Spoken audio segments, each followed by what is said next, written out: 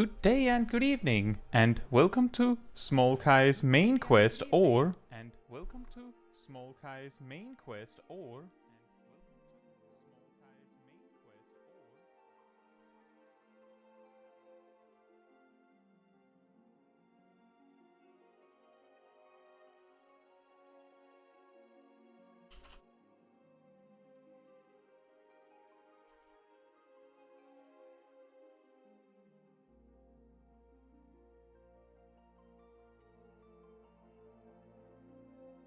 I figured out the problem. Welcome to Smol Caetsu's main quest, or Rewind Replay. Apparently, I had the actual stream in a separate window, so I could hear everything repeated. It was a little bit confusing. Sorry about that. Hope you're all doing very well. The plan for tonight is that we are going to be doing the last bit of the MSQ. Once we've done that, well, I am assuming we'll manage to do all that, but once we've done all that, there's enough time, we'll do the final role quest, the big finale of those. Now, with that said, hey Jack, hey Ardell, hey Ymir, hey Gireen, hey Derby, hey Fru, and hey Lexi. Hope you're all doing very well. Rewind replay with the replay being myself. Hey Vivi, hope you're doing well as well.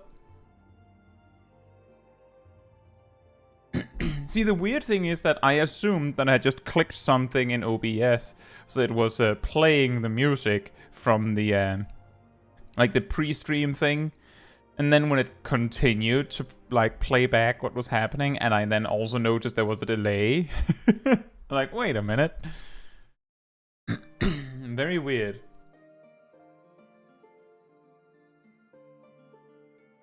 But yeah.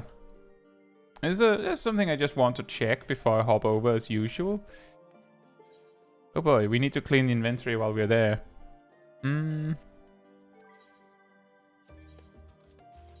Money. Oh, level 80. Does that mean you... Oh, that does mean you have gear. You actually get some upgrades. Incredible. We even missed some upgrades on the way up there.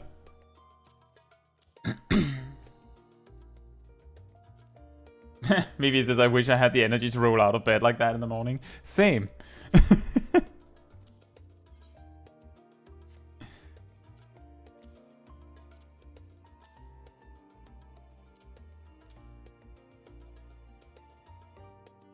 Wait. Don't need both of those. Alright, Tristan, thank you for checking in. And hey, Tay, and Fatman, hope you're both doing well.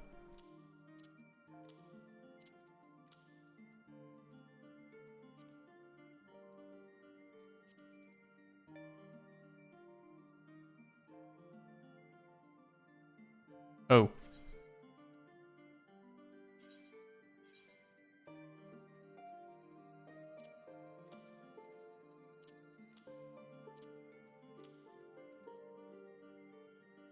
Do I not have a chest pace upgrade for you?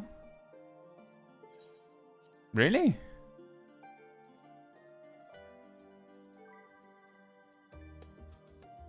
That's a little weird.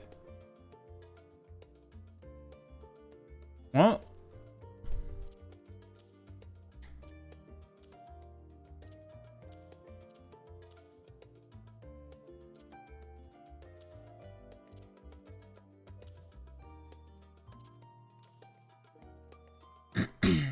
I hope this is good enough. What can I send you on? Perfect. Define upgrade. This. Now I can't give it to you, right? Nope. Well, in that case, come back. Oh yeah, that was when we changed that outfit, huh? Hey Phila, hope you're doing well.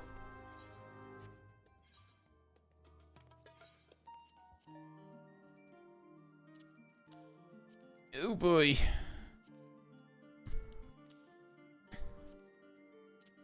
Your old inventory management. It's getting down to the wire here, as you can see. Wow. I'm sure it's fine.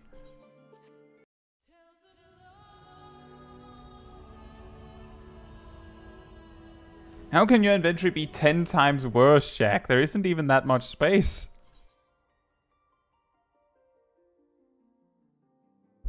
Hey, Zach. Hope you're doing well.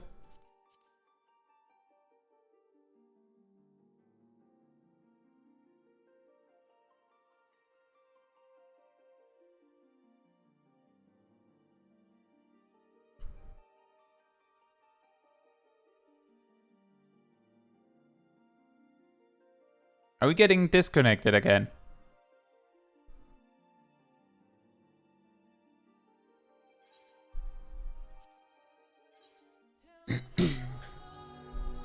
Zach says, I did not know we could restore things from the glamour chest to our inventory. No? I mean, I guess it's not too obvious. But it would be weird if you couldn't. Did you think that it'd just get deleted if you wanted to get rid of it?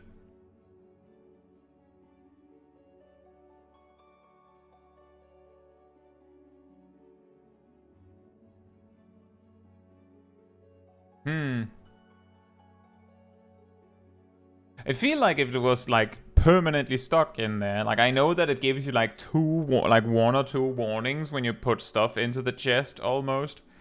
Like they ask you, are you sure? And with some items it's almost like it goes, are you sure? Are you super sure? Are you really, really, really sure? I get it, but like if it was actually permanent, I'd imagine they'd have an additional, are you super sure?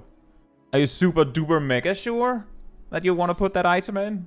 You're never getting it back. Hey Zanite, hope you're doing well.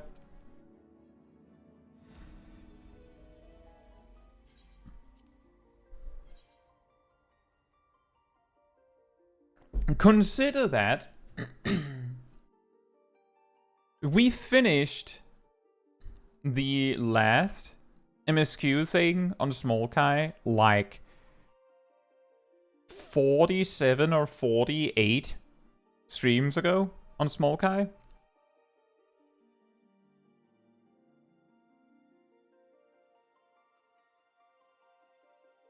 So since we did MSQ on Smol Kai, we've leveled like 4 more jobs and, you know, done a whole bunch of raids. Look, friends! Before we go, we of course need to clean the inventory.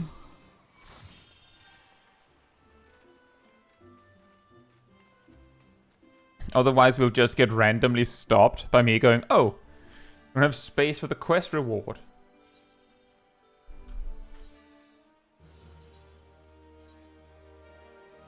I should have done this before coming over. It always takes way longer on this ping.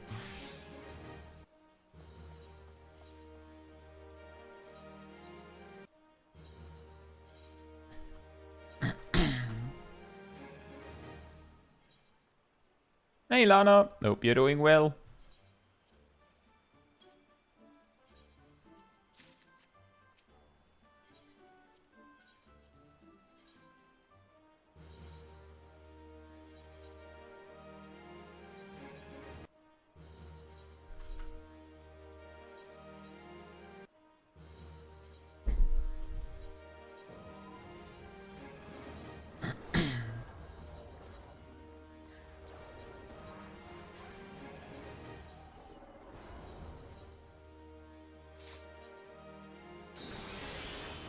If I remember correctly, like I see some people in the party chat are like, oh no, Dark Knight on this ping. If I remember correctly, Gazel has a better ping here than over on EU. So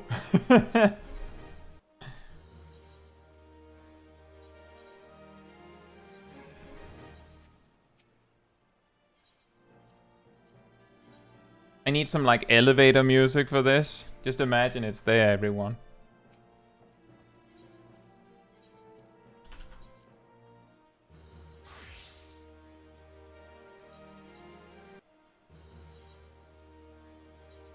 Just imagine there's elevator music.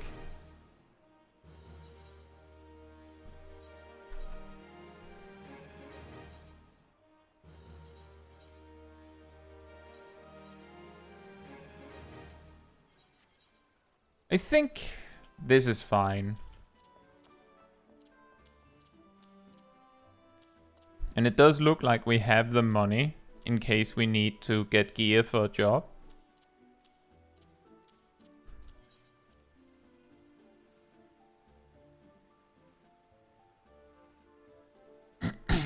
Oh man, I can only put 4 options in a poll. Which job do we not include? Which job do we not include?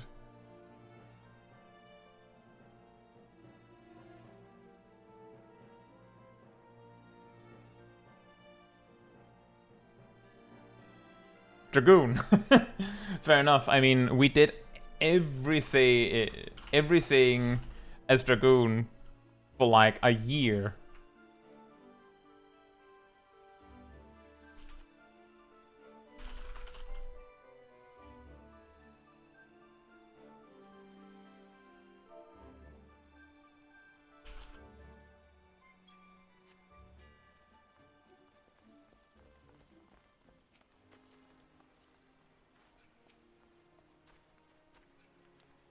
Right, so the way we're going to do it is we have a lot of jobs. For basically all of the MSQ, Smol Kai played exclusively Dragoon. Partly because, well, that was originally what was decided. But also because, well, eventually you reach a point where, I mean, if you wanted to change job, it wouldn't be that easy, would it? And we didn't actually have like we had Black Mage at like level 30 until until we completed the entire MSQ. And then we leveled Black Mage. So then we had an extra option. Cyanide says, out of curiosity, what job did everyone go through Endwalker with? Me personally, on my main, I went through it with Summoner, except because of the queue times, I did the first and the last trial as Scholar. The second trial I did something else for something because of the option to do it with NPCs. I needed to see it. How will they actually play as a full raid?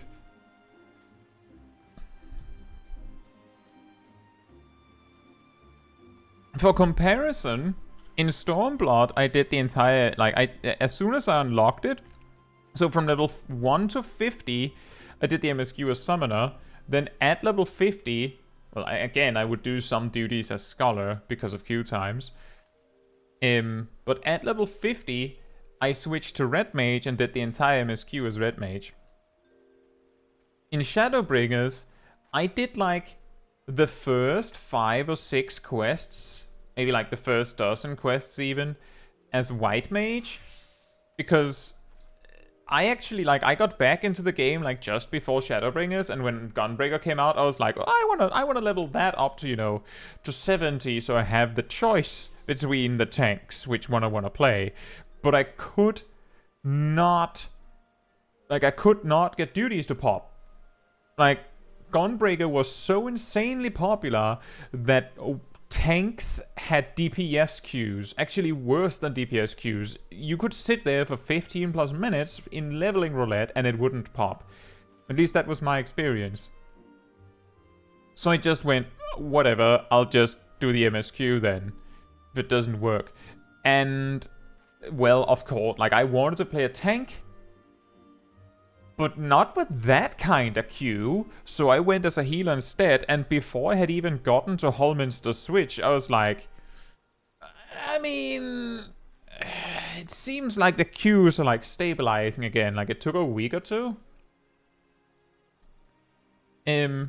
before everything stabilized, but it did, and then all the Gunbreakers remembered that, oh wait, if I want to play Gunbreaker, I have to play tank. And then they switched back to whatever it is that we were playing before. Yeah, that was from the Gunbreaker rush, and then like after those few weeks, I just went Dark Knight. And then I did the Shadowbringers MSQ's Dark Knight.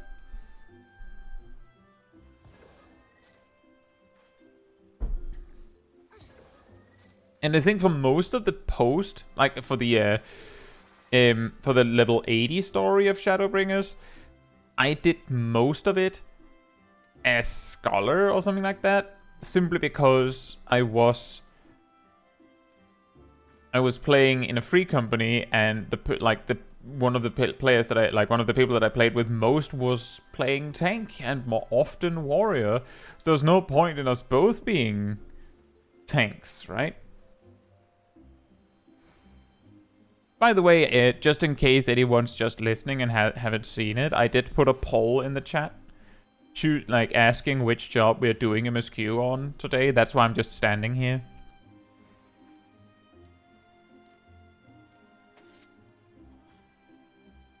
I'll give it another minute. Shadowbringers' Reaper was an experience. Killing angels with an evil demon and a scythe is unmatched cool. I could imagine.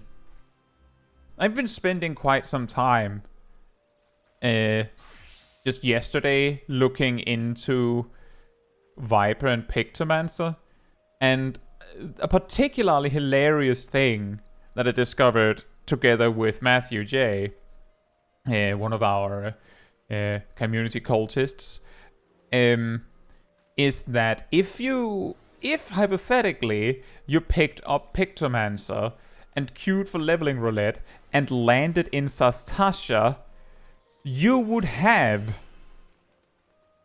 2 buttons.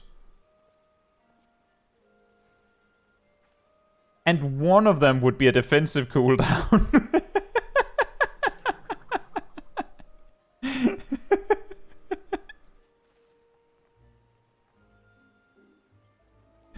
So enjoy that. You basically just have a 1-2-3 combo on one button, and basically you have mana font. No, not mana font, mana ward. That's it. Like, you actually have less buttons than you'd have as a sage. Did they mistake Pictomancer for a healer? No. One of the buttons is not a heal, you have to remember, Ilana. One of them is an attack, the other one's a defensive cooldown. A sage has prognosis.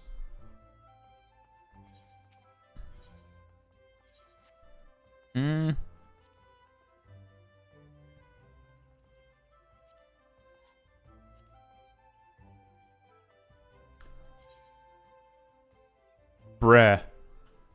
You know what? Give me a moment.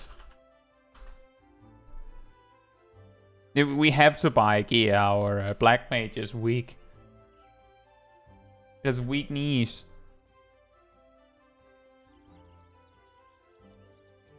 Low level paint is by numbers, except the numbers are just 1, 2, and 3. Yeah, pretty much.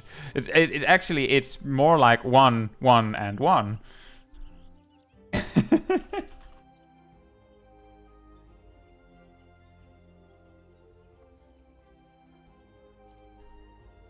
You know what?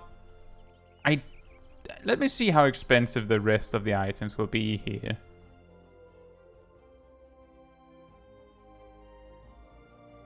I don't really want to do a bunch of DC hopping if I can help it. But I don't want to pay too much for this.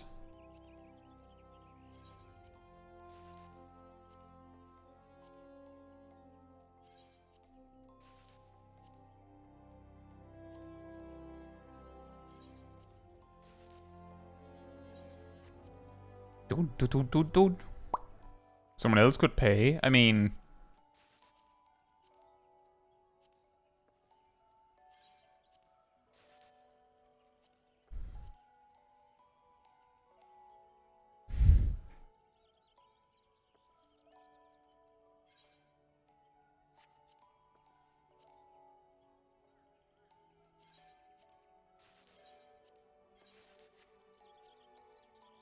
How much am I missing?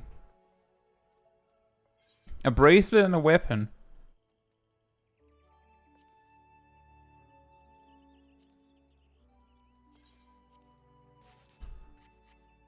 The only thing I'm missing is a bracelet. How many toes do I have? Not enough. It's the key word here, not enough.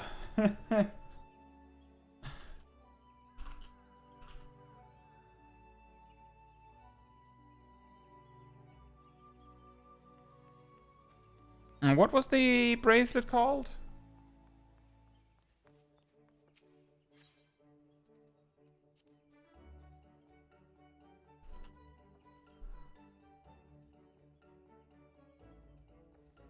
What level? What item level? Well, it's more the principle. Might as well get proper gear.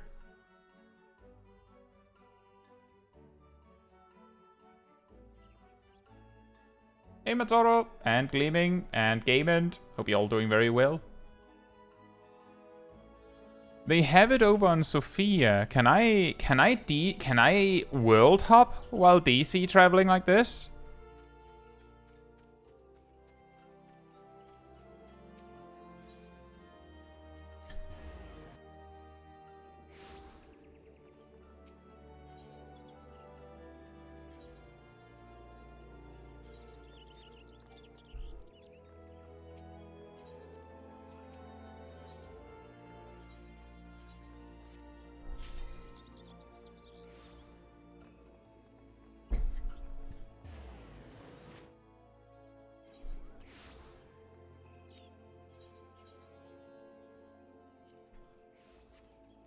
Yeah, the thing is, in regards to buying the gear, it's not like that I'm missing the money. As you can see, Smol Caetsu can afford it.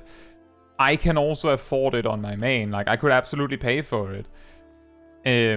It's just like a matter of convenience in this particular case.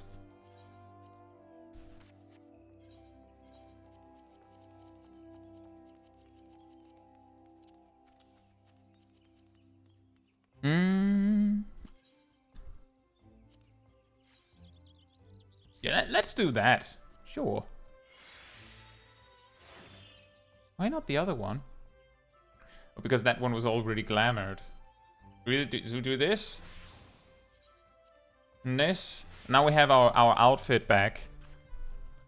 And now I think we're just about ready. I just need to come back to Ravana real quick.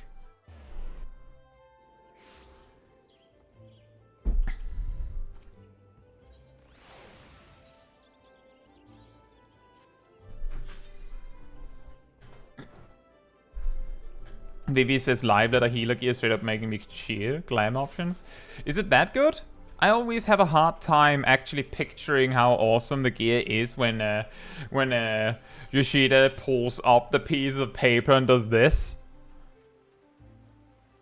Like, I'm like for some, like, I don't know, it's quite obvious what it's supposed to look like. It's like it's just a picture. I can see it, but for some reason, every time he does it, I get distracted by the notion that they could have just had like a slideshow to show the pictures, but instead he printed like, I don't know what the reason is. Like, is it because they don't want you to have like an image of the outfits with like zero stank on it? Like, it's supposed to look a little wacky and a little janky, so that you don't use that.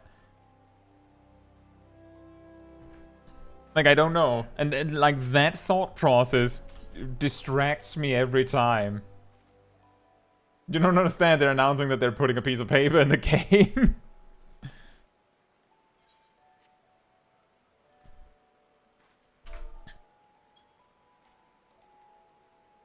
We have a lot of people, yeah. Right. Quest time.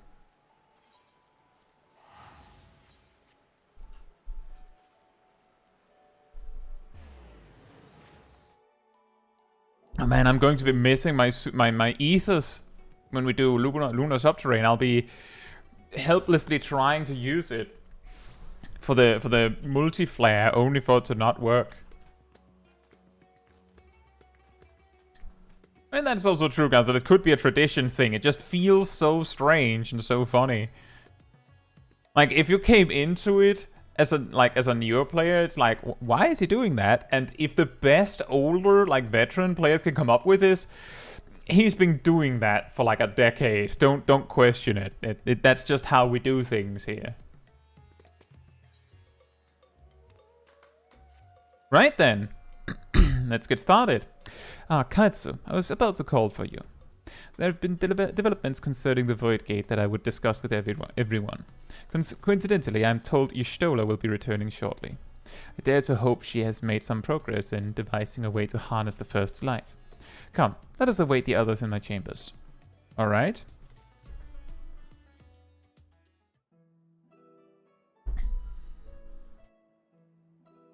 He's an unorthodox goat. I know what you mean. Still really funny.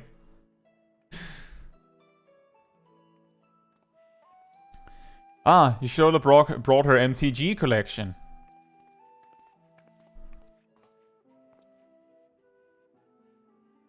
My apologies for the delay. Think nothing of it.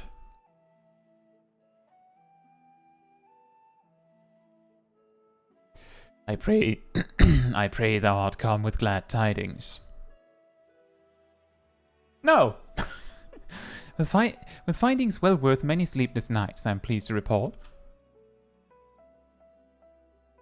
It's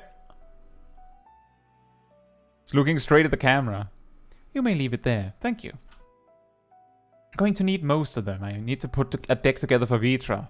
Need to teach him how to play this game.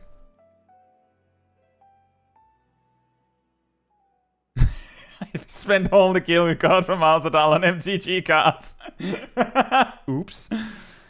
Eager though I am to hear the details, I must first share tidings of my own. Grave ones.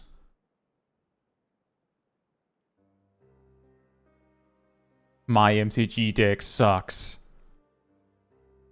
Urianger hath sent word from the Void Gate in Mare Lamentorum. The situation is precarious.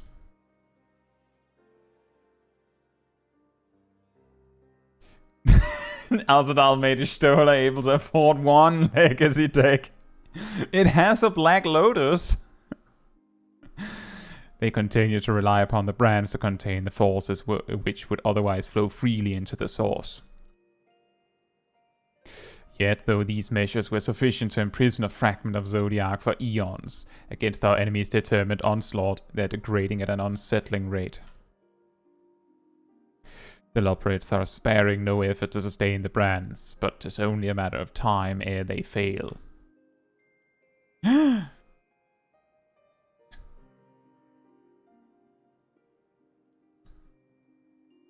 Unless we act soon, there shall be no stopping Golbez from realizing his ambition. Having 2 Black Lotuses.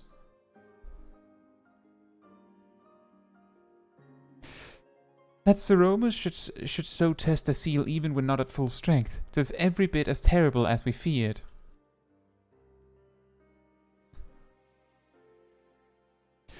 Aye, we must needs vanquish it, to which end we require means to pierce its dark shroud. Do you mean the Black Shroud? That's a different place, Vitra. So, did you find it? A way to bring resplendent light to bear against our foe?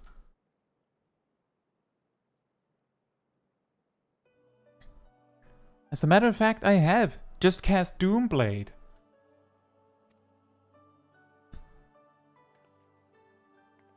The theory was simple. We harness light from the first and channel it to the 13th. Such a feat would require us to manipulate vast amounts of energy, to say the least.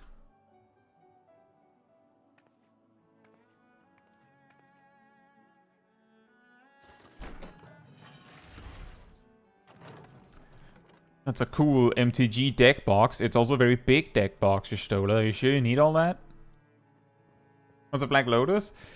It's a really old Magic the Gathering card that basically costs 0 to play, and then you can sacrifice it to give you 3 mana of any type, which basically means that you can start your first turn, if you like, with 3 mana to do something. It's very good.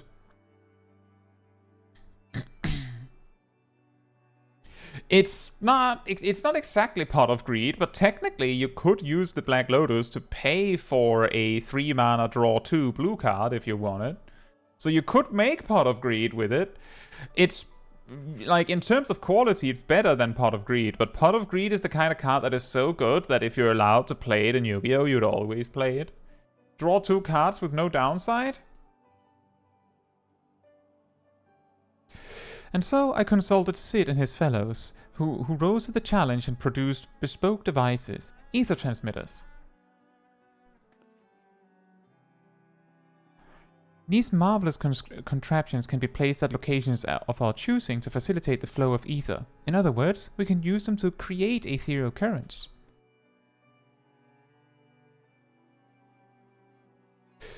That such a thing should be possible. We shall first direct ether from Nabatharang, where the flood of light was halted, into the Crystal Tower.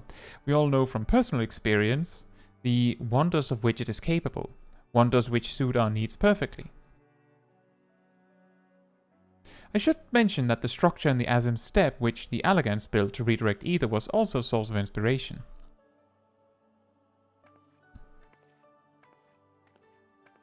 Let me walk over here now.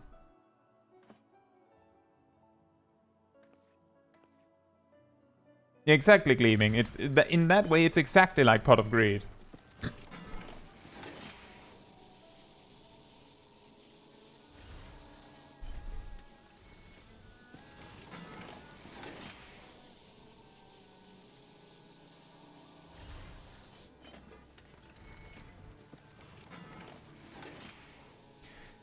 Once we've infused the Crystal Tower with sufficient ether, we shall send it into the rift. I have no idea what she's talking about. And the ether transmitter shall guide the energy onto the 13th, like so.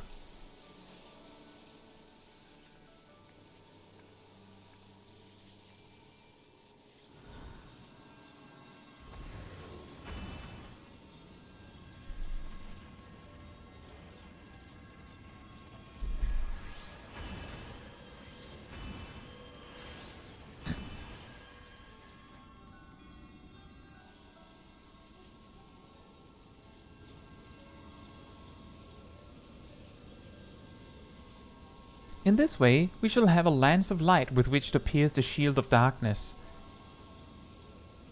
Isn't that ironic?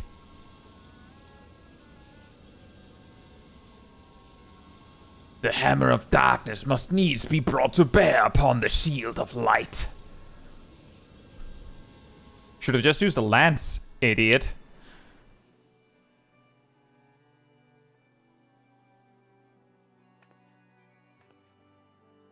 Or so I hope. No tests we performed were close to the scale of what we ultimately seek to achieve. I cannot guarantee success.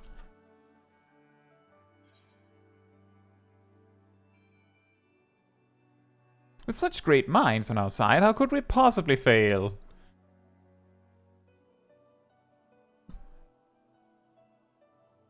Indeed, we've harnessed the wisdom of the past, present and future to further this cause. I too have faith that it will be enough in the end. That was too bright. Good that Smol had sunglasses on, yeah. Science and theory aside, we need to place one or more of these transmitters in the first, I take it.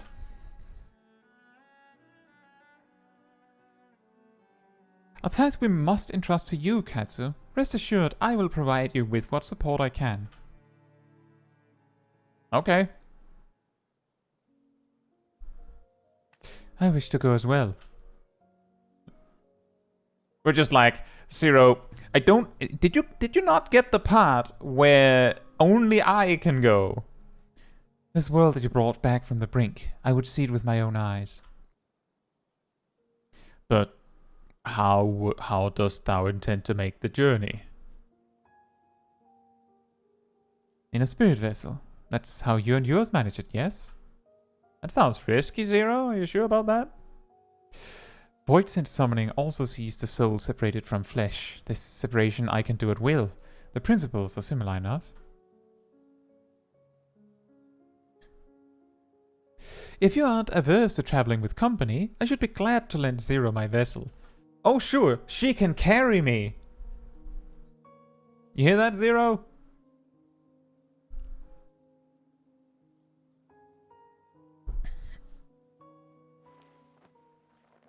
Hat tip.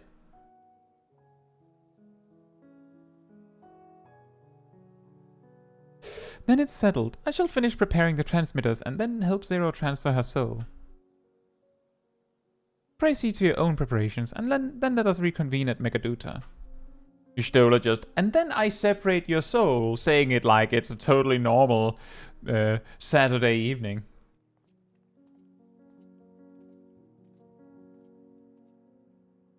Can I replace my Reaper's Void Sent with Zero?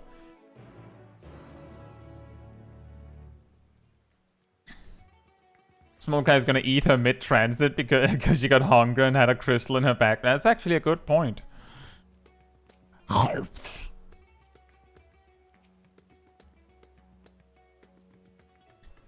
Y'shtola will be along after she has seen Zero's soul. Let us await her here.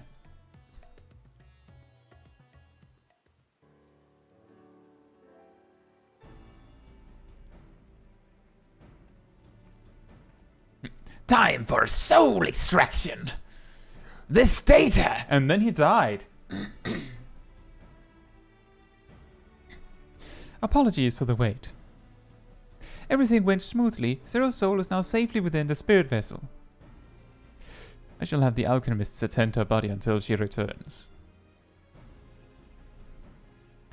The vessel I place in your care, along with the transmitters and a set of garments for Zero. How am I going to carry all this, Y'shtola? I've also included instructions on how to operate the crystal tower, courtesy of Gratia.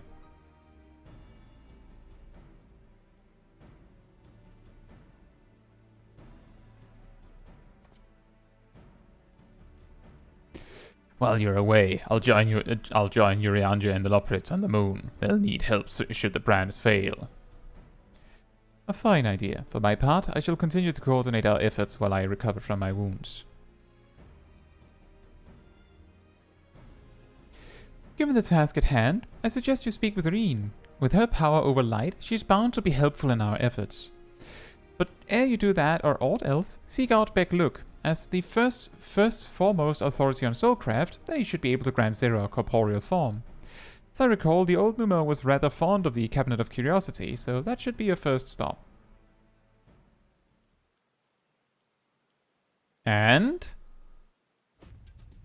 that's all from me. Go forth, Warrior of Darkness, and make your triumphant return to the First. We must use decoy crystals.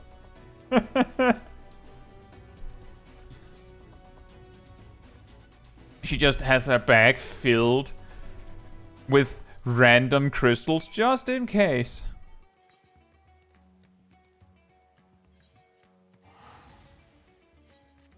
Just in case she gets hungry, you know.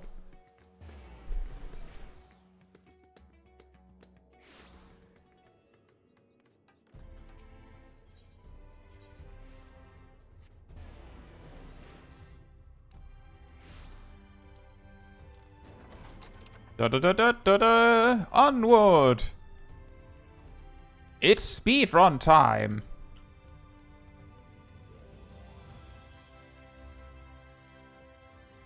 Hello. Is that you, Caetsu? What brings you back across the rift?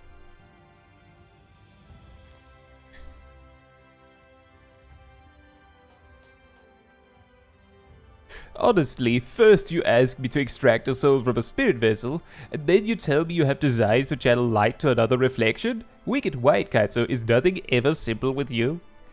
I suppose some people can't help but find themselves at the center of world-changing events. Very well. If your home is in peril, then I shall do all in my power to aid you. While I tend to your companion, you should go and speak with Reen. By all accounts, she practically lives at the Hotorium these days. I will look for you there once I've finished.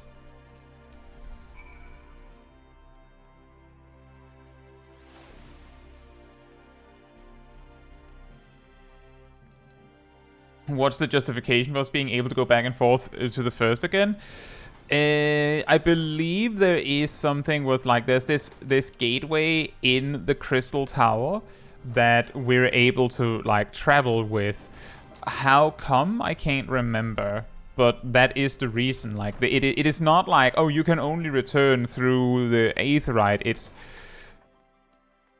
I think it's related to how Grahatia actually summoned us here correctly. Whereas everyone else that has gotten here has not been summoned here correctly, so that like they don't have like some sort of like anchor point or something like that. Like we found the anchor point in the Aetherites and such, so we can just teleport back. Things like that. Not quite sure.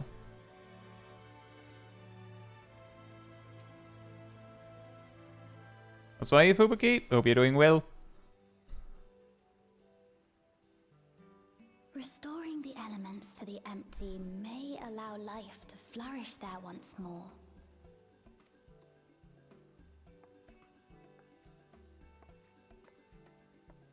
Push?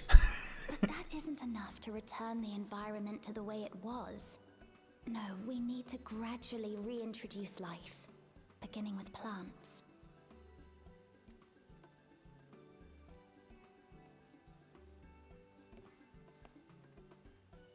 Not just any plants, though, but those that won't be a burden on a weakened land.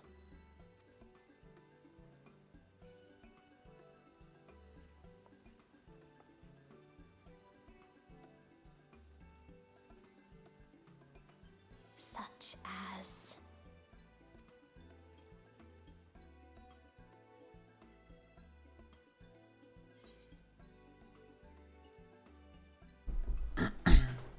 How about coffee plants?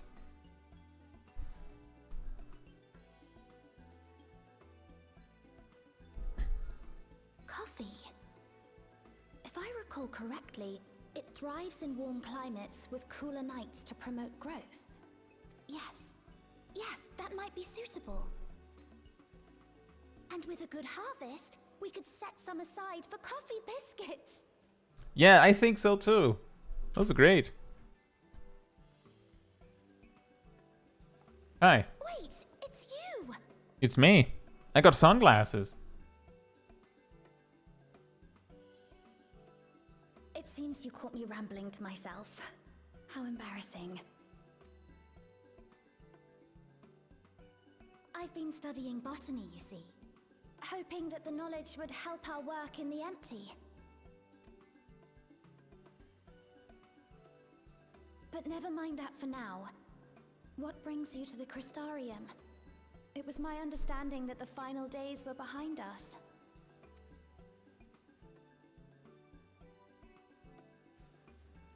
Don't know, Reen. We found another final day to prevent. The first, unfortunately, has a coffee biscuit shortage. You wish to combat this otherworldly threat with the power of light? Please, let me help. That's why I'm here. Though I've lost my connection to Hydaelyn, I can still manipulate light to a degree. That's why I'm here. If there is a chance I could save others with that power, then I have to try.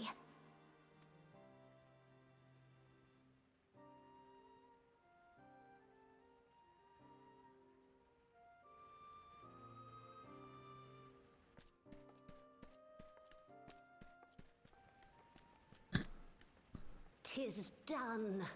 Zero is now with us in the flesh.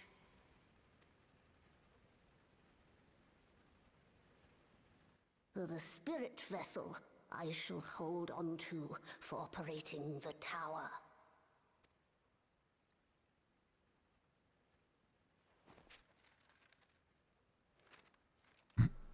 This will help me to make sense of the controls, will it? There's a levity in his words that wasn't there before.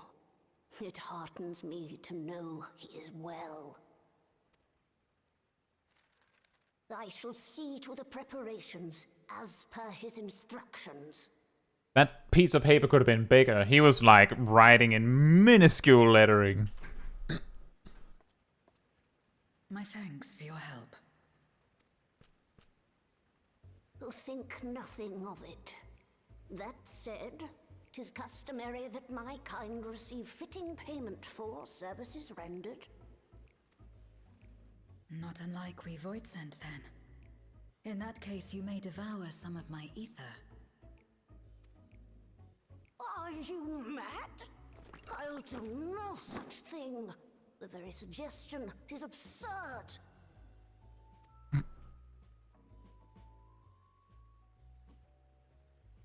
Now, let's calm down. We all have our preferences, and I'm sure no offense was intended.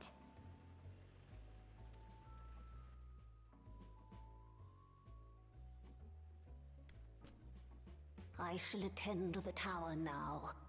The rest, I leave to you.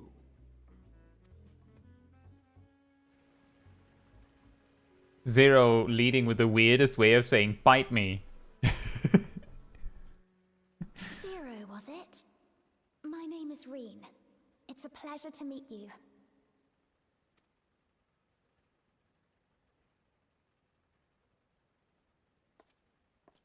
This world isn't what I expected.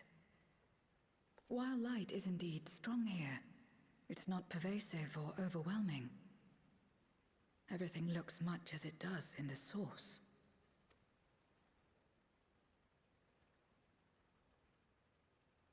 We have the Warrior of Darkness to thank for that. If you're interested, I would be glad to show you around.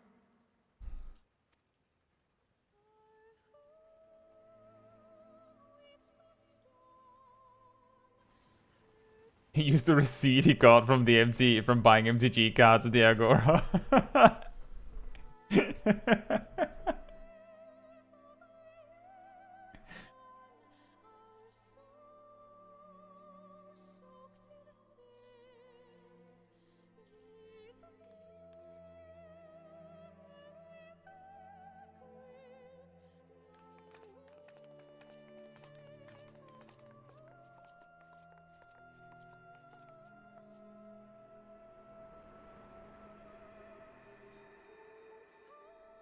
It's a big tower.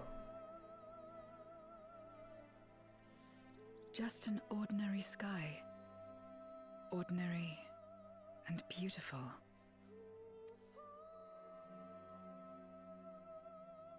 To think that after so much loss, they could reclaim this.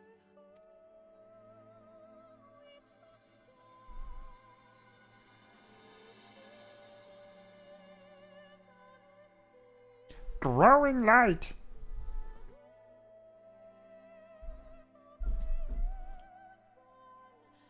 The most beautiful overcast sky, yeah.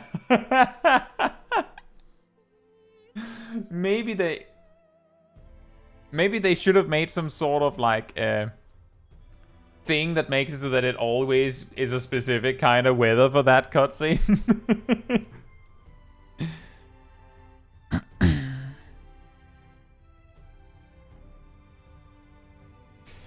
I've heard something of your deeds here, of how the Warrior of Darkness fought on, despite light ravaging her very being.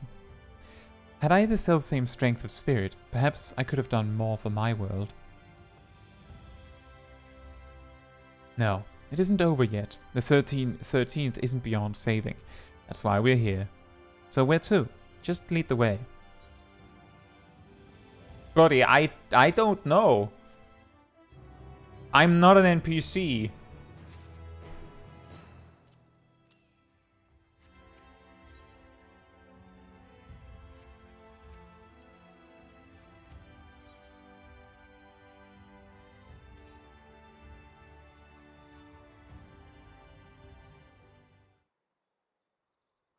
You aren't? Yeah, no. Shocking.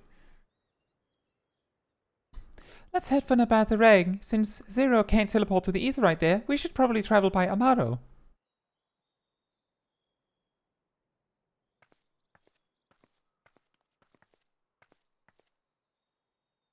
Ah, there you are. Thank goodness I'm not too late. Lena, I take it back Luke told you why she's here? More or less.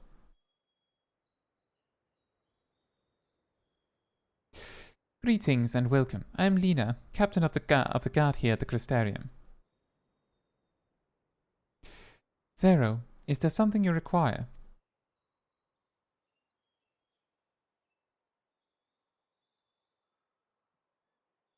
I need one match of Magic the Gathering. Please. When I learned of your plan to gather light at the Crystal Tower, I felt compelled to warn you of the potential repercussions. Oh boy. I know well that you would never use the tower for ill, nor without due caution. Even so. I believe I understand. Ever since the flood, light has been a source of pain and misery. Some fear still, no doubt. Which is to say that some would be uncomfortable at the sight of it wielded as we intend. That is your concern, is it not?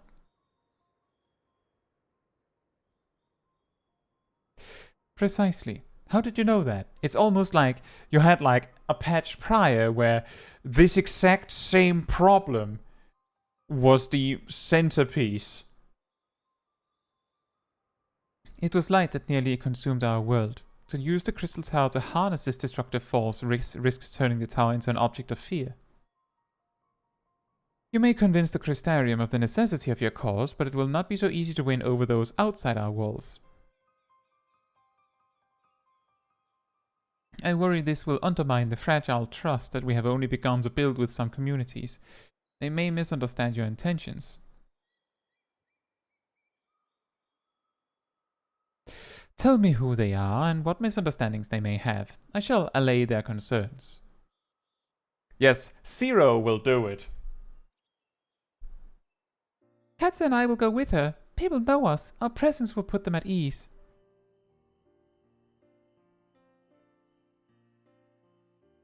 Thank you. I realize this will delay the execution of your plans, but I see no other way.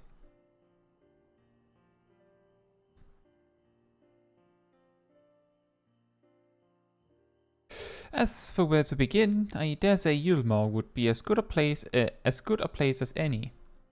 Though ours is an amicable relationship now, we were at odds for long years. Yulmore was once ruled by a tyrant who wielded the power of light. Though he promised salvation, in truth he made slaves of his subjects and sought to destroy any who defied him. Enjoy, Ymir. He's gone now, thankfully, and a good man named Chainus was elected mayor. Relations between our cities have improved much since then. Even so, there's a lingering rivalry between us. If the Crystarium were to harness light without warning, some Yulmorans might suspect we have ulterior motives. Thus, would it be prudent to give them prior notice? If you explain that you seek to save the Warrior of Darkness's home, though, I should hope that they would give you their blessing.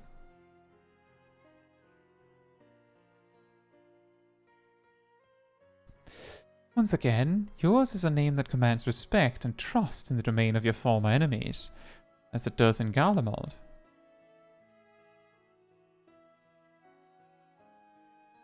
Where else should we visit?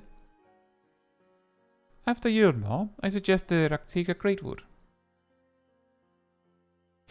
There you will find the Knights Blessed, a small collective which worships darkness, as well as the Vis, guardians of the secrets of ancient Ronka.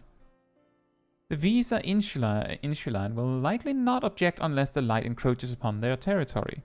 Knights Blessed, on the other hand, will greatly benefit from your assurances that your actions will not adversely affect their lives.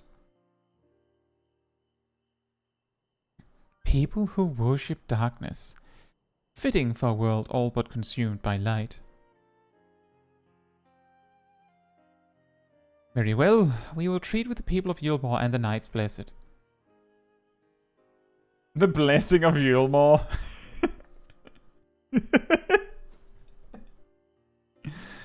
Here, Take these whisper weeds. I'll let you know when all is in readiness with the tower. Do I eat them?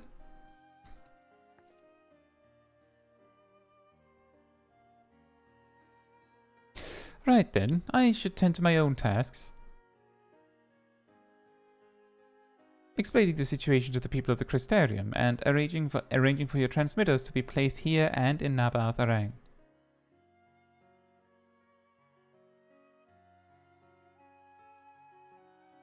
We are truly grateful. Thank you, Lena. Salute. The Blessing of Yulmor, is that the one that, what's his name, put upon his subjects? I am righteousness, and righteousness will prevail. Vorthri, yes. Come, let's head to Yulmor. Hopefully Chinese will know how best to present our plans to everyone.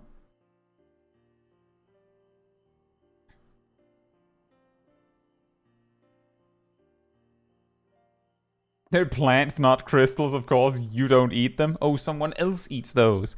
Reen? No, they're not coffee biscuits. I don't eat those. Alright, Zero? No, it's not pure ether. I don't eat those. Ah.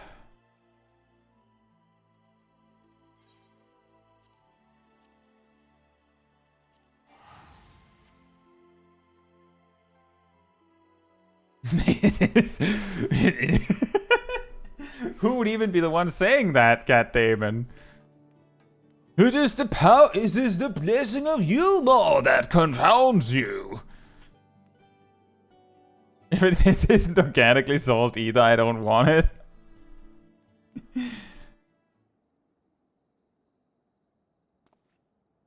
Good gods, if it isn't cancer. To what do we owe the pleasure? Not another world-ending threat, surely not. Surely not. Well, actually... We're planning a grand undertaking that may be of concern to the people of Yulmor. Wouldn't it be funny if there was a third option where you could just choose to not even, like, to just talk about something else? Just going, nah. Nah, man. It's fine. Ah, and you wish to consult with me before making your plans known to the populace? Very well. What exactly did you have in mind?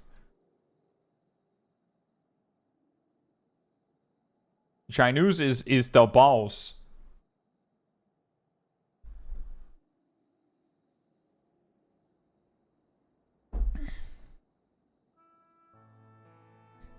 Gathering light with the crystal tower, you say? I would be lying if I said that doesn't bring back unpleasant memories, and I believe I speak for most Yulmorans. Don't you actually, like, if we're going to be really, really specific here, are you not actually speaking for all Yulmorans? Like, technically, politically speaking, don't you speak for all Yulmorans? We can hardly blame you. We have no reason to question your motives, of course, neither yours nor those of the Crystarium's leadership. A world engulfed in darkness, its corrupted inhabitants attempting to invade your own. It's rather a lot to process, but the desire to save one's home is something anyone can understand.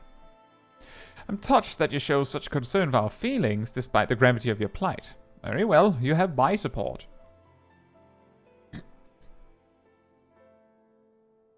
As if there was ever any doubt. Right, let's gather the people at once. An explanation from you ought to ensure everyone understands.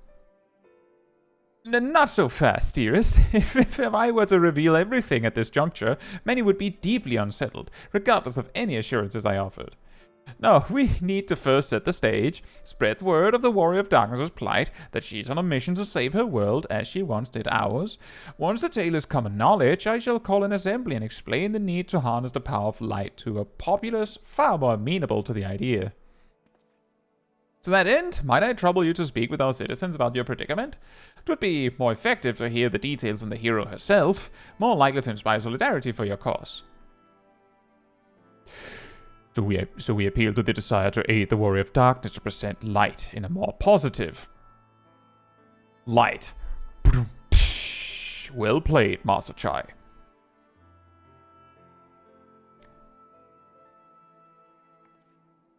If it's best that you do the talking, then we'll come with you.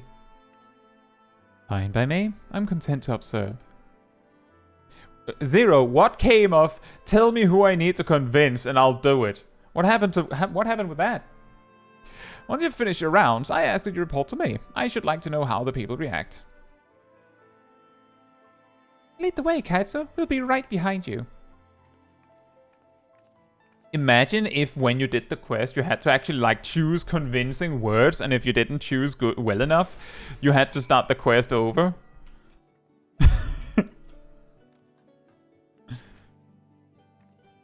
From that conversation alone, I could see how much the people here trust you.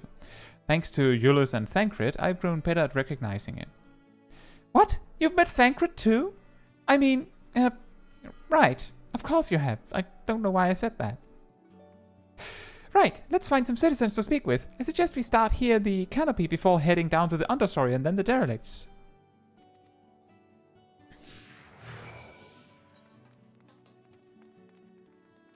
Would have spoken with any of these people, but the quest says you have to speak with a specific person in here.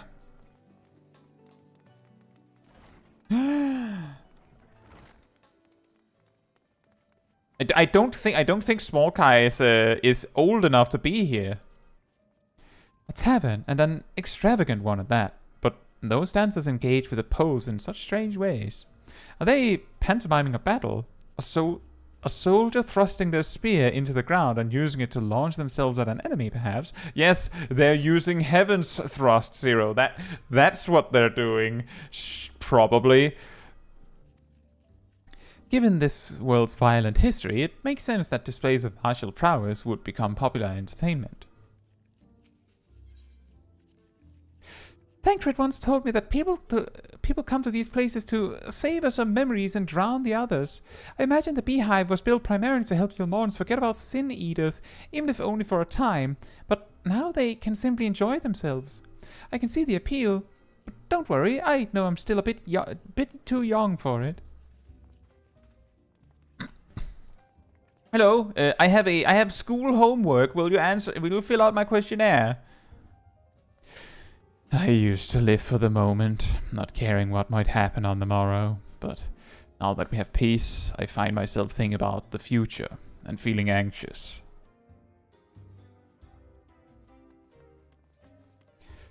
What? Your home is threatened with destruction? Wicked White, why are you wasting time in a drinking hole? But as I say it, I feel the sting of hypocrisy. Gods, I need to take control of my life, need to face my troubles head on. And the same goes for you.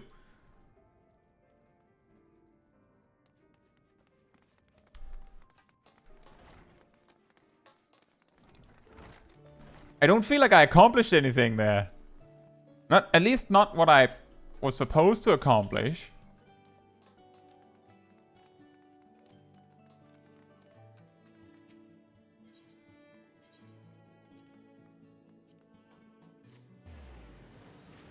You can have music in there by cost. Oh yeah, that's true. I did actually notice that. Why was there not like the specific music that normally plays when my main is in there?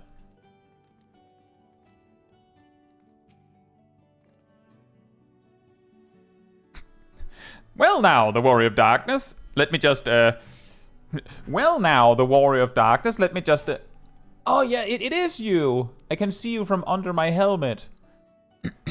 And the Oracle of Light both! How may I be of service? Your enemies plot to invade your world? Having heard tales of sin eaters ravaging countless villages, your plight feels all too familiar. Come what may, I urge you to remain strong. You overcame the Light Wardens, you can overcome any adversity. And for what it's worth, I'm sure everyone here would be willing to help in whatever way we can.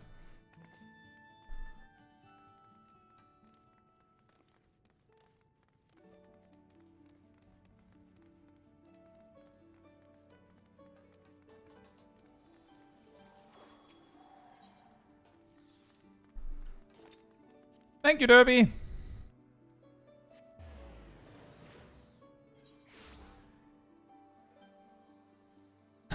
Gilmore tour.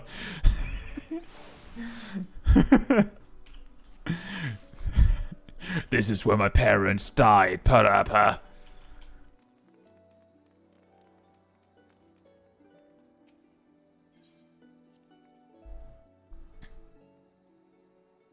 That thing there cleaning up the debris. For a moment I thought it might be a void sent. In case you didn't know, it's not uncommon for our kind to use statues as vessels. But I see now that it's more akin to the mechanical soldiers used by the Guardians. They come in all shapes and sizes, don't they? Which thing? Oh, that thing. When Vorthri tried to keep us out of the city, many free citizens died in the chaos. Some had no kin to inherit their wealth, and so Ylmor decided to use it to help fund the reconstruction of the derelicts. It's part of a greater effort to improve the living conditions down here, which is important since there's simply not enough room for everyone in the city proper. It'll probably be a decade before maybe this actually changes in the game. Hello. You're the Warrior of Darkness. I never dreamed I'd have the honor. But why are you in Ylmor, if I may ask?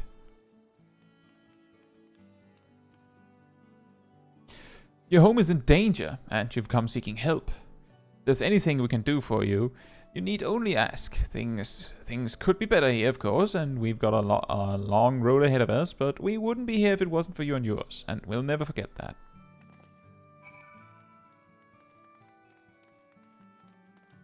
Looks at Ishgard, maybe give it... Yeah, exactly. Exactly.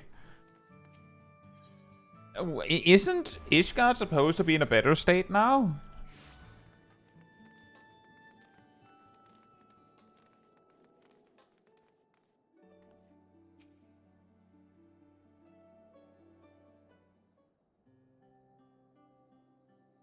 But instead of that, they just went, let's like build a new neighborhood.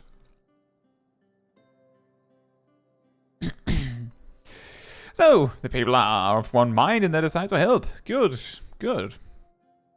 Hi, just earlier I overheard a conversation about how the Warrior of Darkness is seeking to save their home. Your tale is spreading quickly. Then the plan has unfolded precisely as you envisioned. All that remains, then, is to assemble the citizens and explain Caetsu's need to gather light. For better or worse, I'm mayor of this city. I'll do my best to win them over. Wait, aren't you?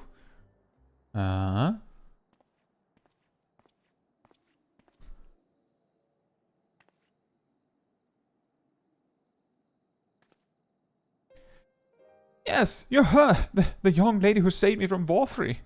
I'd eaten enough meal to fall under his control, but you cured me. I wouldn't be alive today if not for you. Oh, I remember you too. I'm glad to see you're doing well. I only learned later that it was the Oracle of Light herself who saved me. Saved all of us. I didn't know if I'd ever get the chance to express my gratitude. I'm sure it was nothing for someone with your power, but thank you. Thank you from the bottom of my heart. Anyway, bye. What is this meal? It's people bread. Food made from the light-tainted flesh of sin-eaters, you say? I see. The more they ate, the more the light's corruption spread. Right, and because of that, they became susceptible to Vorthri's commands, as he could make the sin-eaters do his bidding. Thankfully, I was able to suppress Light's influence and free everyone from his control, and there seems to be no lingering effects. You say that as if it were some small feat. I've seen countless souls corrupted by darkness. Someone with the power to heal them would be regarded as a great figure, and never know peace. My gift has been a burden. Many have suffered for it, died for it. There were times when I wished I didn't have it, when I wanted to run away from everyone and everything. But I had friends to encourage and guide me, to help me learn not just to embrace my gift, but to take charge of my life, to change my fate. Hat tip.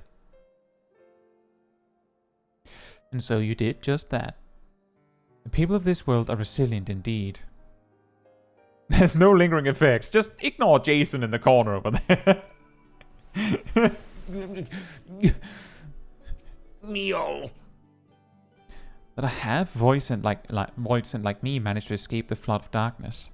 For all these years, I never stopped to wonder why, to wonder if I had a greater part to play. Well, perhaps it's time I took charge and considered what I might be able to do for others. The answer is here in the first, and I will find it.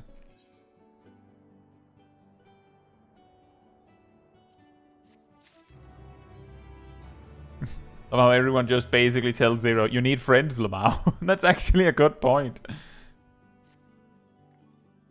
If we have no further business here, let's move on. Where to next?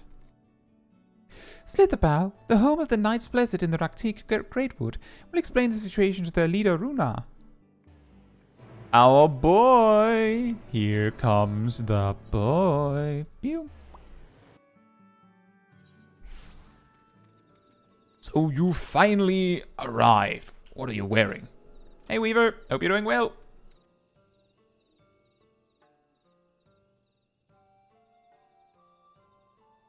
Also, hey Perrin, I hope you're doing well as well. Caetsu, you're a sight for sore eyes, my friend. Will you be staying long in Slitherbow? Though having said that, I suspect this isn't just a social call. A great plan is in motion. The Knights Blessed deserve to know.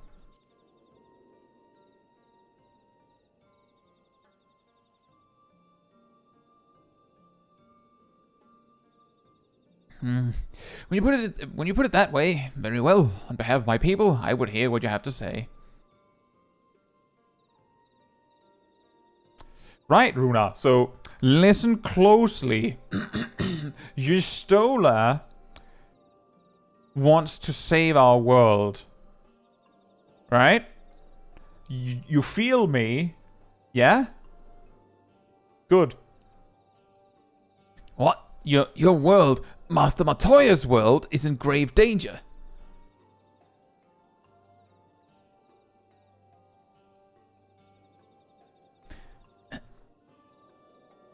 Master Matoya?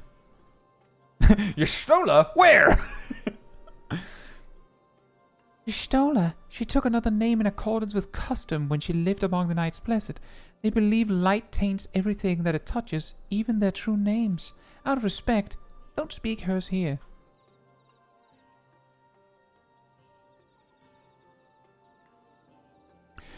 You are Zero, yes? The one come from a world consumed by darkness. I struggle to conceive of such a place. A pitch black pall shrouds the sky, which neither the light of the sun nor the stars can pierce. It is the opposite of what you once knew here in Novrand. That being the case, I'm sure you can relate to our situation.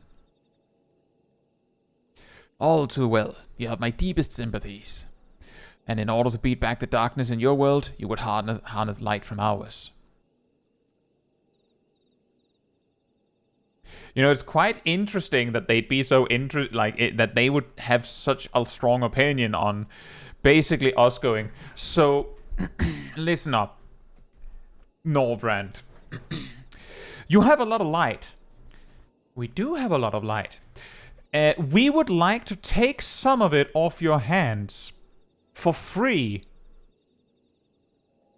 Yeah, well, we do have a lot of too much light, now that you mention it. Like, that sounds like a win-win, doesn't it? Just such a simple yet brilliant idea. Only Master Matoya could have conceived of such. That Novrand is still in her thoughts, that we are still. So, you're not opposed to our plan? We Knights Blessed may place our faith in the dark, but we have never sought to force our beliefs upon others. If your deliverance lies in light, then by all means avail yourselves of it.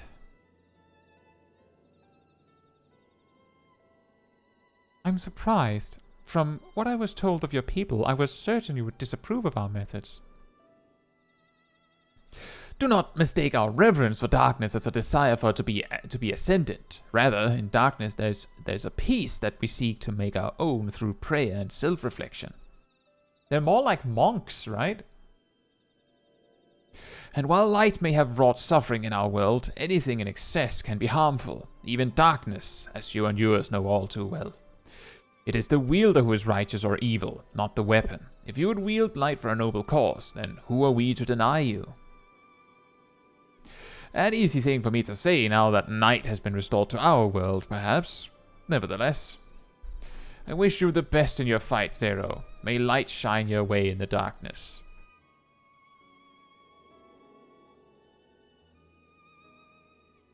Now then, to mark this joyous occasion, I must offer you a proper welcome to Slitherbow.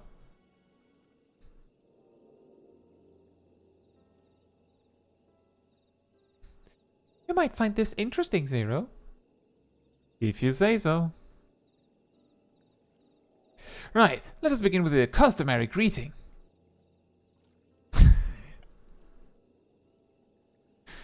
Caetsu, I trust you remember how to announce yourself as a friend of the Blessed? Probably. I'm sure the quest will tell me.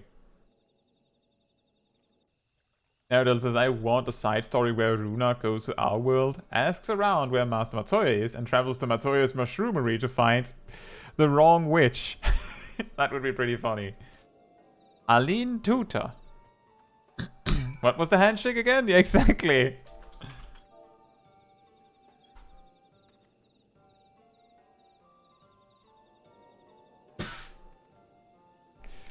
Friends old and new, I bid you welcome to Slitherbow. Slitherbow. Aline Tuta. What does it mean? In the language of Ronka, it is one of several ways one might say, good evening. This greeting allows us to quickly discern friend from foe.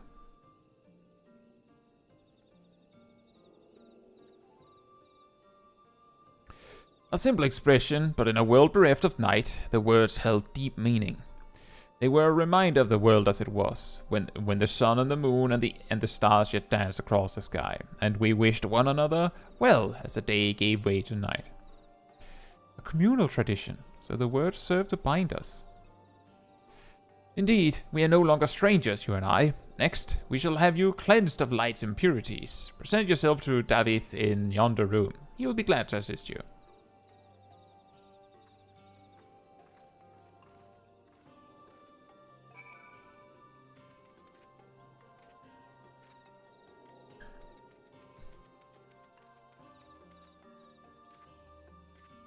Aline Tuta.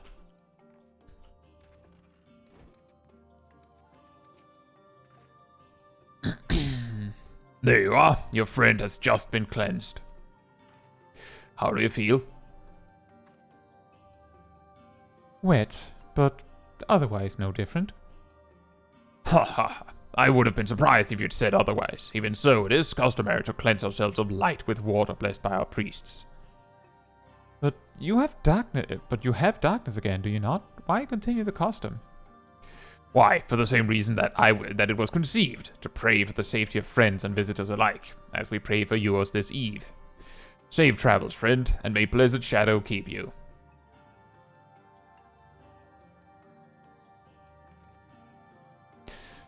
Right. If that's all, let's return to Runa and see if there's any other customs I must observe. Come on, Caetsu. Wait, do I not? Okay. Only Zero gets cleansed of light, huh? Okay.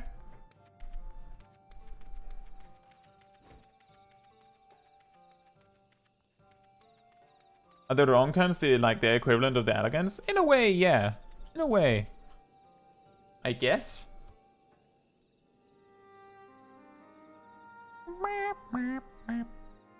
I've undertaken the ritual. Hat tip? And while I can't explain it, I feel more confident than I did before. Just a touch. I'm glad to hear it. With the Warrior of Darkness at your side, I've no doubt that you will save your two worlds.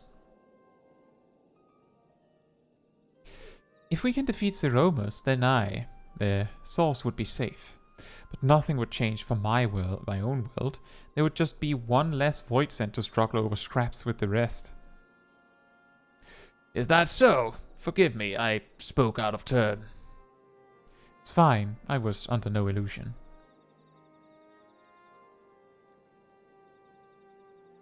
I wish it were different, of course. It would be different If you weren't so negative about it, Zero. Caetsu, can you hear me? Have you met with the people of Yulmor and Laktika?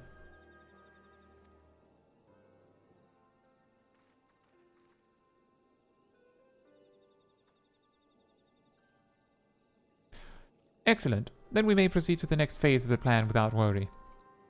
Begluk has informed me that the tower is ready, so make for the Nabathrang at your leisure. But I'm pretty sure Runa made soup. I've arranged for you to rendezvous with Kassad en route as well.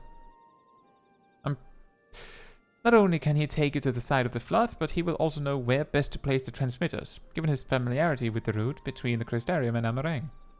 He'll be in Twine on business shortly, so I've asked him to wait for you there.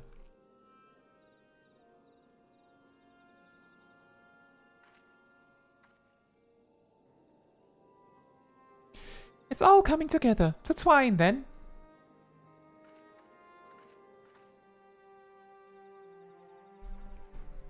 You didn't wash your hands. But soup! I'm at soup! Pew.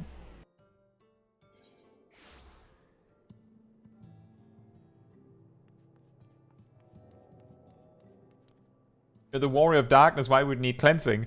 Zero is a void sent. I notice Aradel has the perfect outfit for each place we visit. Meanwhile, I'm like, Smol Caetsu is just... She's the schoolgirl on the way to vacation. All the time. Your timing couldn't be better, Caetsu. I've just finished up my business here. Lena has told me all. It would be my pleasure to take you to Nabathrang.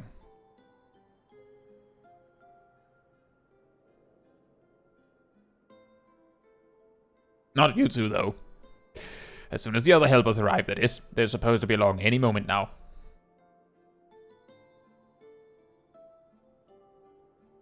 Caetsu, it really is you, someone said from off-screen.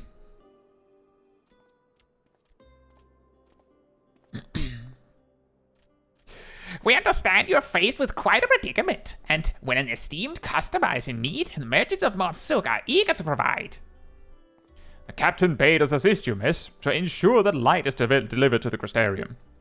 Members of our guard will place transmitters in Lakeland, and the good people of Morsuk will do likewise in the Hills of Amber. You need but focus on your own task in Nabathrang.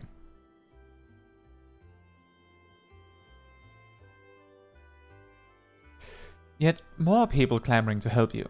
It'd almost be more surprising if they hadn't showed up. If everyone is ready, then let's get to work. Wait, someone said from off-screen. More friends!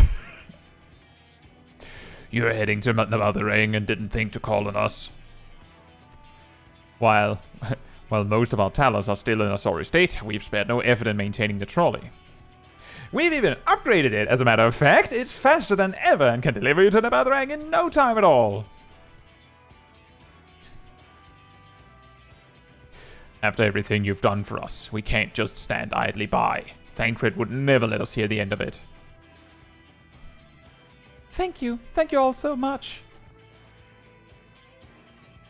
There's a lot of people we didn't think to call on. Meanwhile, only one of them actually gets offended if we forget them.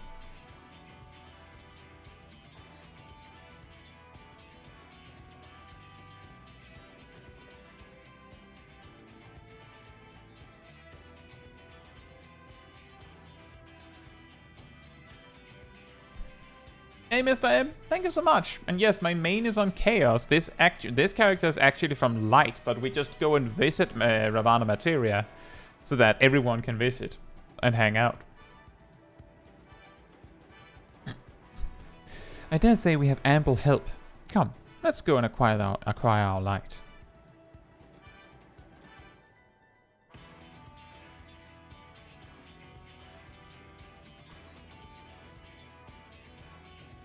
Smol Caetsu dressing for the expansion she wants, not the expansion she has.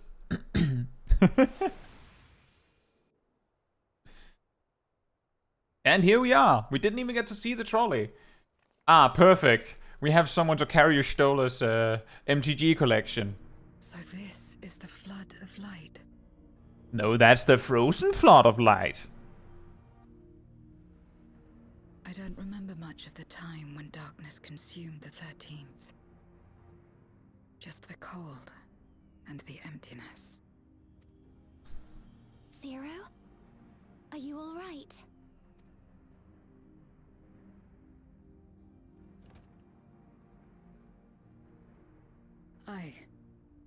I'm fine. You're the one who stopped this. Oh, no. That was the first Oracle of Light, Minfilia. She's since left us, but I inherited her power and legacy. I see.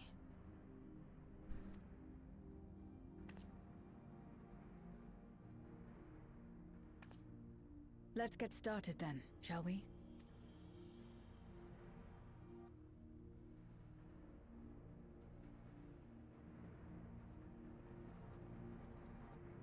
Shouldn't we bring the box?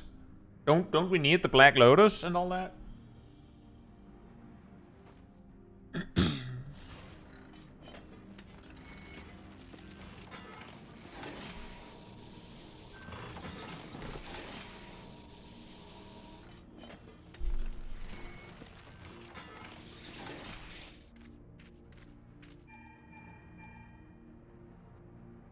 The other transmitters are set. Whenever you're ready.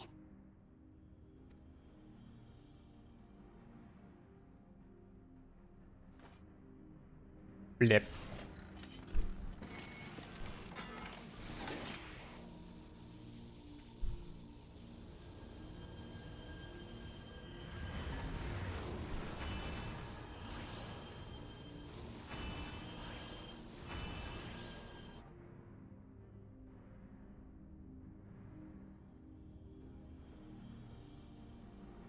Such radiant light.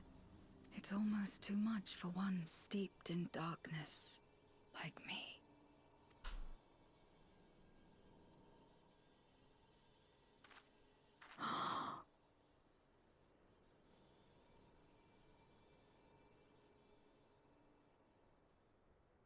Whatever may have happened in the past, you're still here, Zero, alive. What you couldn't do yesterday, you might still do today.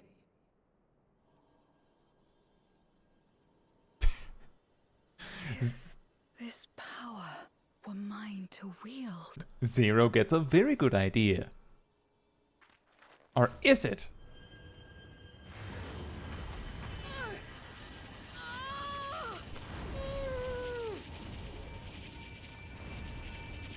I will not succumb! Not to darkness! Not to light! This could have been easier if you asked for help. Zero!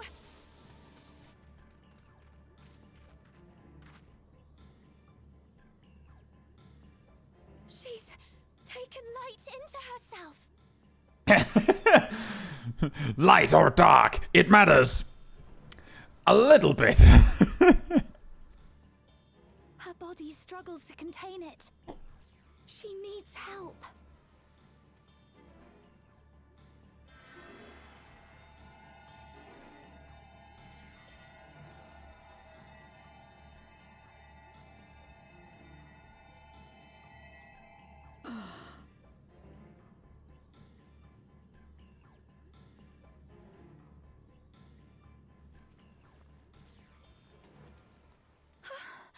Thank goodness.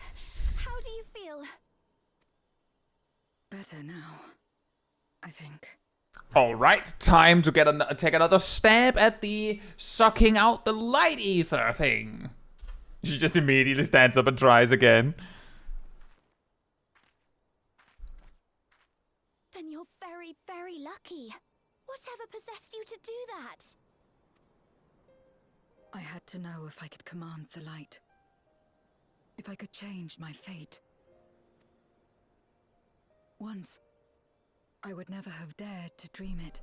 But your friendship and your trust has helped me to see new possibilities. In myself and everything else. Perhaps that's why When I beheld this world once damned yet saved, I saw the potential for mine to be saved as well.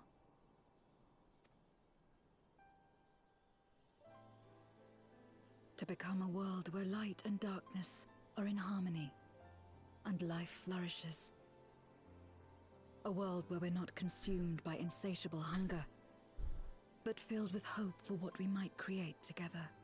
I will say, Weaver, if that's the case, Zero completely mistook it. If she had learned from Smol Kai, she would have learned to carve out a piece of it and eaten it with her mouth, and not with her hand. Like, if you really think about it. If I had the strength, perhaps I could make such a dream reality. Perhaps I could awaken us from this endless nightmare. That's what possessed me.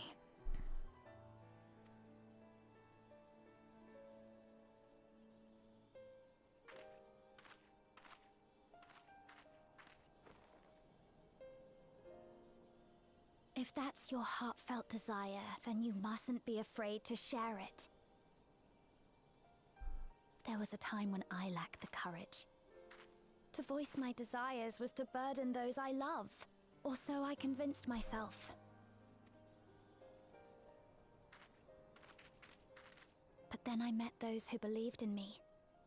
They helped me to believe in myself, and find the strength to live.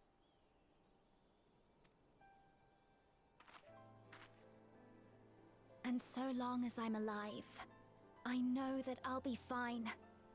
No matter how dire things seem, no matter where I am. To be able to think that brought me peace. And it's a blessing I owe entirely to my friends.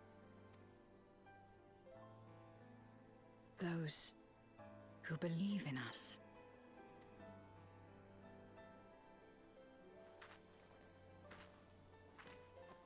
I will remember your words. I know all too well that there's a limit to what we can achieve alone.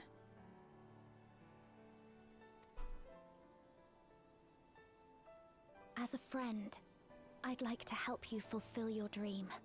If you wish to take in more light, I can keep the power in check and help your body accept it.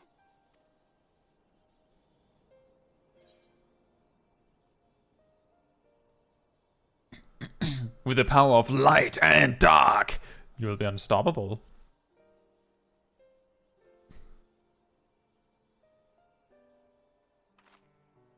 I certainly hope so. Right then. I'm counting on you.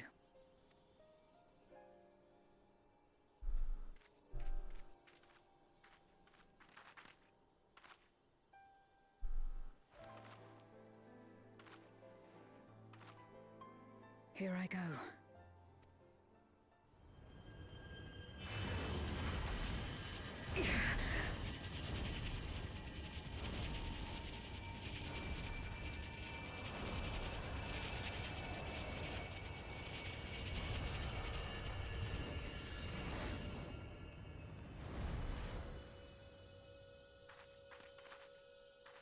I can feel it. The light's warmth welling within me.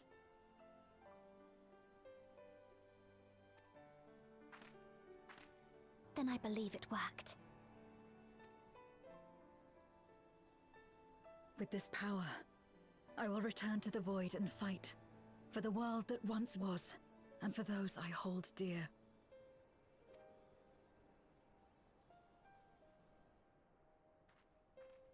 I think the logic here, this time around, Fubuki, is that Zero has, like, baseline too much dark.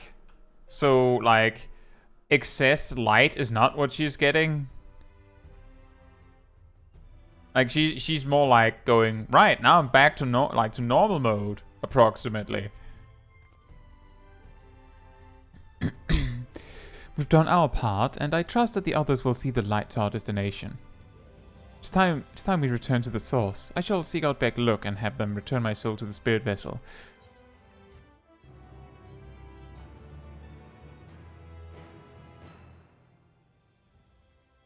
She needs to balance her black and white mana to get into a melee combo. Yeah, exactly.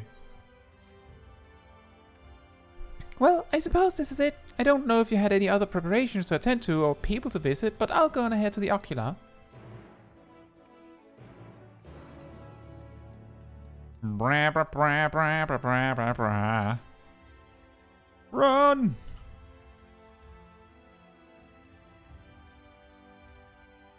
If she learned from Smol Caetsu, she should have summoned 7 more people. True.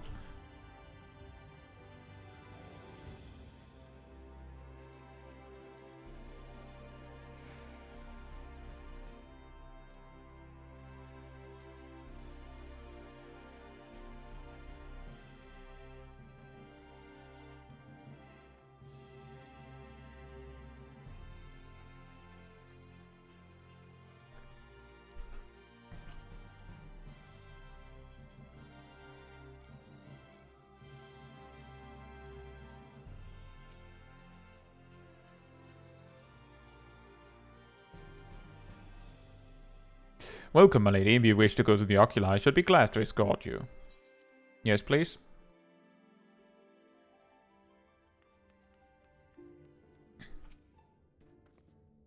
The tower stands ready to send light into the rift, and Zero's soul is secured her vessel once more.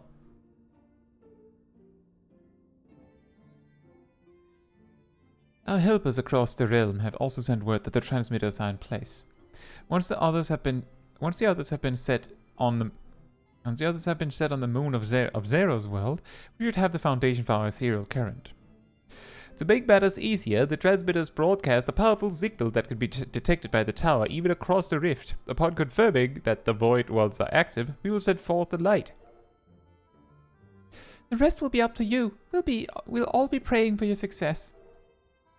Now go, make haste back to the source, and save your worlds. Both of them.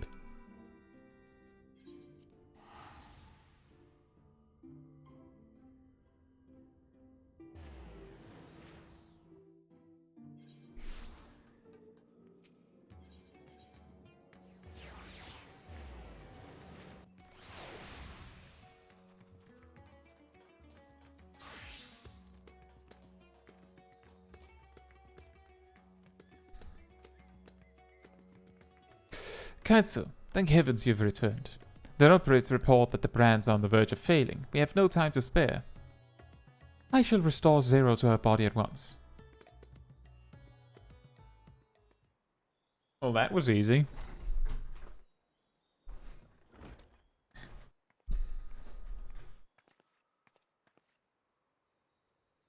Ah, that's better.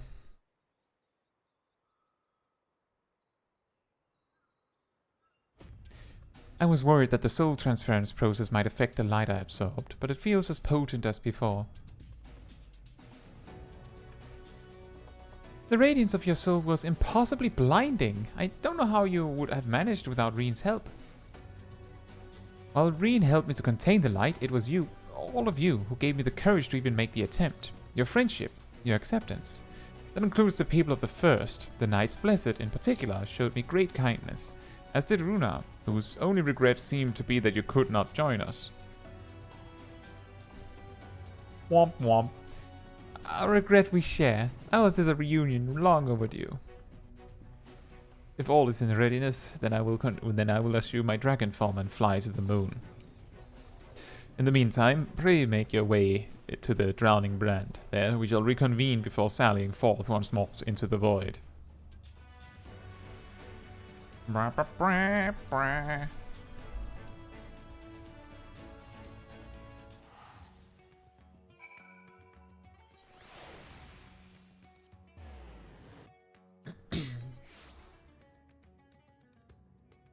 I'll fly to the moon as I'll assume my dragon form and fly to the moon.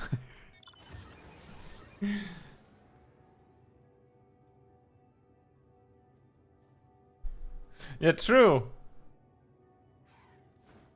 But I agree, Cyanide. That is a pretty good point. I'll assume my dragon form, said the little Order child. And then I will fly to the moon.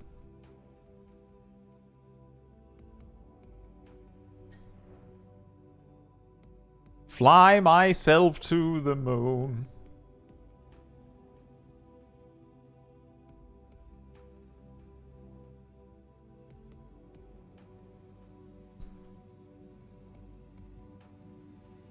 Oh well, yeah, that's true. If he had to do that flight as a small aura child, I hope he's ready to flap his arms a lot.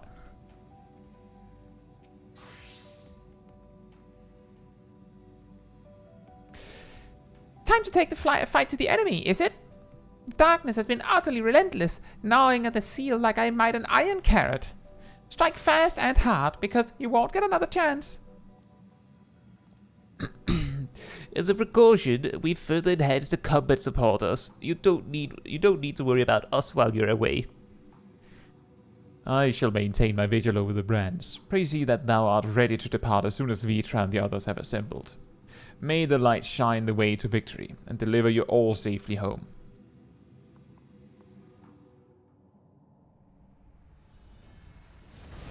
And here he is. Da boy. Rawr.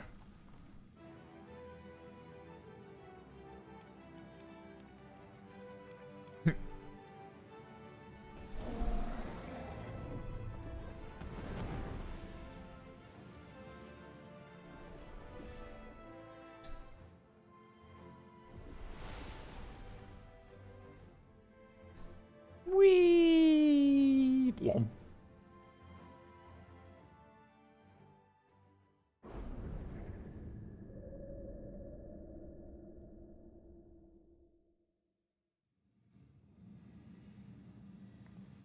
Did that older child get a haircut? Yeah, I think that might be it. The dark pall over the crater has grown thicker. And on the other side lies Gobus's domain. He'll have altered the terrain to hinder us. I don't sense his presence, but I wager he is in the crater. It would be ideal if he were. I shall hurry and place the transmitters. Once they are activated, our cross-rift ethereal current will be established, and light will flow freely from the first, in theory at least. It will work. It must. Yeah, that's how science works, everyone. Well, it better not fail, because if it does, then we have a problem. Thank you for choosing Vitra Airways. We hope your flight is comfortable and results in the saving of all worlds.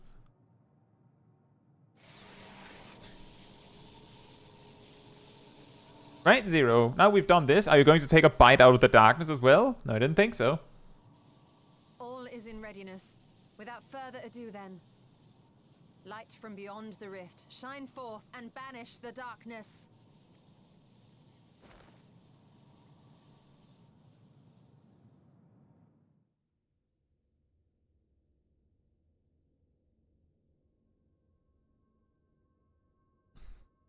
Excellent. The tower is replete with light from the Bath Arang. Commencing transmission. Commencing transmission.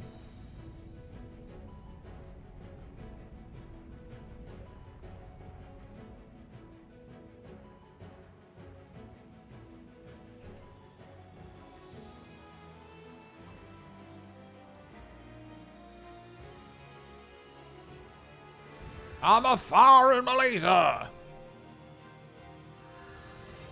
Whee!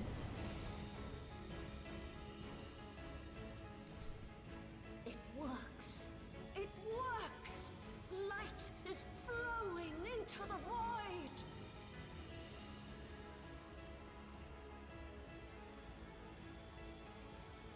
May this light illuminate your way. That is actually an extremely good point, Kraken Mo. The whole thing with Dynamis, unfortunate, well, I'd say fortunately even, makes believing it will work a valid tactic. True. You can do it, Zero. I believe in you. Good. Send us some Dynamis.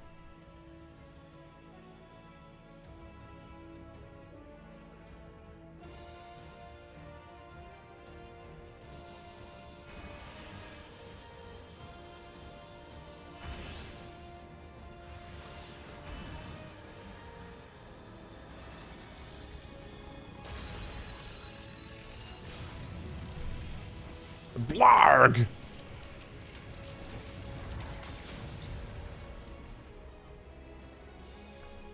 Wow, you made a little hole in it. Look, an opening. It worked.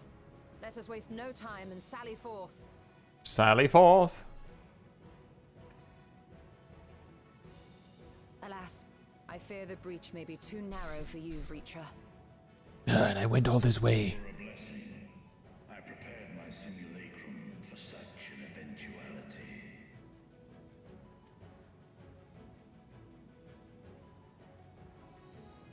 My true form shall stand guard here while we explore the chasm.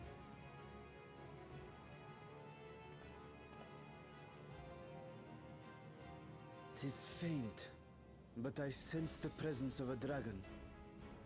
No doubt my sister's essence trapped within Zeromus.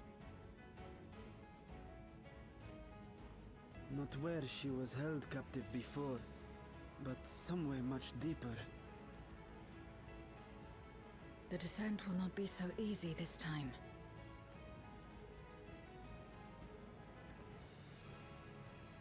The chasm swarms with void scent.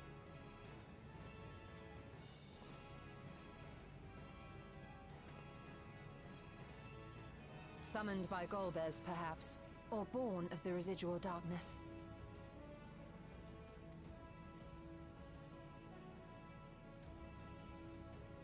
However they came to be, we shall cut a path through them. Is everyone ready?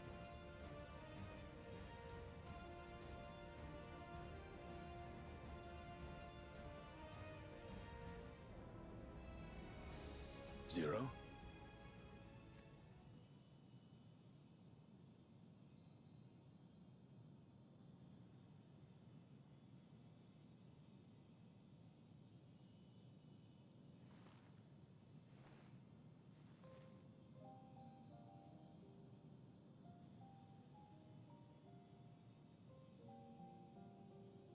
That light should shine in the void once more. Cat Damon says, why are we just assuming the hole will stay open for long? I'm sure it's D&D rules.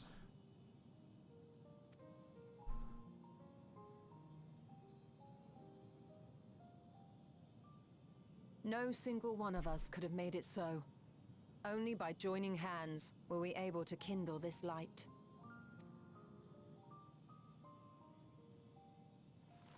Do you see, Golbez? We needn't damn others to save ourselves. You knew this once, surely, when you tried to befriend me. When you were one of the precious few left willing to trust in another.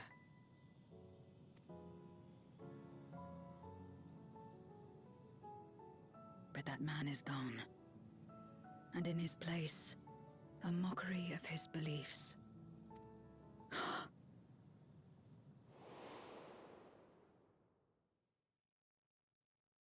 It's the same as before. Though we walk different paths, we seek the same destination. And yet...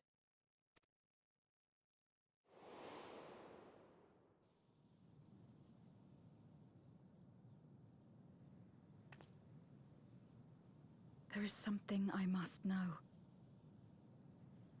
A truth that lies waiting in the dark.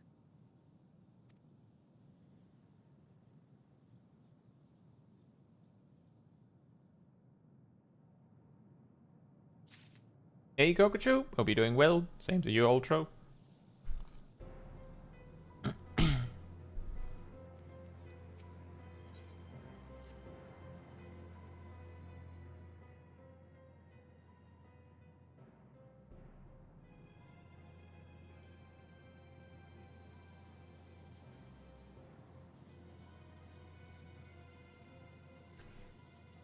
Rest assured, I will not let my emotions overwhelm me. When the moment comes, I will call to my sister, and I will wrest her free from Zeromus.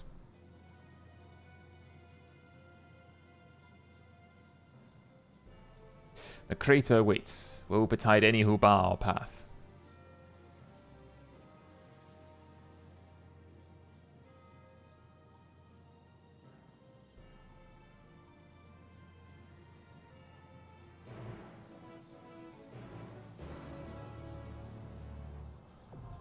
It's a hole! A hole! Right, dungeon time. I will be right back, and then we'll figure out a group for that. Or maybe you already have one. In the meantime, sanity restored.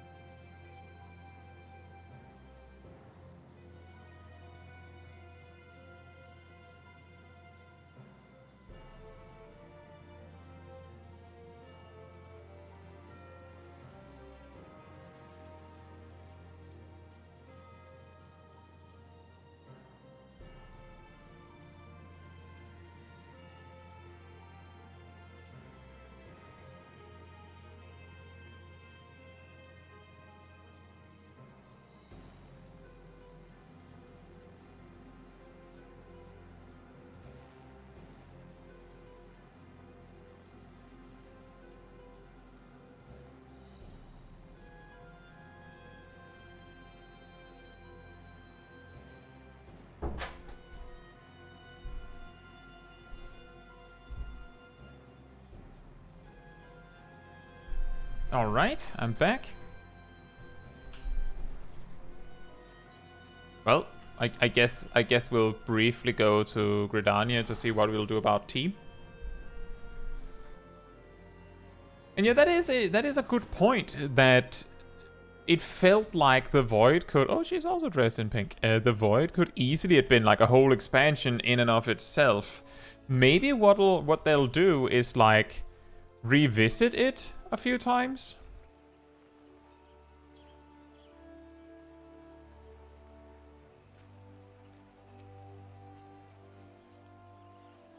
We do it like this, unless Tay does not want to join.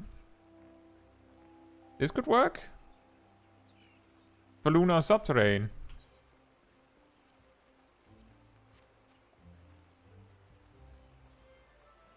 Hmm?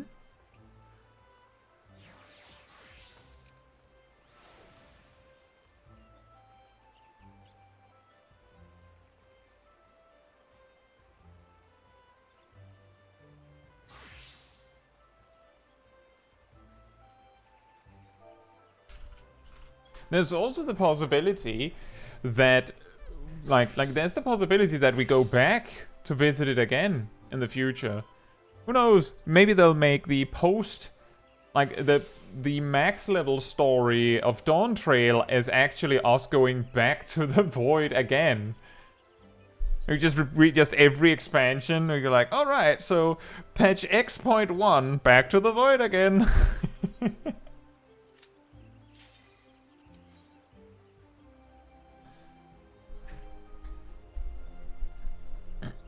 They want to stay away from world saving for a bit? Probably. Possibly. Let's see what happens. Maybe we get a little bit into Dawn Trail and it turns out that it is world saving again. The hole! Do we just jump down? Just drop in there?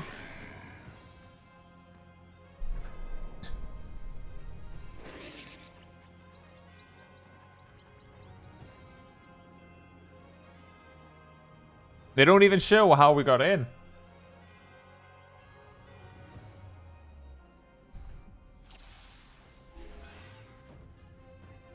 Well, triple cast is going to kind of suck.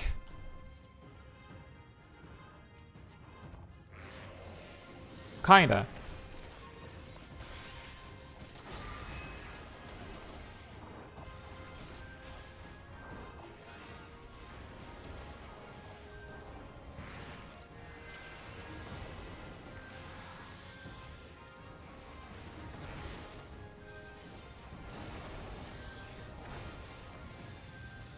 Sometimes, at least. Yeah!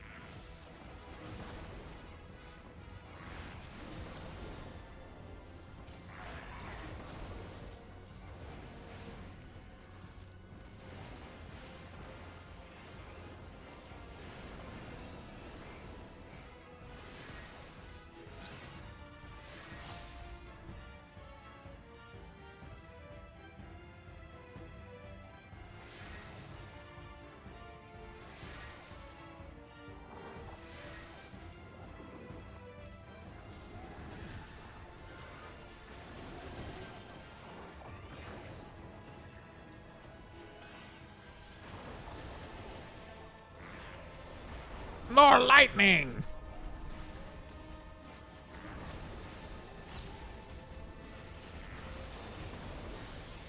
Well, I don't have ethers this time, so I can't do a triple flare. I'll have to settle for 2.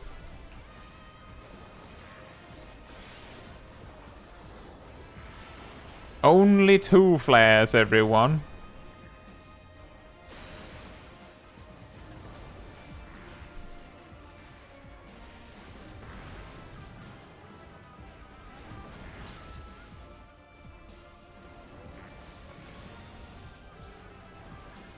Oh. Slight miscalculation there.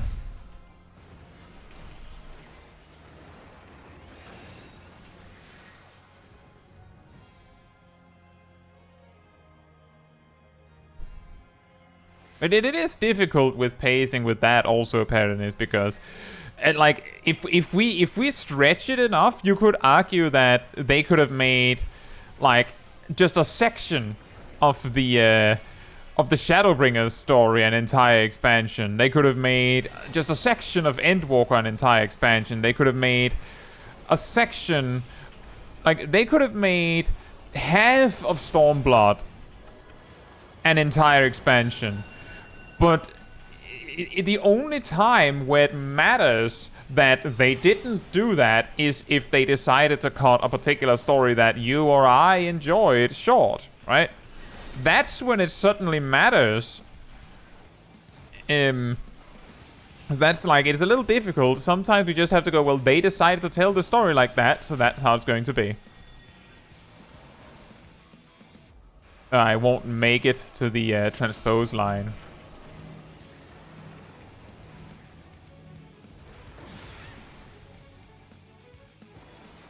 Wasn't the current Endwalker originally supposed to be 2 separate expansions? Do we know that for certain?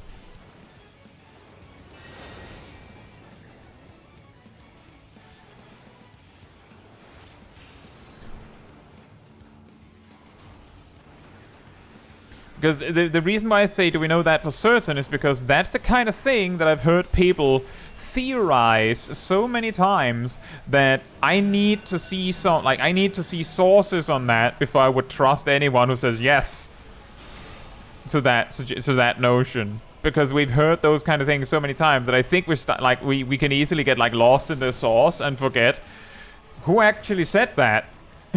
Like, who was it that said that? Because it is an idea that I've heard fly around so much that it sounds possible.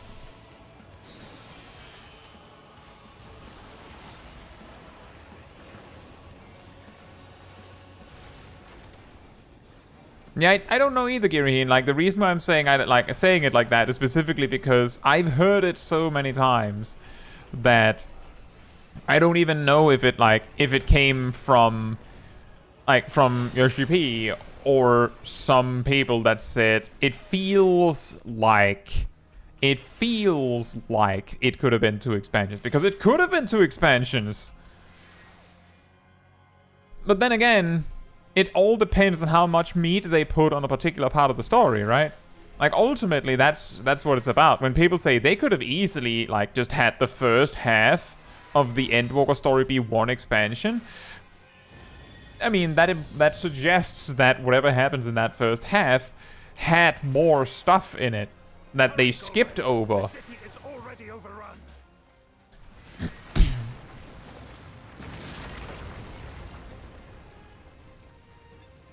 First the villages and now the capital. Nothing is exempt from their Alo Island could have been 2 expansions. Yeah, that's kind of the feeling that I get here, right? Why was Eureka not an entire expansion?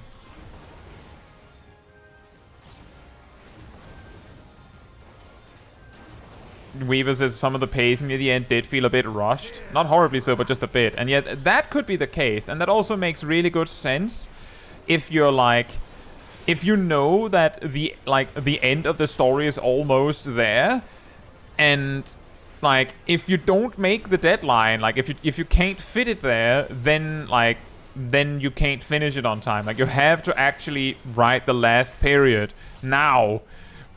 Then it can get this feeling of being a bit rushed, I suppose. Because the thing is, they're aiming to, like, end the story at a specific point, I suppose. Can't see how it wouldn't be possible for them to, like, figure it out so that there's just the quests needed. But they did want to end it at the point where they did, right?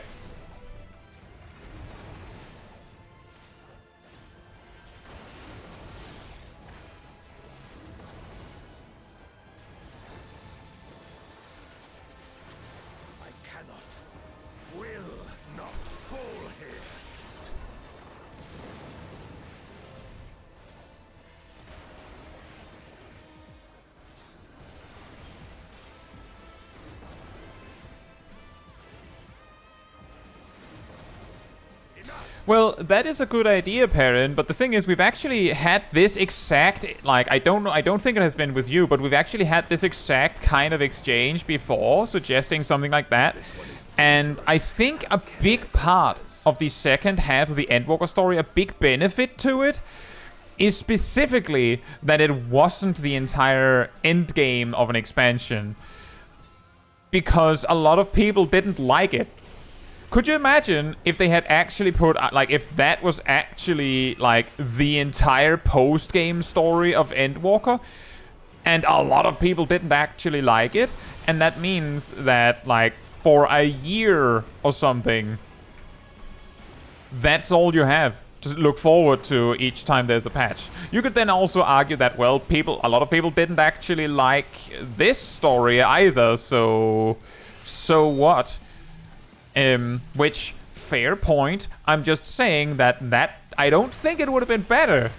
Like, that's what I'm getting at. I don't think it would have been better.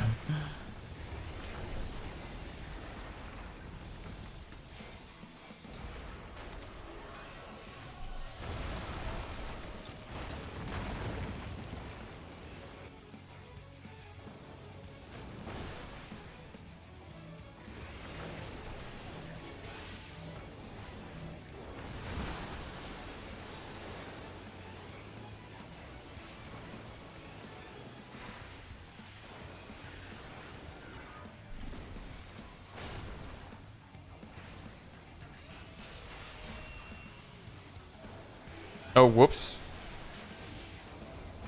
Overriding the sharp cast.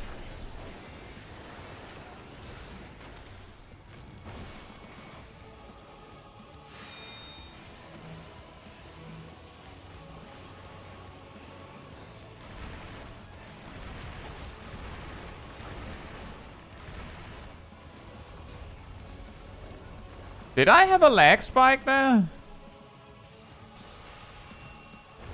Or did it just not let my spells go through because of a interruption because the boss was flying around the place?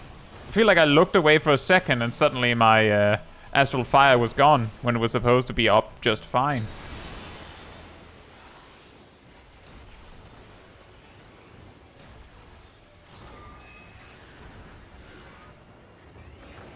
Come on, game. Give me the swift cast.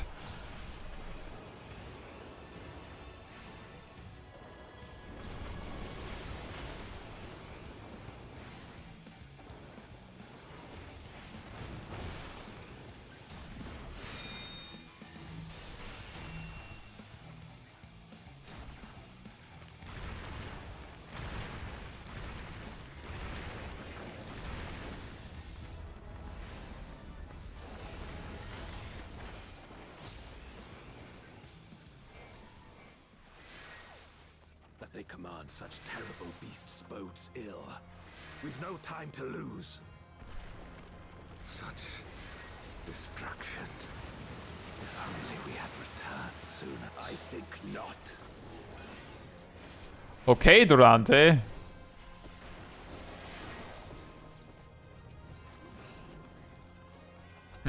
If only we had returned, I think not.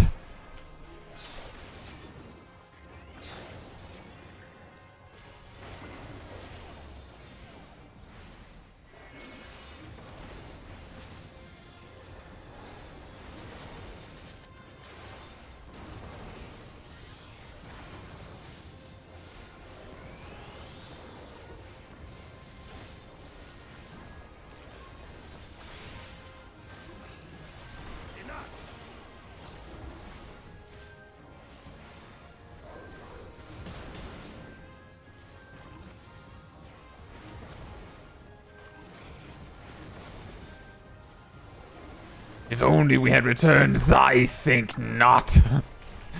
Okay then, Durante, then let's not think about if we could have returned sooner. Like if it's that important to you, you just leave that possibility. You're the one who brought it up. I'm just saying. You started.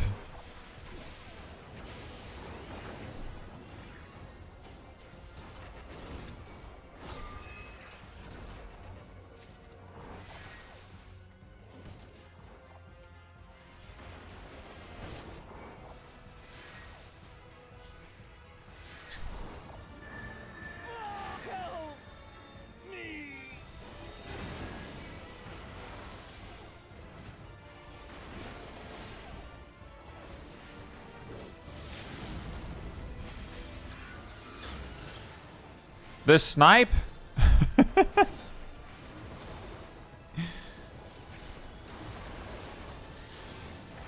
When both black mages want a limit break.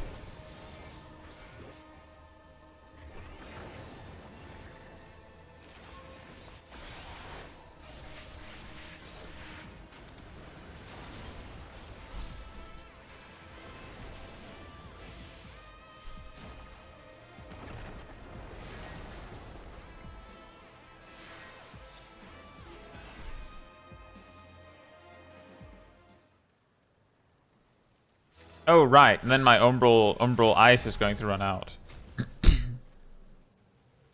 Mom said it's my turn on the limit break.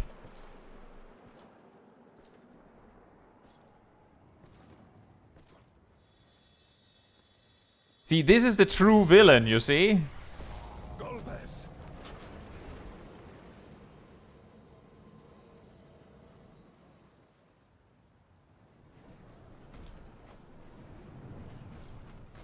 That random guy on the floor.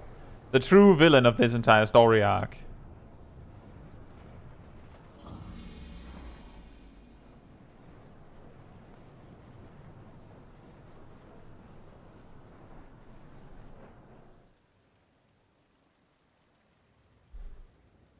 This can't be happening. Not to you.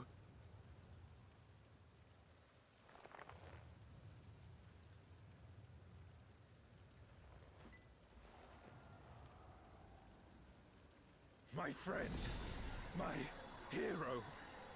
I will stop you even should it cost me my life.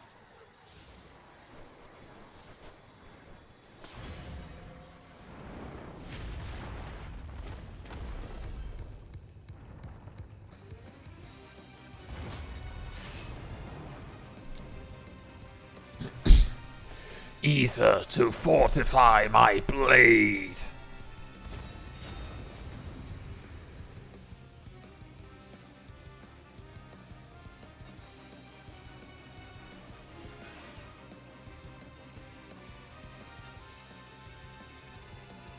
So be it.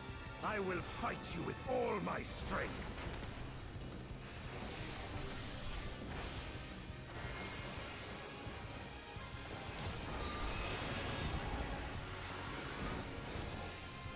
Ether to fortify my blade.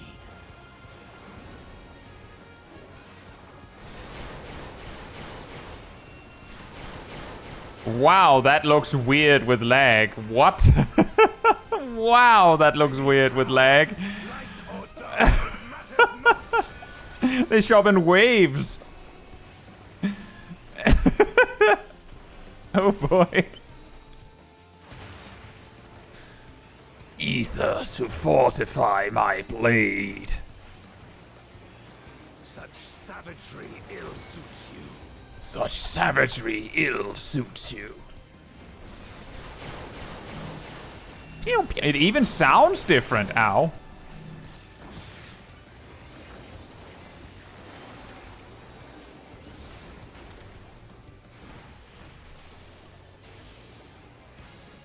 Like with no latency, it does like this, like dun, dun, dun, dun, dun, dun, dun. But with latency, it makes this like sound instead. Alright, Weaver, enjoy your evening, and hey, Weather Witch, hope you're doing well.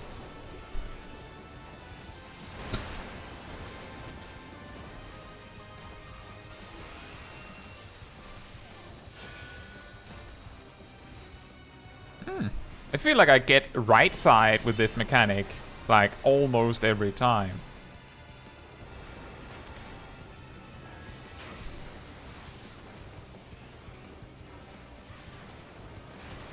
Such sound effects ill suits you, Durante. Even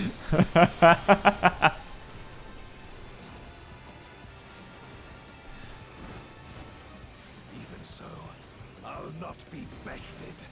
Not this day.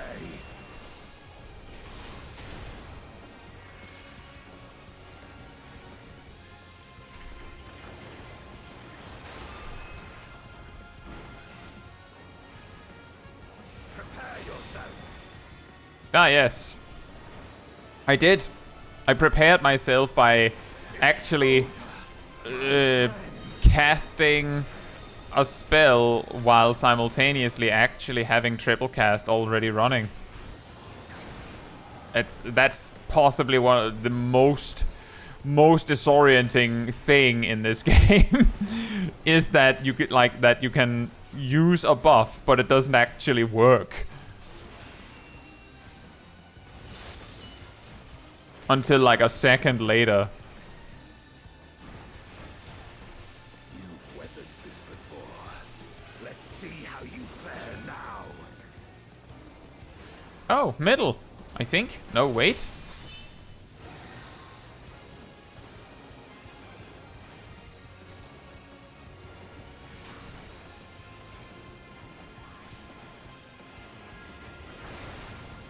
Don't you want some of this old magic? Blap. Blap. Blap.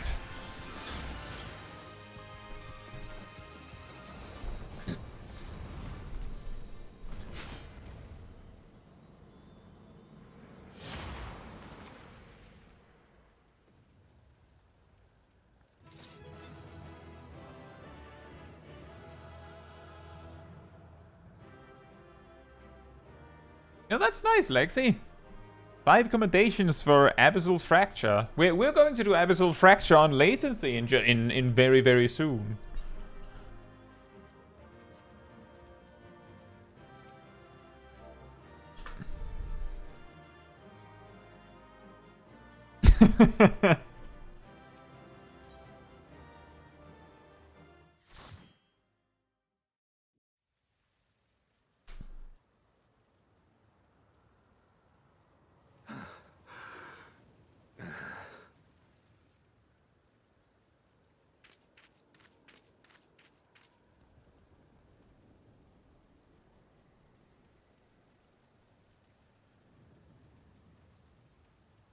Golbez, you look shorter.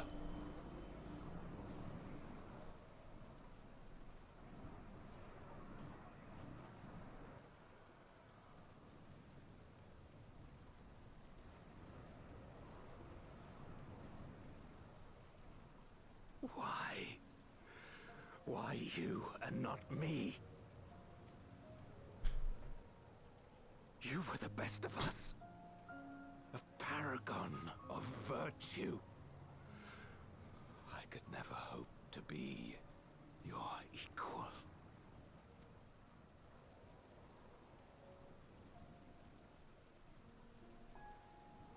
I am only the knight I am because of you.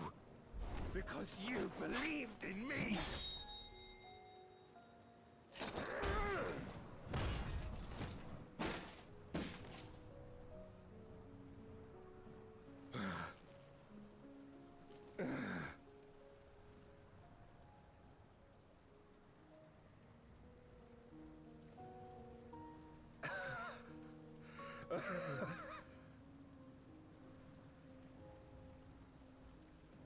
You would not wish to become a monster, preying upon those who fought to protect. But neither can I bring myself to kill you.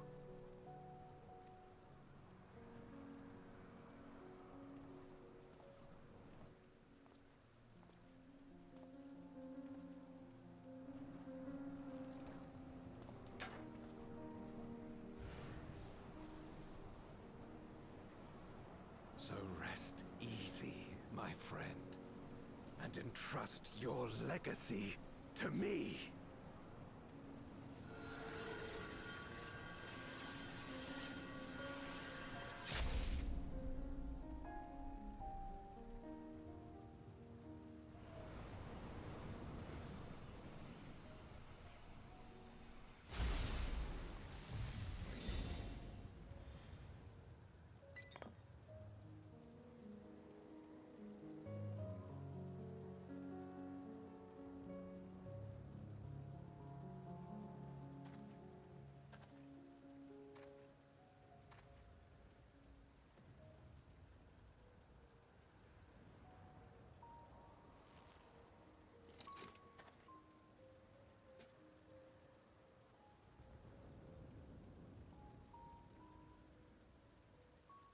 You will never die. This I swear.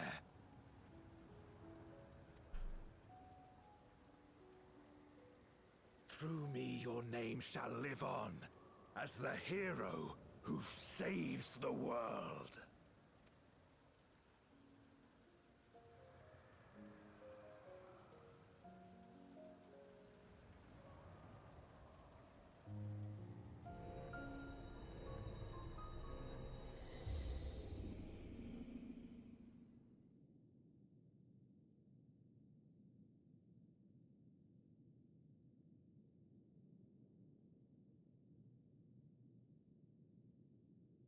We've been released from the memory, 'twould seem.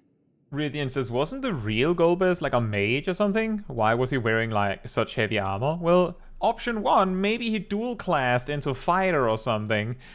On the other hand, the important thing is if you had the choice to wear extremely heavy armor as a kind of fighter that prefers to stand still, wouldn't you? Like, imagine if Black Mage could have, like, tank stats, like HP and armor.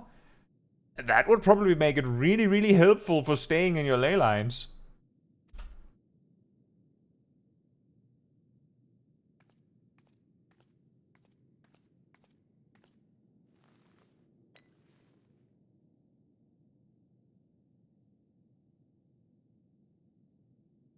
If Golbez was the one sealed in this memoria, then the one we've been fighting is... Me! No more than an imposter playing at hero.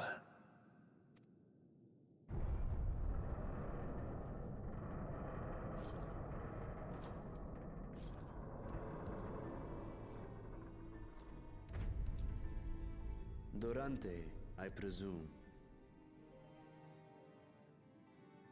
My machinations lay undetected for generations. A name long since lost to time. History shall remember only Golbez. Come what may, I shall deliver the world its salvation, and I will not suffer you to interfere.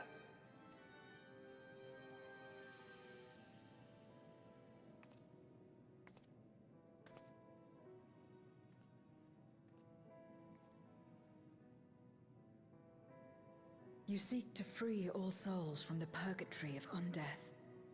And to that end, you would invade another world.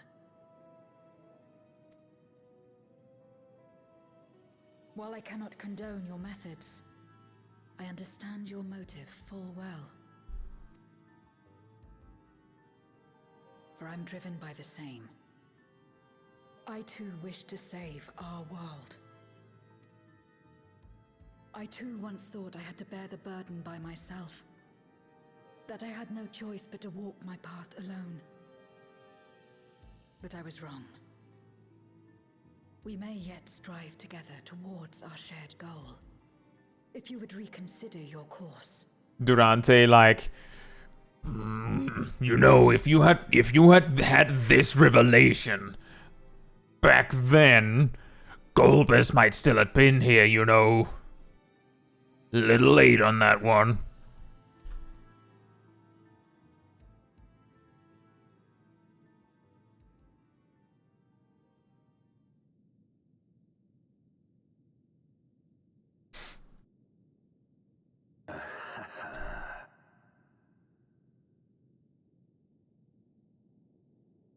If you possessed power which transcended that of Zeromus, then perhaps I would. But you do not. No, you are but another Voidsent like me. And what is a candle before the sun? Perhaps we aren't all-powerful, and cannot effect great change in an instant. Even so. Great change is what we need. Aught less has no meaning.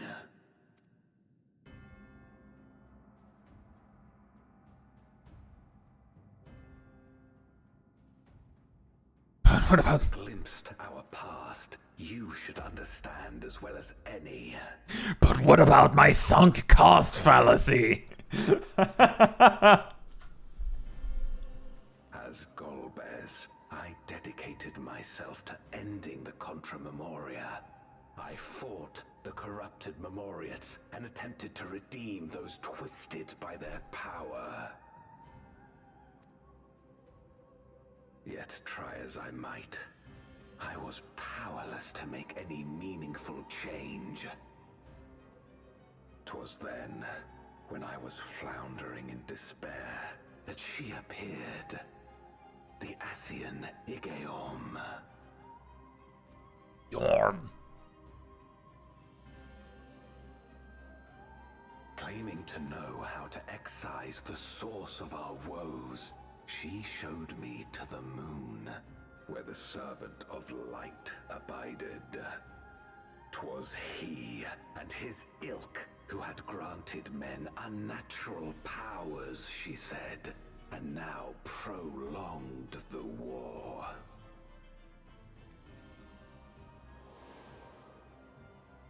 Uh-oh. Believing her every word, I struck him down and caused darkness to engulf the world.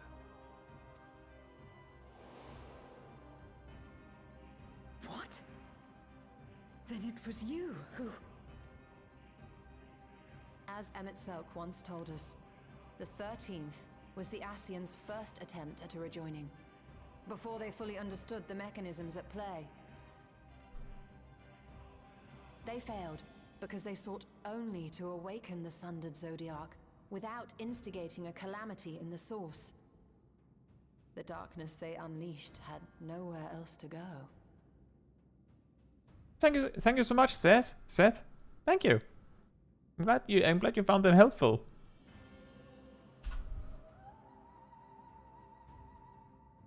Having left a ruin of our world, the Ascian fled. I was a fool to trust them, to trust in others. Since that day, I have sought the means to undo my mistake. The world may be beyond saving, but I would at least restore the great flow.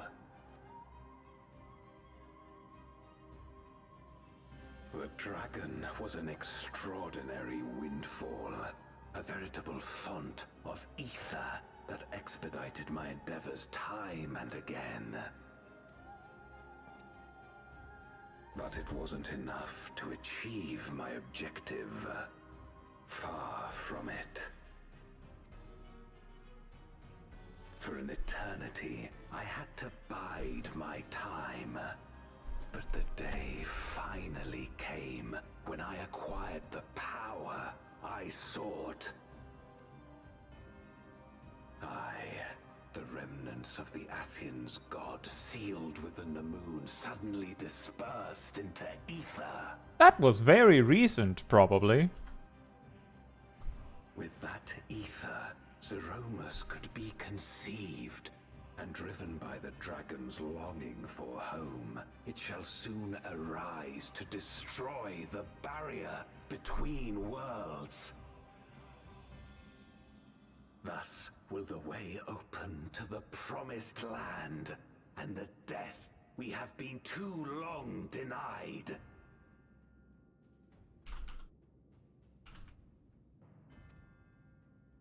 Thus will I, Golbez, bring salvation to all.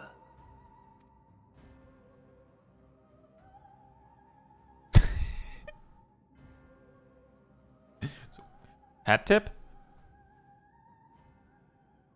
So that is all you have left. So, to be clear, when you say conceived...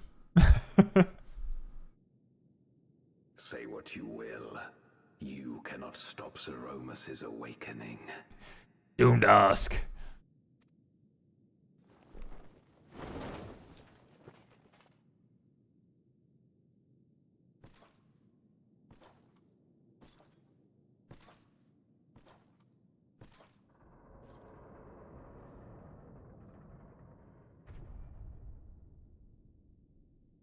We're going after him, aren't we? No, we're leaving now. Aye. That's why we came, after all. And besides... Hi. It's me. When someone believes in you, it makes you want to believe in them.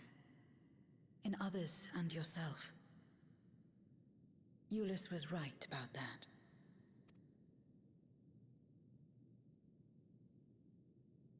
Specifically that.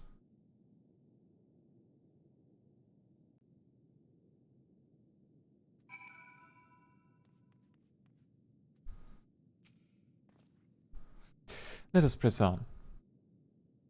The darkest recesses of the moon await Golbez and Zeromus. They resolve to save their world and condemn yours. Are you prepared to brave the darkness? Exactly, Lana. It would be funny if they were like, right, so we're leaving. He made a pretty compelling argument. We'll give him 3 months. We'll see you in the next patch. So, Kai, I'm going to give you a giant fork. I want you to eat Zeromus. Finally, Smol Kai ascends to Super Primal.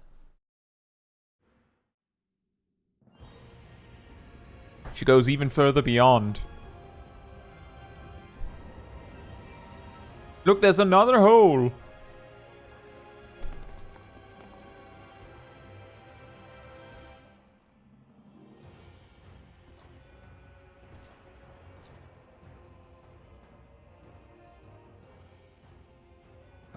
hoped to bear witness to the moment our salvation is realized.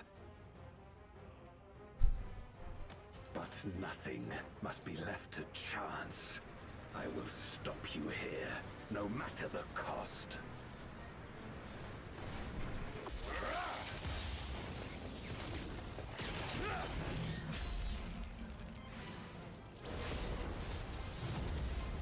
Can I have that? Or is that high fire too?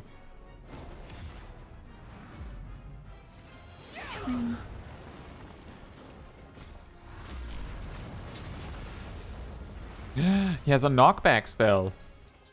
He's too powerful. He must be stopped. Wounded as I am, I knew that I would be hard-pressed to fight you on equal terms. And so I lured you to this place, where the advantage is mine.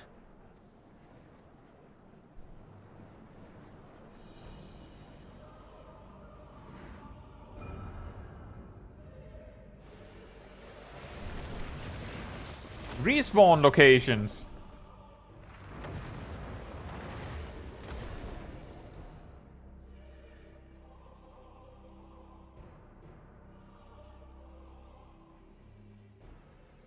The Archfiends live? Impossible. Scarmelione and Barbariccia were sealed in Memoria, while Cagnezzo and Rubicante died in the Source. You're not wrong. They are not the true Archfiends, but shades born of their residual ether. If they are shades, then their strength will pale in comparison. Even should they fight as one, we may yet prevail.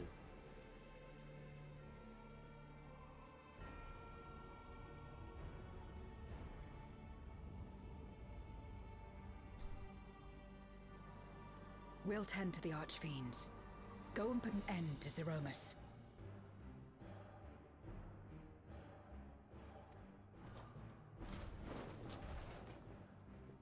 You'll do no such thing.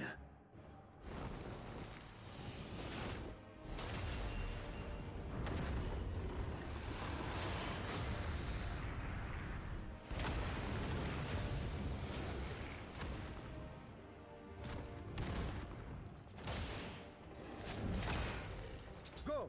We'll join you as soon as we can. Got my fork. Da-da-da-da. Basic defense magic. Yum! Whee!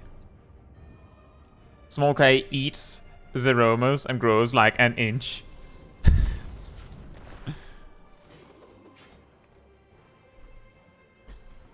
It is too late. Zeromus will awaken, and it shall devour any who come between it and its desire. Your companion is no exception. I wouldn't be so sure. Nice.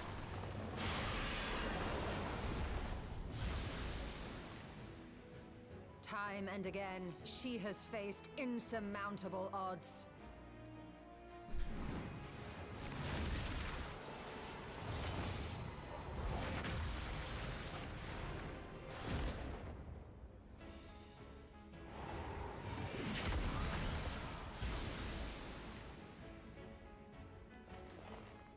But no matter how hopeless things seemed, she's never given up the fight.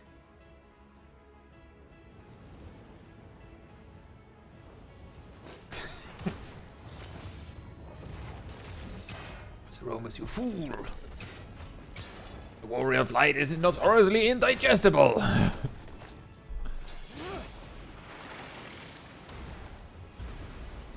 So long as she has strength of will to forge on, then so too shall we.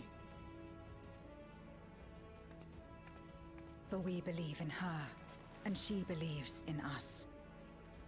And together, our light can pierce blackest darkness. She's casting the end.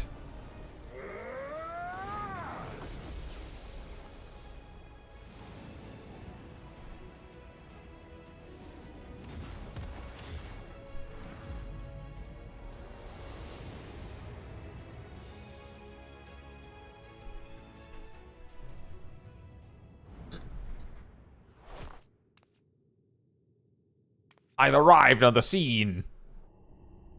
Who will narrate my story when there's no NPCs here?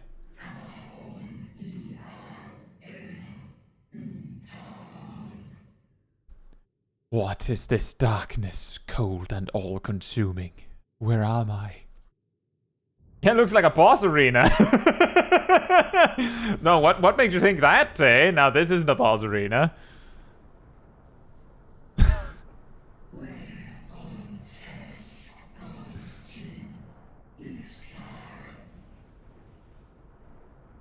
Yeah, Shaq, it's like Johnny Bravo losing his sunglasses. Oh no, I can't be seen without my sunglasses. I must return to my world, to my home, where my kin await.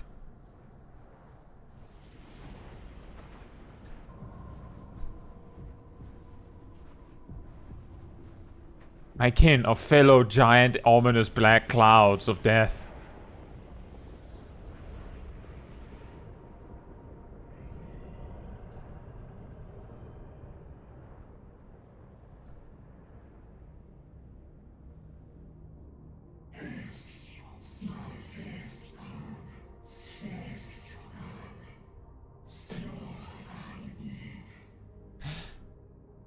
Yes, I must return. I return, and none shall stand in my way.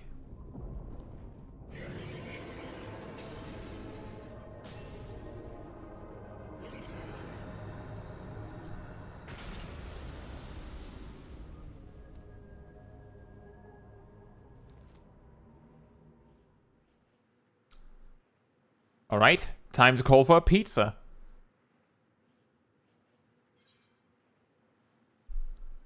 Release Ashtaya!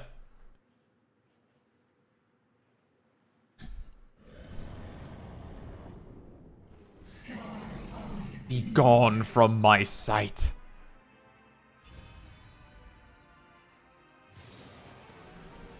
Then a Pokemon boss battle music plays. Kind of.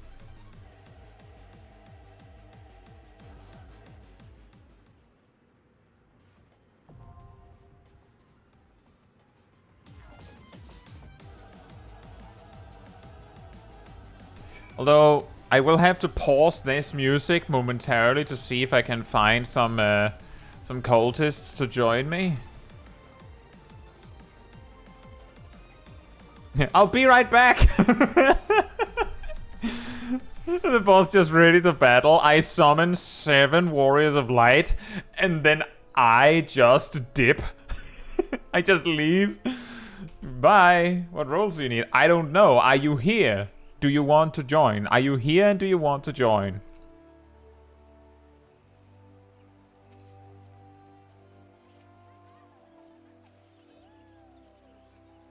Get out of my sight, dips. You got it, buddy.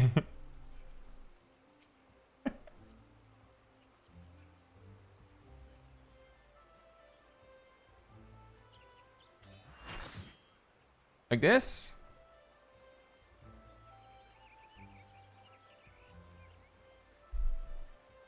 Actually, while we're on the subject, on the one hand, it might be better for to be safe.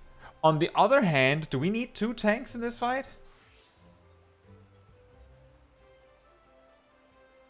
I mean, this works.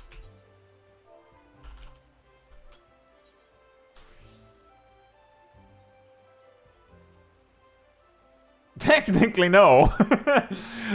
Well, I mean, let me put it like this then, Lexi. If we were playing on 20 MS, then I would probably have been inclined to say, then we don't bring 2 tanks. But with this handicap, I'm inclined to say we should We should probably bring 2. You know, just so we have at least, like, so we have a tank in case the first tank dies.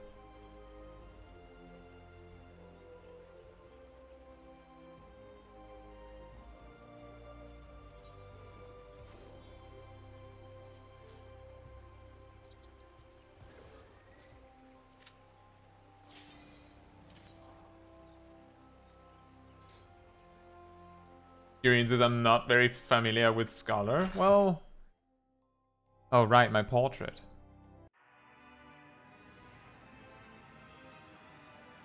I mean, I think, like, there was, like, a whole wave of players that were like, this is basically Pokemon battle music. Like, there were videos of people putting, like, this music as background background noise to a Pokemon battle, and it sounds on point. Like, this absolutely passes for, like, legendary Pokemon battle music.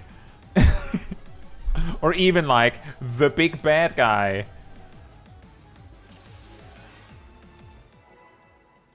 Ooh, pull timer.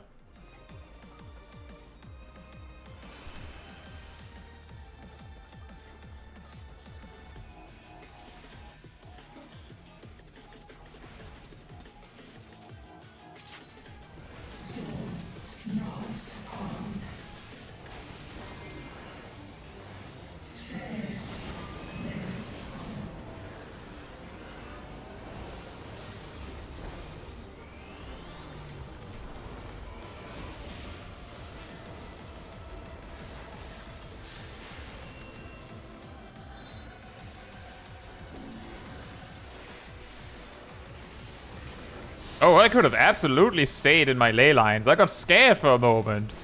Haven't done this fight very many times. Want to know a small guy eats guillotine? Wait. How?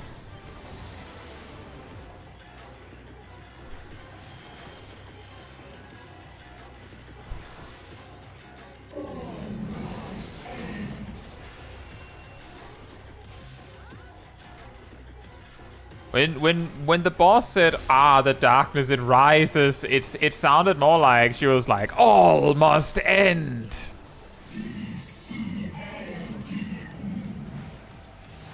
Seize the anti. Zeromus misheard translation. Strong I end. Yeah, you will end strong. Ow. Uh-oh. Uh-oh. Uh-oh. Run.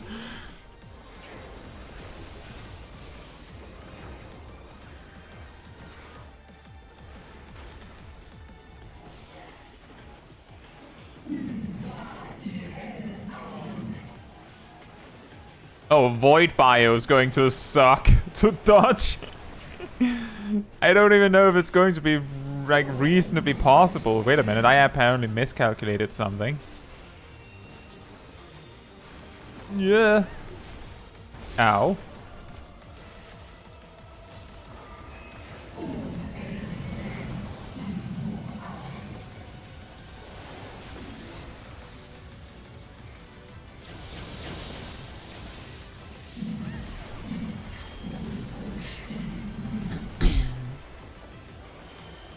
All right, acceleration bomb, everyone. Are you ready? Da, da, da, da, da.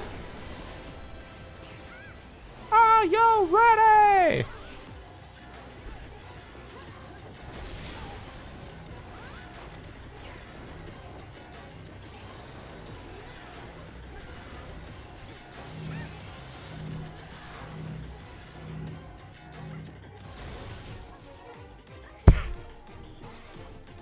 You might be looking at this and going, how did you all die? You weren't even overlapping. And the problem is that it was like, I've talked about this.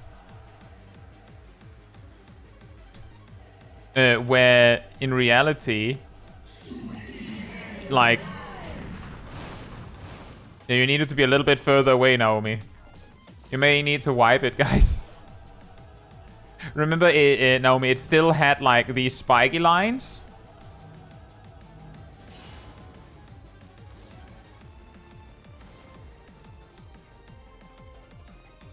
Because it's still you weren't far enough away, so it didn't turn into like the thin line. That's what killed you, Nomi.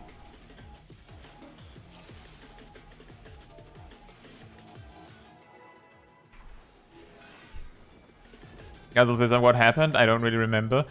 Basically, what you see is slightly ahead, slightly behind what's actually happening on other players, but slightly ahead of what's happening for you. So if you keep running the same way as everyone else while running away, then basically we will be overlapping even though we're not actually overlapping. I know that sounds absolutely ridiculous, but that is what happens.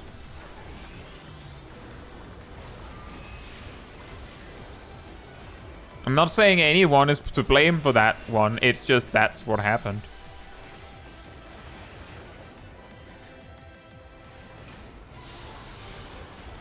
By the way, okay, okay, for a second I thought someone was just going to quietly die to the doom from earlier.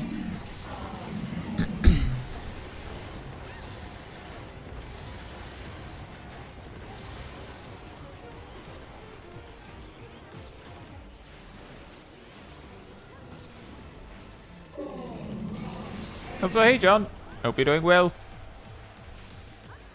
Ugh.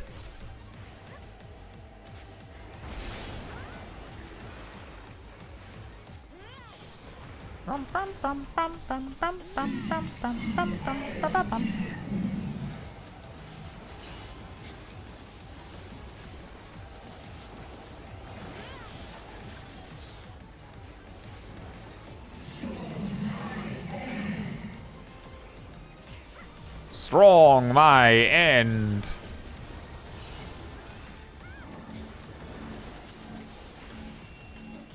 Oh, one of them is on me. Wonderful. You may want to get out of the way.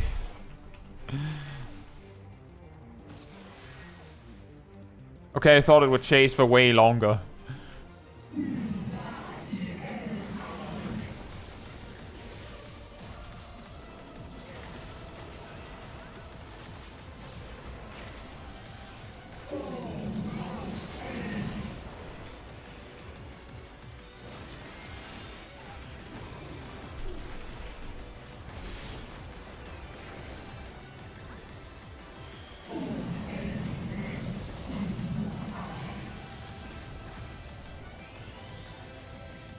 It's fine. Didn't want the ley lines anyway.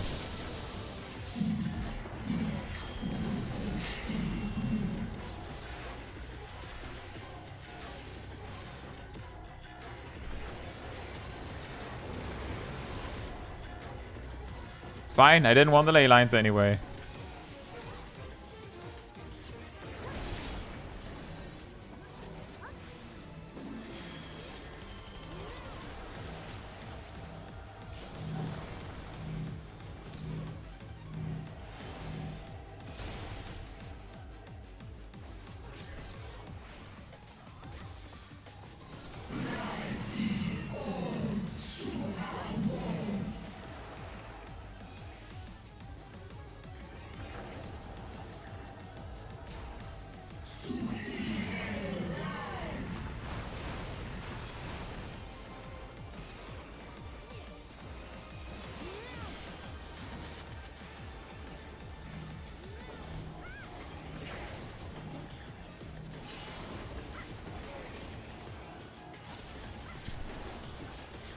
You know what's going to be even more problematic about that, Lexi? Is that there's a good chance that the other people doing that duty at this time will be doing it for the orchestrion role. Like, you might actually only have competition.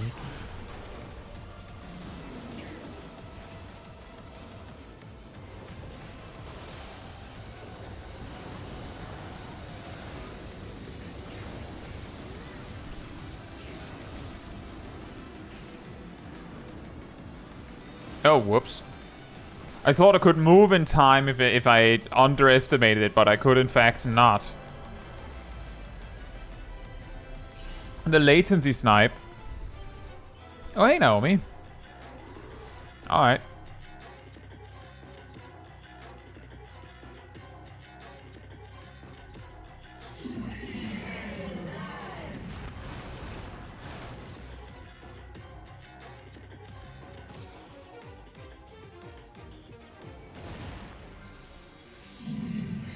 Yeah, true.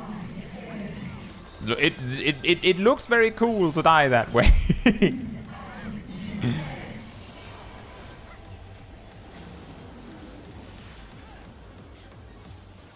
Or rather, it looks cool while you're dying that way.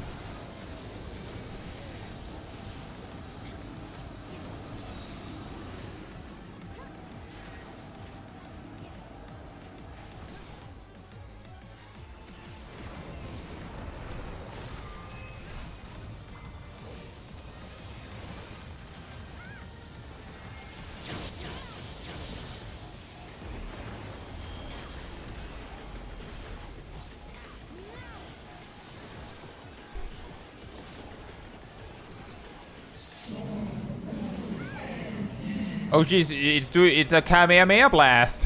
Wham!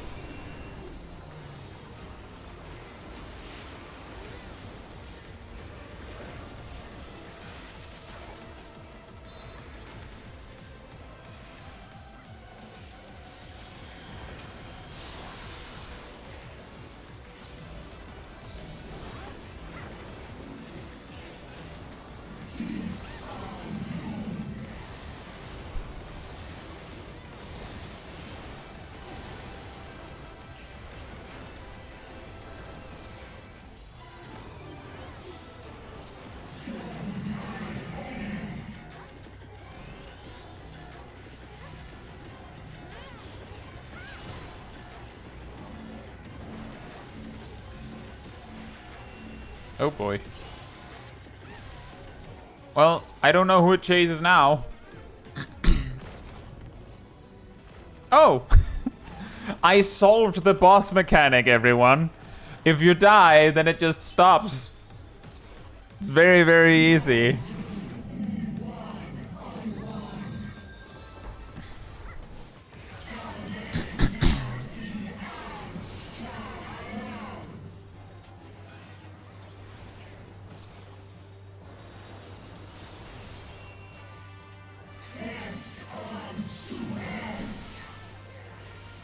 Su est? Ow. Ow. Ow. Ow.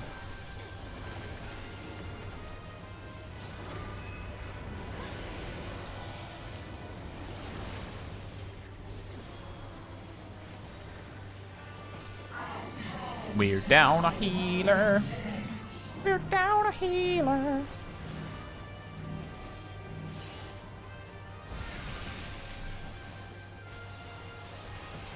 Protect the healer. We only have one.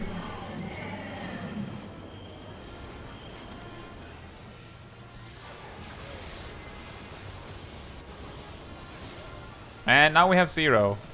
Can we make it?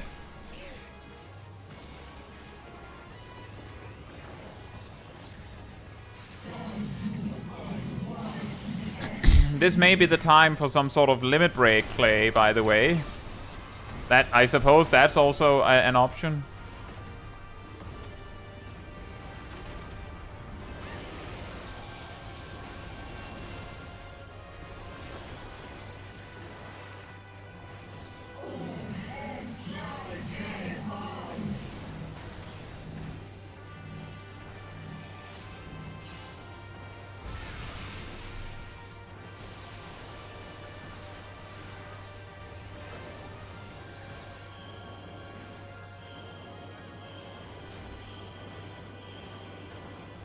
Nice! Die here and let resolve.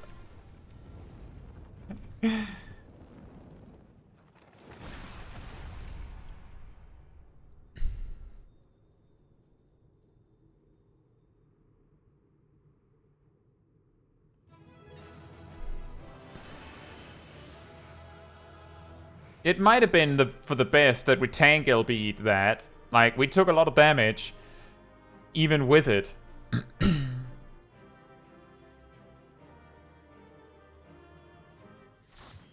But nice! Second try. It's really hard with so much latency. First try, no deaths.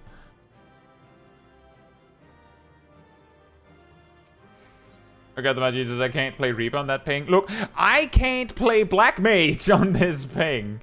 Like, let me put it like this. Every time I went into Astral Fire and did not get a Firestarter proc, I was like, I'm probably going to lose, like, my state now. Because it was too hard. It was too hard.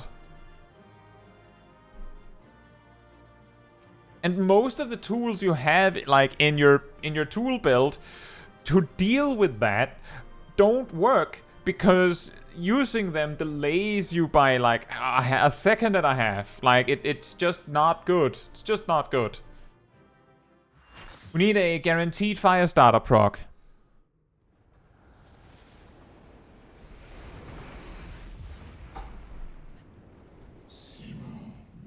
I shall not perish so long as they await my return. I shall endure. Respawn.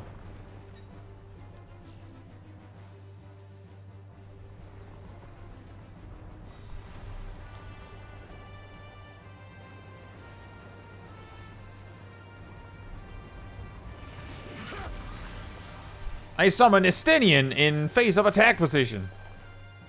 You can't block an attack with attack position. Right. Sure I can.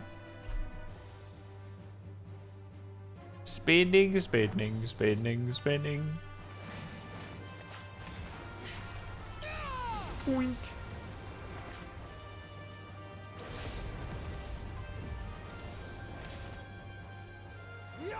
Wink.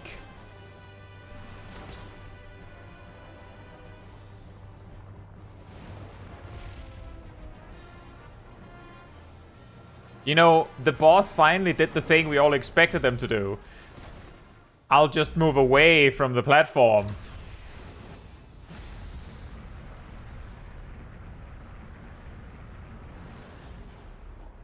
Basic defense magic. Void sent. Zeromus cannot be killed.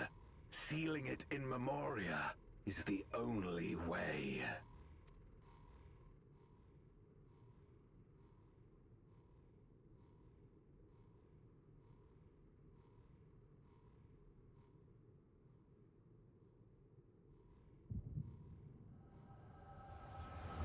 This is not a good time for this.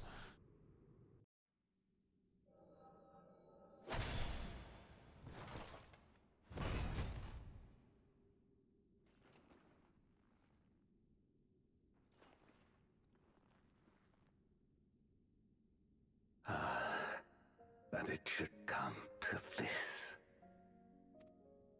Meanwhile, 5 minutes ago. I failed my dear friend. Fell for the Asian's ploy and unleashed the darkness. And after an eternity of waiting, I find myself on my knees.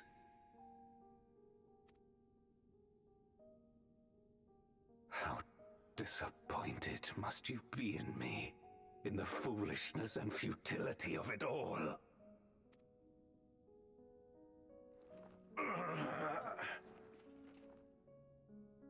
No, I will not let it be for naught. I will not allow you to pass. I will triumph in my crusade. There is no triumph to be found in this madness. Even if the veil were to be unraveled, it would not undo what darkness has done to the world. Nor would it bring Golbez back. From his slumber, you know there is no return. You're weak and imperfect. You know it in your heart. In spite of this, do you truly believe that you can save everyone? Are you sure you will not fail?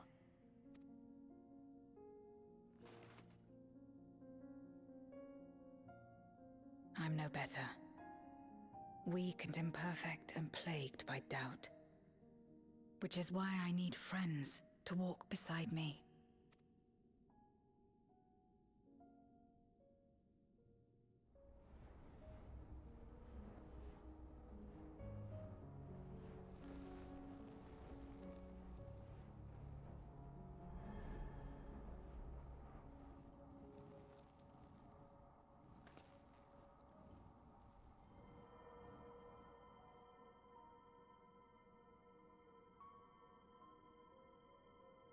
Looks like your eye. But how? This is proof that I believe in others, and they in turn believe in me. A light that illuminates the way in darkest despair. Be it in a ruined city locked in ice, or a world drowning in light, it was with faith in one another that life endured. I see it clearly now.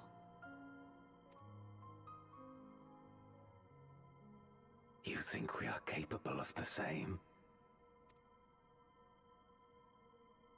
It won't be easy. Having lived too long as Voidsent, we've forgotten how to trust. But one thing is certain. If Zeromus succeeds and everyone dies, we'll never have the chance to try. You asked me to join hands with you once, and I refused. I cannot take back that mistake, but I can extend to you the same offer. We can be better than we have been.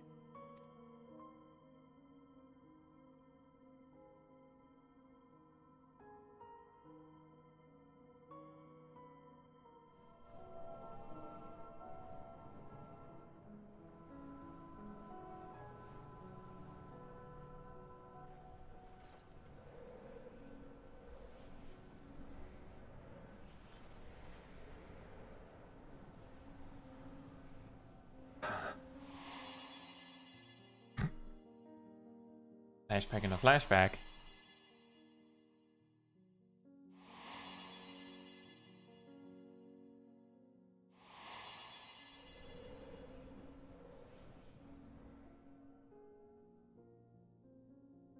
Of course. You were the Memoriat we met all those years ago.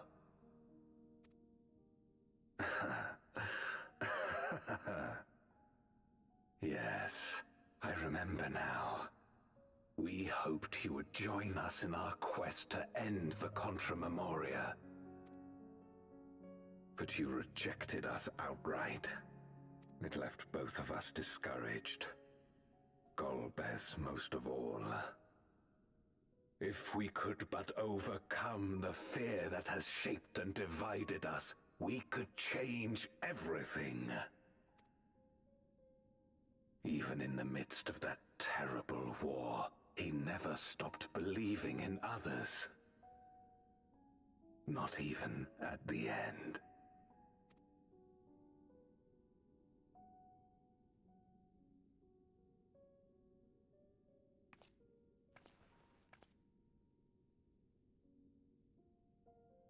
You're Golbez now. If you would live up to his name, then you must trust in people as he did.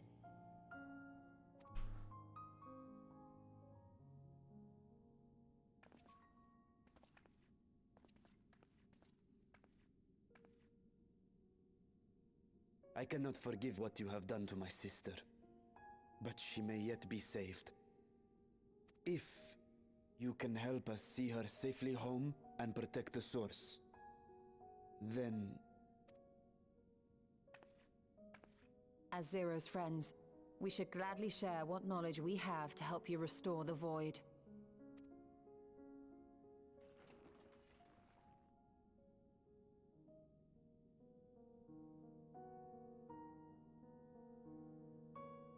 You truly believe the world of old can be ours again? I do. So long as we work together.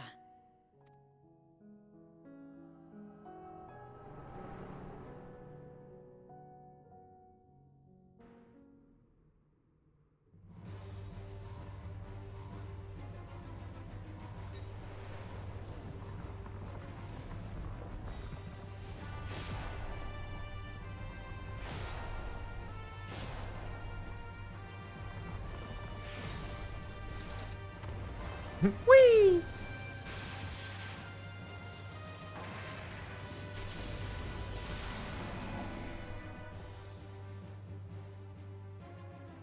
We will disperse Zeromus's essence once more, The instant we do, you must call to Ajdaya. You stole a spell made the sound of fire too. Understood.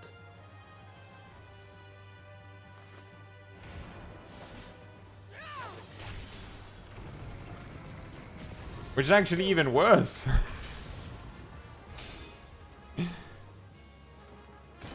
Oh, now you just have a stick. Zero!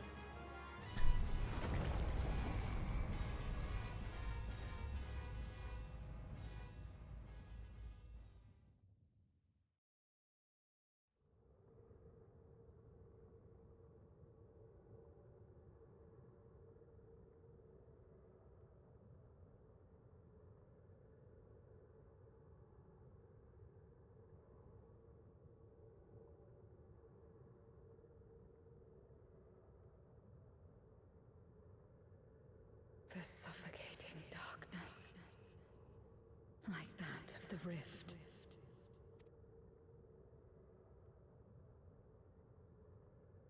Impenetrable, disorienting, untethered, and drifting further away. Be strong, Zero. Don't give up.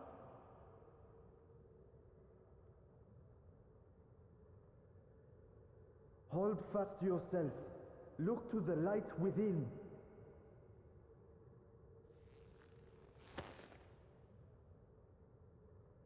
Your place isn't alone in the dark, Zero. Not anymore.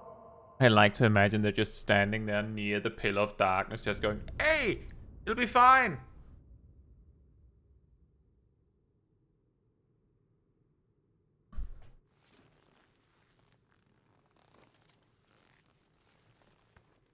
Nice of Zeromus to wait.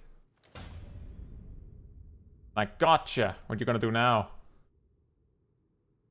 Your turn.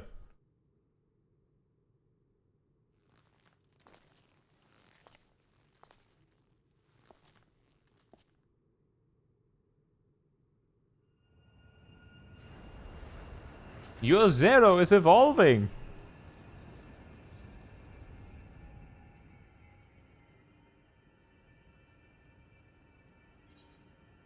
Zeromus recognizes dramatic character growth and respects it. You can do it, Zero! Spinning, spinning, spinning, spinning. Of course. The stick? With this power from beyond the rift, I can do it. I can save everyone.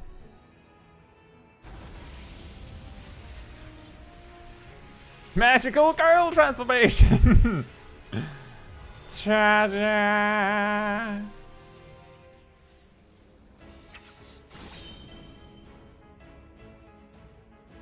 Golbez, if you would make amends, then lend me your strength.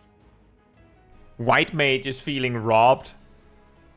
She had white magic, like literally channeling the light, or kinda, mostly channeling the light, and she had a stick, and then she turns into a paladin.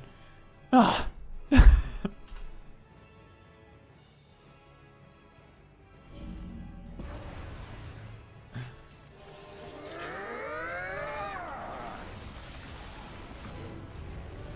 Oh, Meteor, nice.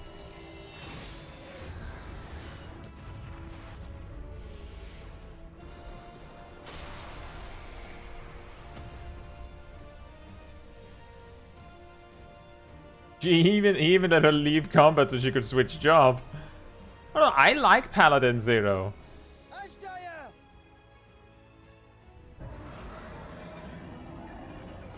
Hear my voice and return to me.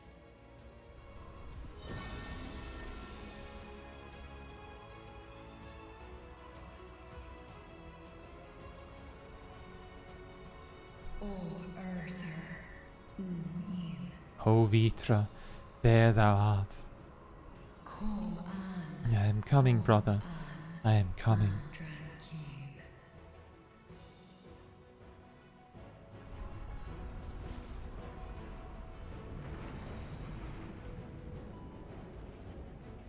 Have care. Zeromus makes to resurrect. Maybe her hat turned into the shield she's wearing. Not if I have anything to say about it. No more, fiend! No more, fiend! And so I say, no more fiend! Blam!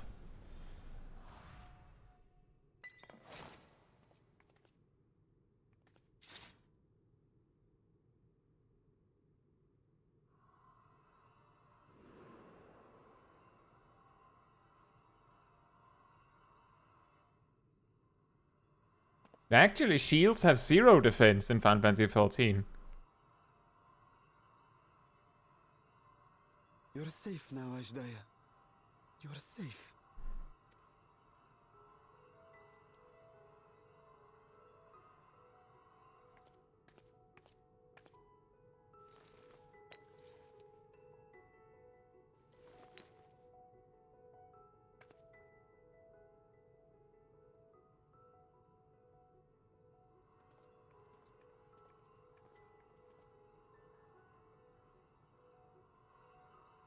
To my sister, I shall offer up the eye in this vessel.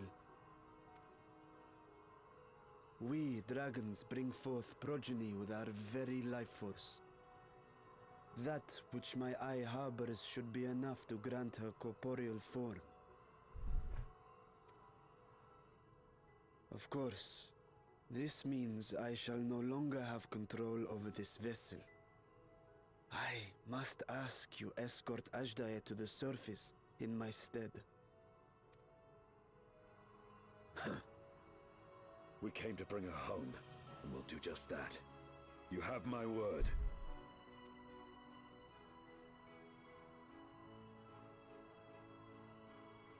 Thank you.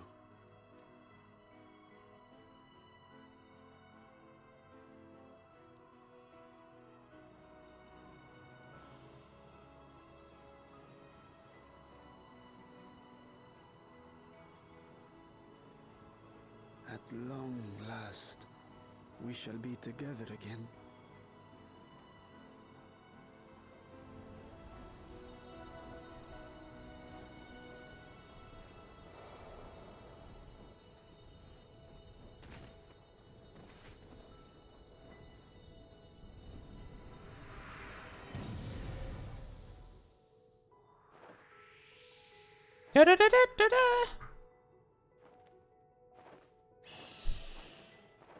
That's a big eye.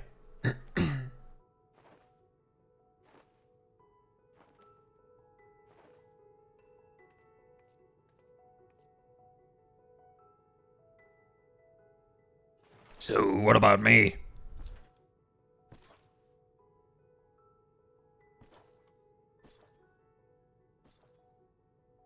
Where are you going?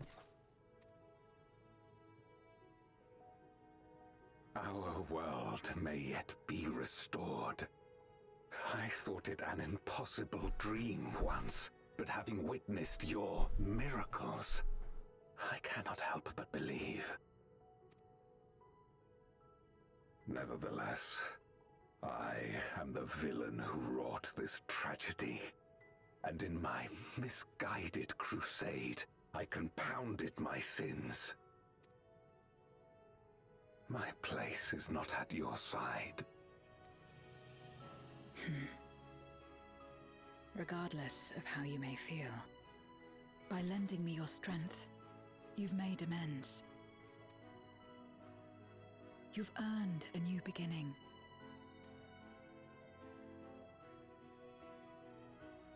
It's up to you what we become to one another.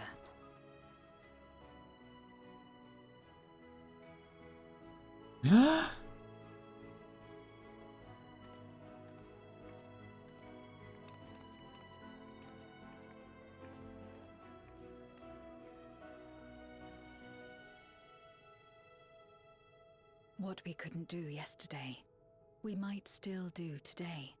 We come back like Working together. we come back like 3 or 4 expansions from now. Check on them, they're dating. And should we want for strength, we need only rally more like-minded souls to our cause. Ah, yes, that's easy. Wasn't that part of what led us here in the first place, Zero?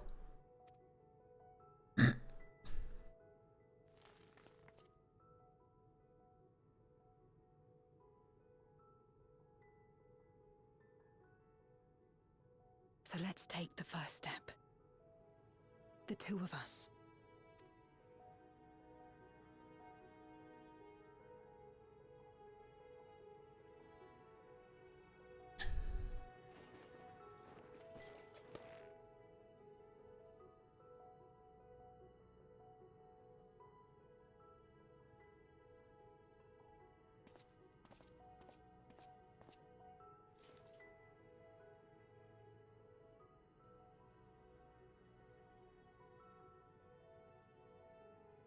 Given what we know about how souls and stuff work in Final Fantasy XIV, wouldn't Caemmunity dying in the source mean that his soul went into the source, and if he does, like, get reincarnated, that would be as someone in the source?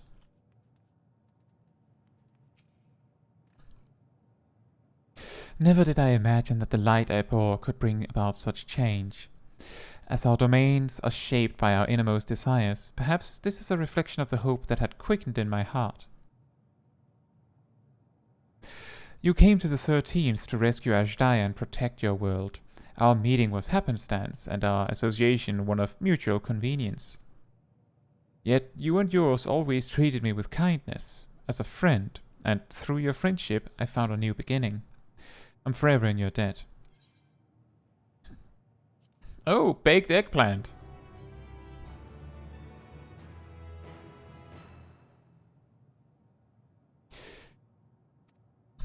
Dark Fiends are probably a bunch of souls all smushed together. Well, the majority of it is probably one, but you're probably right. By the way, something that I just wanted to mention. We see Golbez cast Meteor, and Zero just does like a blade of light that shoots forward. That doesn't sound like much, but I just wanted to add, and of course, basically have to do that, but in Stranger of Paradise, the Warrior of Light in a specific fight with him, I'll try to keep it vague, because some people might not have never played it, so, you know, not too much spoilers, but he has an attack where he shoots like a similar looking blade of light forward. It on its own doesn't actually do that much damage. Like, it can easily kill you with something else. But the blade itself, like the golden slash, it dispels all buffs on you. Just deletes all of your buffs. Just gone. Which is a lot more threatening than anything else he could do. So maybe, yeah, exactly, John. I hate it too. It's really hard to block it or dodge it. But knowing that, does that mean that Zero just shot out like a blade to dispel some sort of buff on Zeromus and then Meteor lands? Anyway, I just wanted to mention that.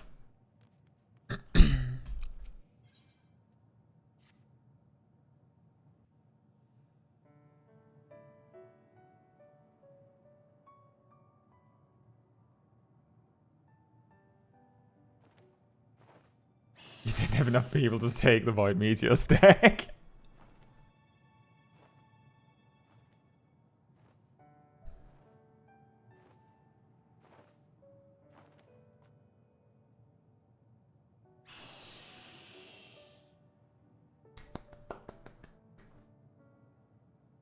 Words cannot well express my relief that we could rescue my sister, nor my gratitude to all of you. What of him, Golbez? He felt it would be inappropriate for him to be present at your reunion with Azhdaya, and chose to remain down in the chasm. If you wish to hear an apology, however, I should be glad to drag him here. Nay, that shall not be necessary. By his deeds hath he demonstrated his contrition.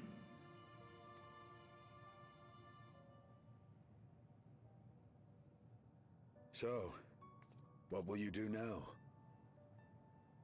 Open a clothing store. Here hats are in. I've learned much, journeying together with you. Experienced things I could never have experienced alone. They're not super popular with bunny girls and beast men, but the rest of the races could probably sell a hat. Together with Golbez, I hope to do the same as we labor to restore the 13th. Then I suppose it's farewell for now. Be sure to share with Golbez what you've learned of the Source and its reflections, as well as the true nature of light and dark. He is as resourceful as he is determined, and will surely make the very most of the insights. Indeed. Once we've gained a better understanding of the situation, I hope we can rely on your counsel. But of course, I too shall continue probing new possibilities, the better to be of aid when the time comes. Ah, speaking of which...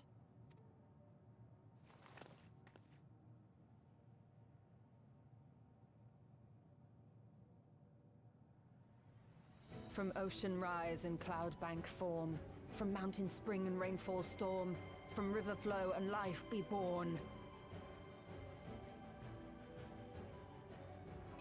Come forth, my servant.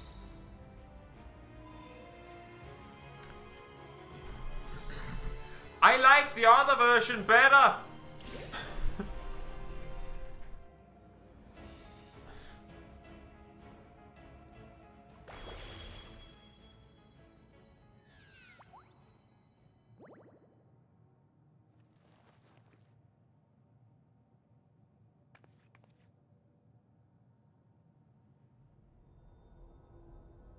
I revised the incantation, which is not to say you know how it went before.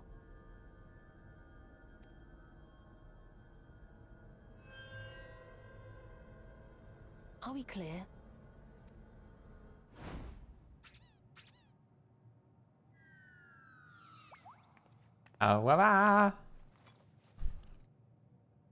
Nidana provided me with spare warding scales, which apparently provide greater protection than before.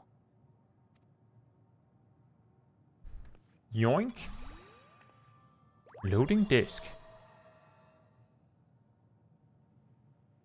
This should keep the familiar safe. So long as you give the Nixie ether from time to time, it will persist and serve as a beacon for us to find you.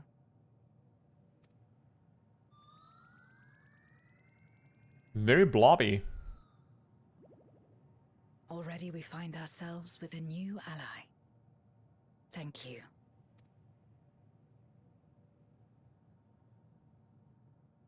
When you have the chance, please thank everyone for me.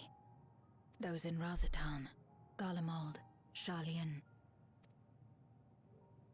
The First and on the Moon.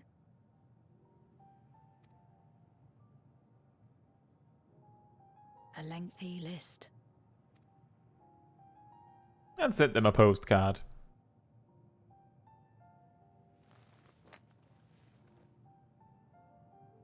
A gift for Reen, in return for the light she helped me harness. It's the Memoria holding Zeromus. If used to augment darkness in the First, it may help to create balance between our worlds. An excellent idea. Similarly, why not entrust the Archfiend's Memoria to Zero?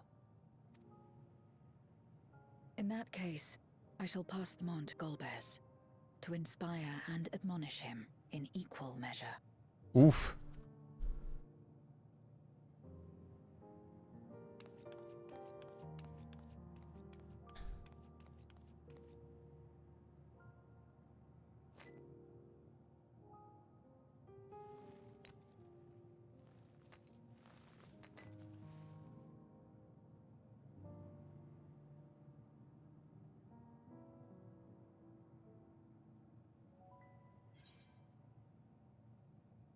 I'll see you again.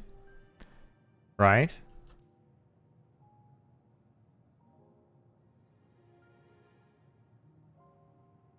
You will, I'm sure. Just don't try to forcibly summon me. I won't come.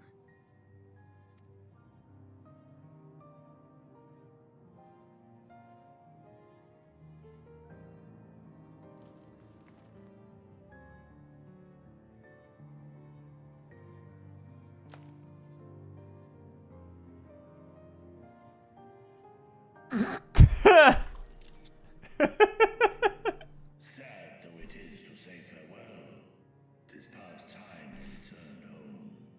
Pray, climb upon my back.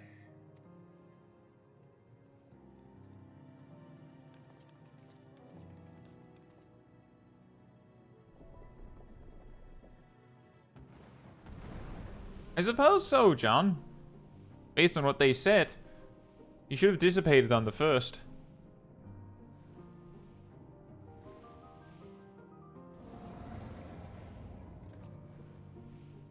Till we meet again.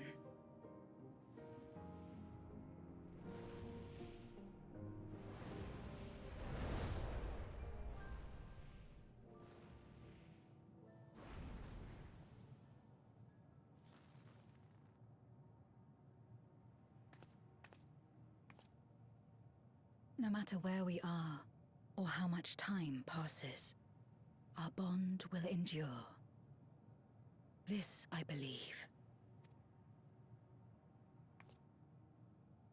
So is it better or worse for Golbez that instead of just losing, he had to help himself lose, and he now gets to be admonished for all his mistakes for years to come?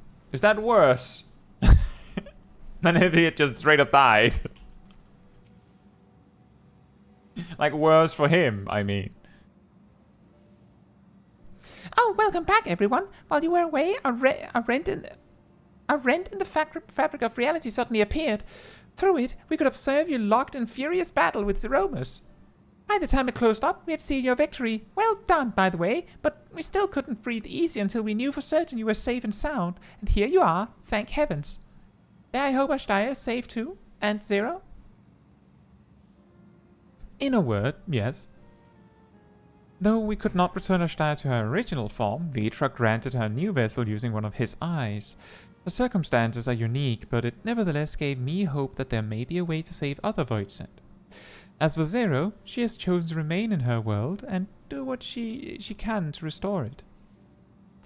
Ah, so the light of hope shines again amidst the darkness. Perhaps our research into environments capable of supporting life would be of use in the 13th. Oh, now there's a thought! A day may come when the people of the Source and the 13th work hand in hand. In anticipation of this, we must accumulate even more useful technology. But don't let us detain you with our cavalcade of brilliant ideas. We'll see that the gate is closed and the seal deactivated, so go home and get some rest. That includes you, Urianger.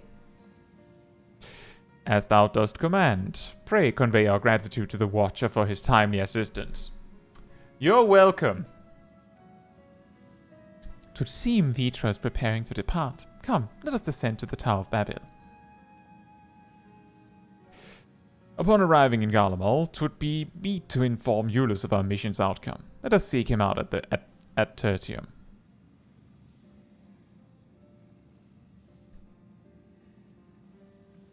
I didn't remember this part of the story being so long.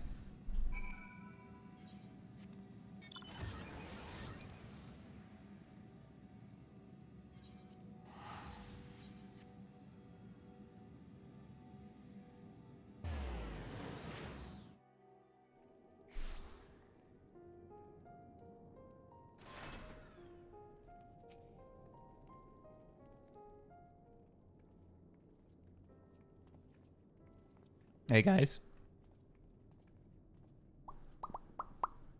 Oh, it's you again. Is everything all right?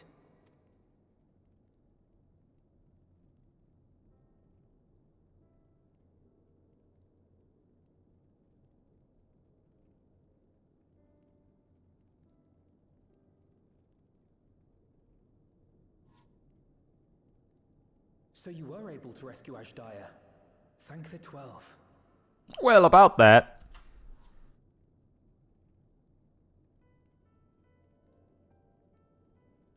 Channeling light from the first was rather ingenious. It may fall short of cross-rift travel, but it's still an impressive achievement in my book. You're too kind. Suffice it to say, though, that I don't intend to rest on these laurels. There's always more to be done. Zero stayed in the void, did she? Well, if I had known it would come to that, I would have said a proper farewell.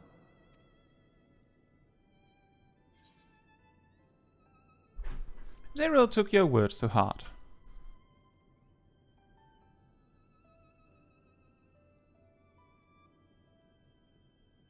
Really? I don't remember saying anything profound.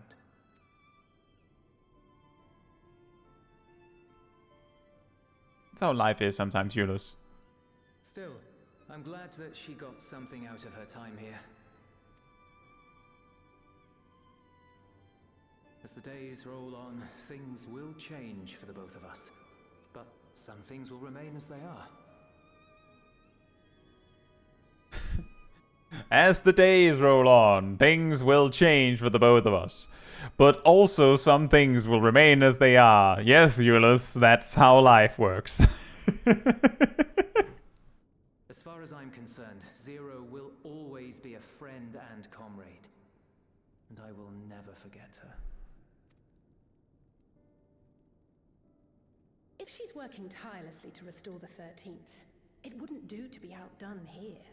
When next Zero visits, we must see to it that you have a shiny new Garlemald to show her. Indeed. And speaking of rebuilding, there's a matter I'd like to discuss with you and Alphino.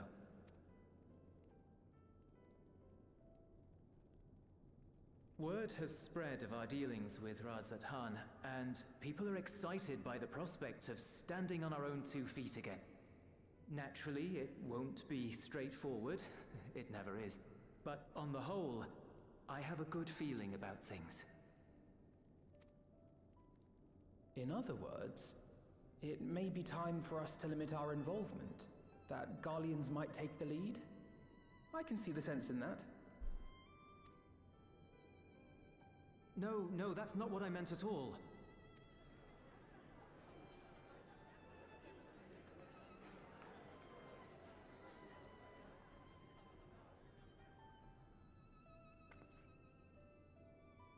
Seeing as things are going well, we want you to take a rest. A proper rest. That's what I wanted to say on everyone's behalf.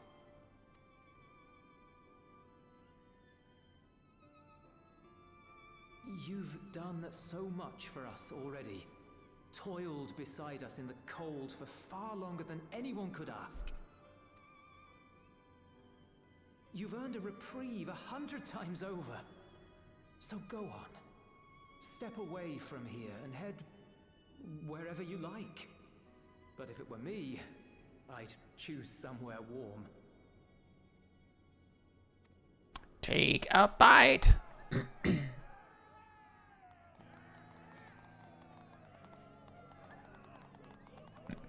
Yay, scram! Go on vacation. I was thinking of taking a break anyway.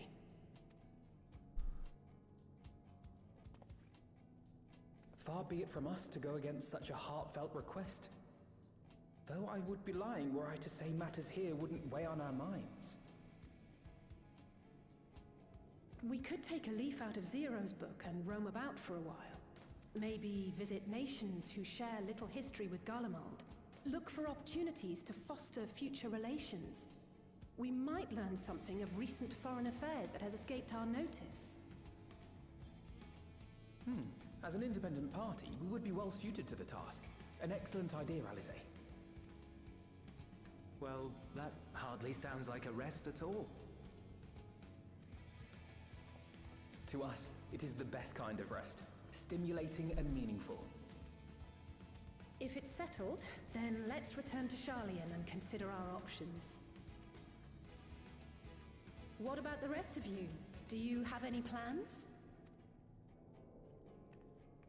We're indebted to Lord Fortuneau and his colleagues for their cooperation.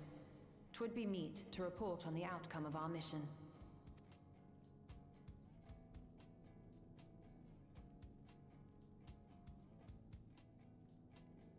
Then it seems we are all bound for Charlian. Upon arriving, let us seek out Atheles at the rostra and have her notify Father.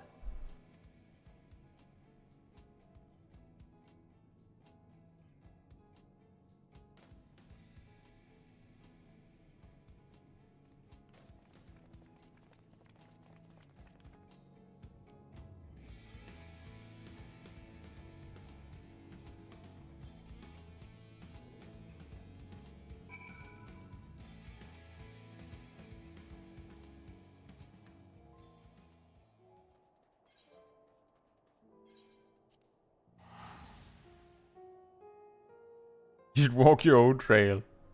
Guardians originally. Leave immediately. Guardians now. Leave immediately. Go on vacation somewhere else.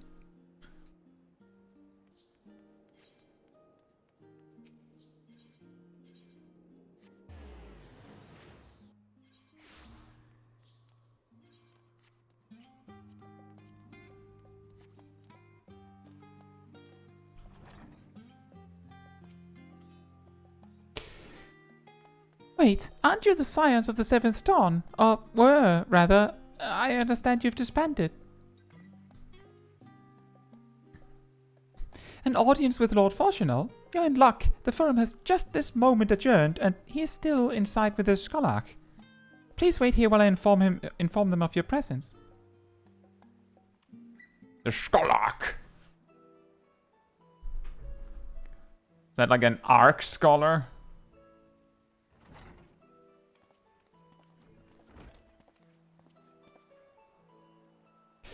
Apologies to have kept you. I trust you won't object if Scholarch Monzajane also attends.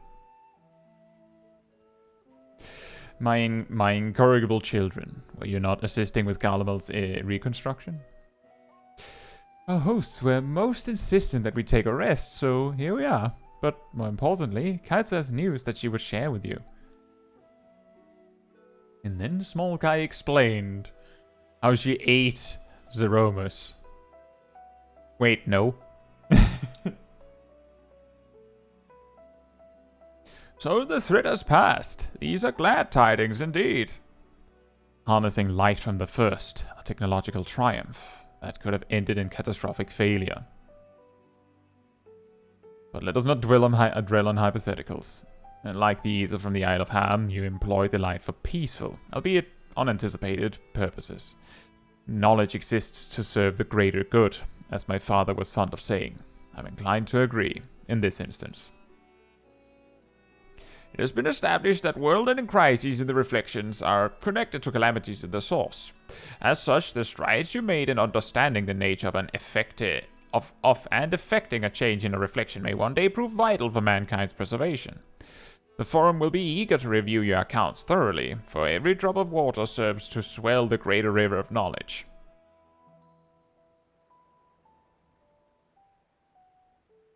Might we prevail upon you to prepare a comprehensive report, Y'shtola, on the subjects of the Void and Crossrift travel both? It would be my pleasure. We will share these tidings with those who aided you. Kokol Dankol, not least of all. Kokol Dank Kol, not least of all. Now, if you'll excuse us, we must be on our way. I should be glad to speak with you both later.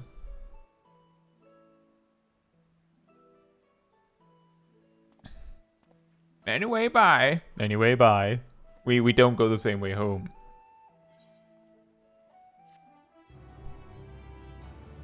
Could eat some Void Scent to balance out all the Light Wardens.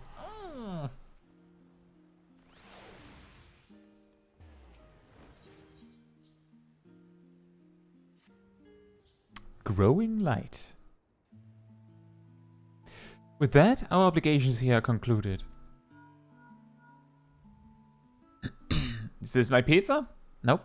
Oh, Nidana, what news from Thabner? They returned then? Wonderful. Rest assured all is well with us too.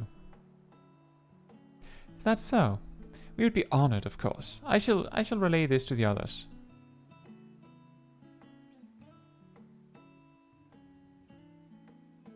A great feast will be held in Ratzathan to celebrate Ashtai's homecoming. We've all been invited. I'm afraid my sister and I must decline. We've only just returned home. To leave again so soon would be inconsiderate to our parents.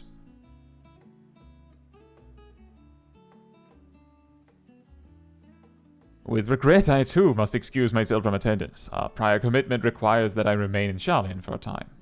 Let not our absence deter you, however. Pray enjoy yourselves to the fullest. I have no plans in particular, so you can count me in. I may as well visit the Radiant Host while I'm there. How about you, Caetsu? I'm kind of full. Far be it from me to turn down free food. Yum. That's the spirit.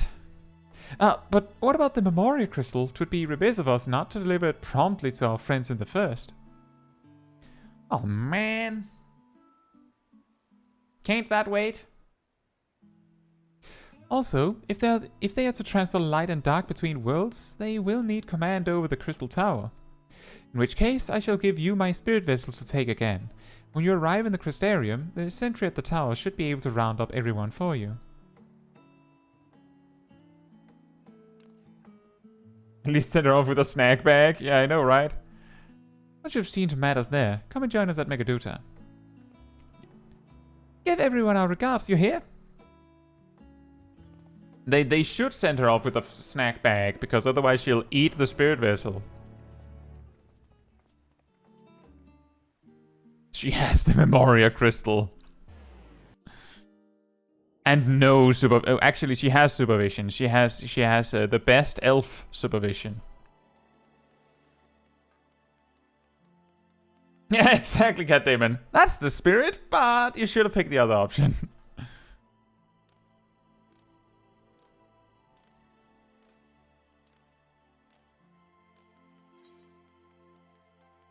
Basically, good answer. Wrong answer, but good answer. Welcome back, madam. Mistress Reen is still in the ocular. Will you be joining her? Very good. If you'd care to head inside, I shall send for Captain Lena and beg Luke at once.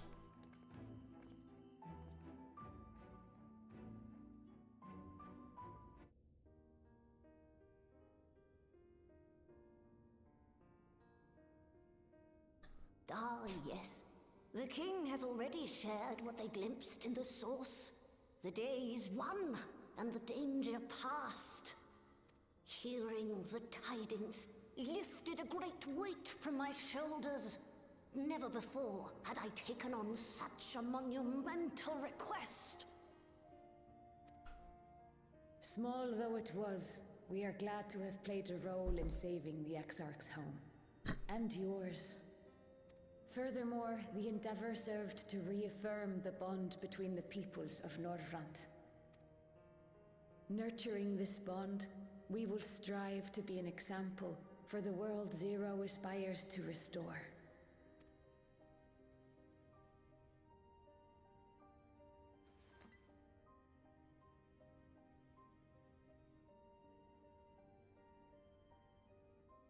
Is that a Memoria crystal? I can feel it. The tremendous darkness within. Yes, you should eat it, Reen. Tastes good. Using darkness from the void to restore balance to this world. If such a thing could be done. Well, well. Though night has returned to our world, darkness cannot arise of its own accord, much less in abundance. But if it could be brought here in like manner to how we channeled light to the void, it may well be possible to restore the empty in its entirety. Yeah, I knew that.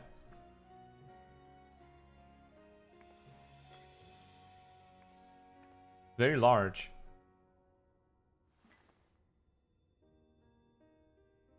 Where did she pocket that? And where did I pocket that? Do you still have that spirit vessel with you? If so, I beg you loan it to me for a time. I would use it to investigate a way to have the tower receive rather than send energy. You don't wanna know.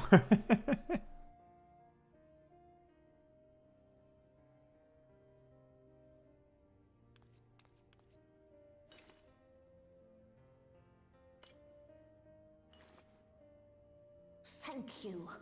While I make no promises at this stage, I shall rigorously explore the possibility. I too need to explore new possibilities for my powers. My recent experience at Nabatha-Reng has taught me that. To that end, I will set aside botany for a time, and focus instead on myself. Knowing Zero is out there, doing her utmost to restore her own world, it inspires me to redouble my efforts.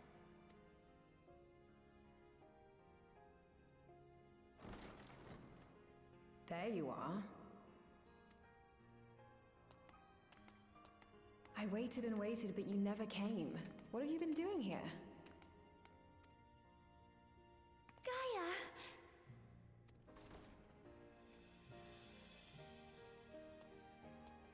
Oh. They know right through. Oh, Reen is into botany now. Never mind. Do I know you?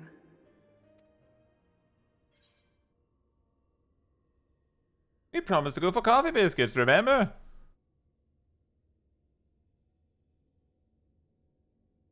Ugh. I never agreed to anything of the sort. Besides, coffee biscuits are old news. I'd rather try something else. What? I thought you liked them too. Well, no matter. The second serving has something for every taste. So let's just go.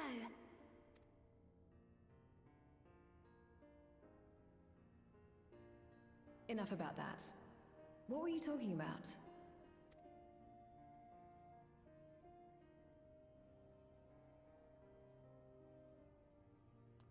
Harnessing darkness from the void. Now there's an idea.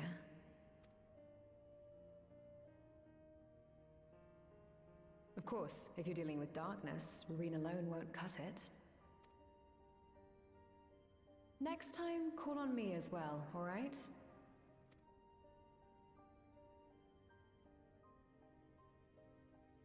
Do not let Gaia touch that crystal.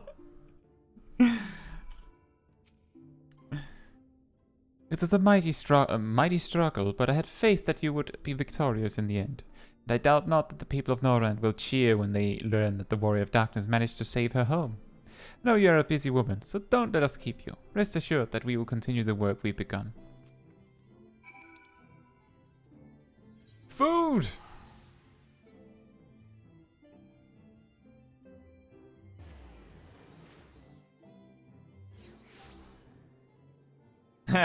He says, this scene made me change my plate comment from "Make Gaia canon, you cowards!" to "Make Gaia fully canon, you cowards!"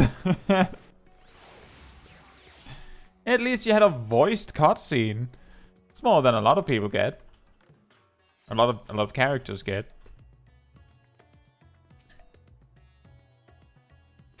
Mistress Chaiji, you honor us with your presence. Oh, thank you. Though I am but a humble servant, I offer you my heartfelt thanks for rescuing the Satrap's beloved sister. Without further ado, the great feast to celebrate this joyous occasion is about to begin. The venue is Mairead's Main, and you are our guest of honor. Oh boy. Here we are.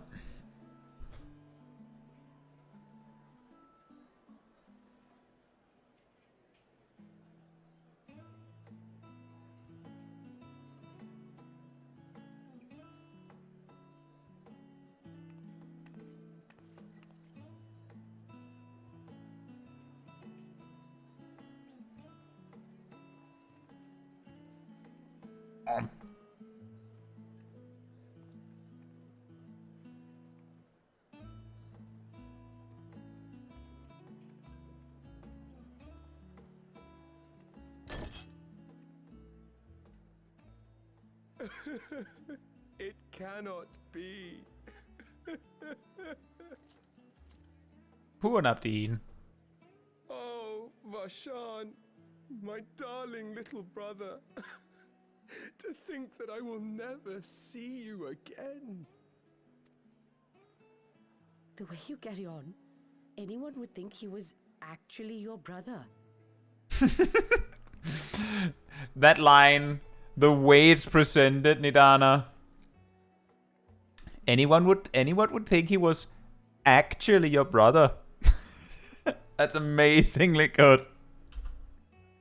Save your tears now. His Excellency still has one of his eyes. And he has made it clear he intends to continue using his vessel. You'll see Varshan again. Never fear. Truly? But will it be the little one? Personally, I prefer the adult vessel. It cuts a gallant figure and has superior functionality besides.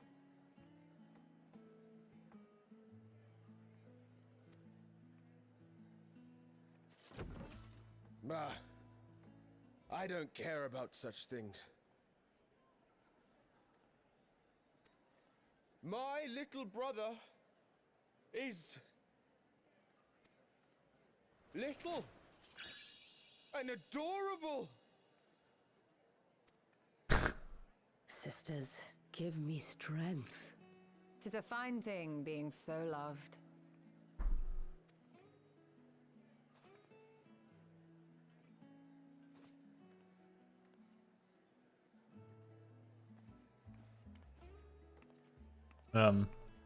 Why am I seated here?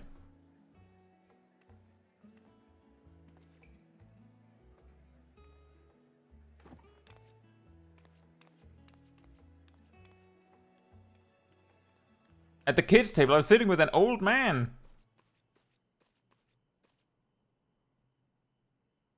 Had enough of the revelry, have you? So, what's next for our hero?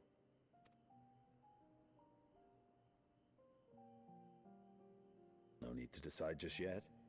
You'll recall our escapades in the void began with a treasure map I paid entirely too much gil for. You can't force an adventure. It'll happen when it happens. And you'll know when the time is right. I think it'll happen in like 2 weeks, Estonian. Till then, it's good to lend an ear to others and their tales. And speaking of others... Discussing each other's plans, are we? Alas, I have nothing exciting to share. I foresee an extended confinement in my Sharlayan chambers, compiling my theories on cross-rift travel. My research may be classified, prohibited by the powers that be. But so long as a bond exists between people, ever shall our worlds be connected. As it stands, a means to travel to the first is within reach, and I would be satisfied even should my research not exist in an official capacity.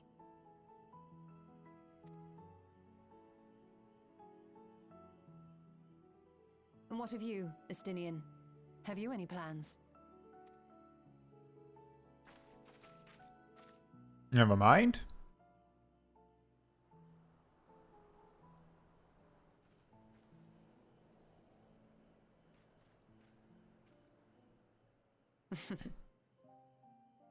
He never was one to stay put for long, though I've no doubt he will make himself known when needed. He was so tired of that entire spiel that he just jumped out the window. Save me! Old man to the kids' table too. Also true civilization. The Warrior of Light has come a long way being able to trust food made by other people again.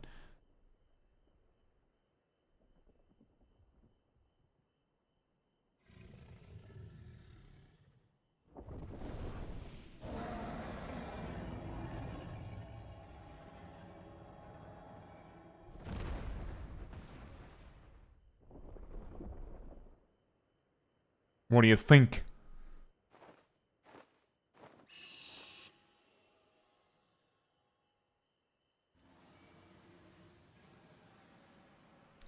having a little family reunion over the phone.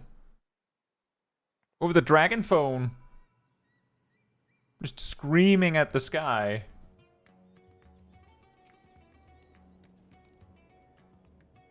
It was a lively feast, was it not? And it impressed upon me once again how dear Vitra is to his people. Well, as much as I should like to linger, 'tis past time I took my leave. If you mean to depart as well, I suggest you call on Vitra before setting out. And before I forget, thank you for everything we learned, and for everything we accomplished. I couldn't be more grateful. Till next time, take care. It's just like my neighbors!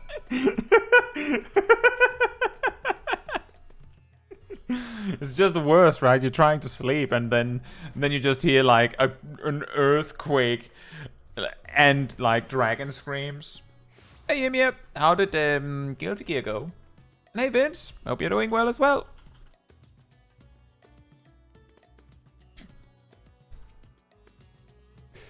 Caetsu, I hope you enjoyed the festivities. To be able to celebrate Ashtaya's return with everyone was moving beyond words. Lest you wonder, I've chosen to use this vessel for now, the better to escort my sister Balrazatan. This leaves my true form without an eye, but I do not anticipate having need of it in the immediate future.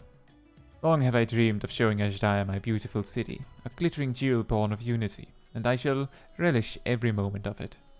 Now then, I believe both Y'shtola and Estinian have embarked on their respective journeys, but have you yourself business elsewhere?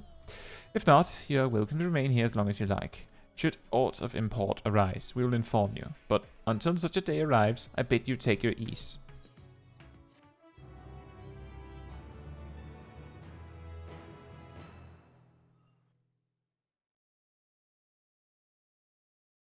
Meanwhile, in Old Charlian.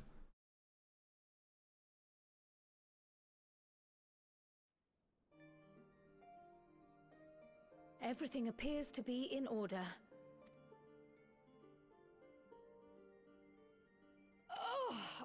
Oh, finished at last.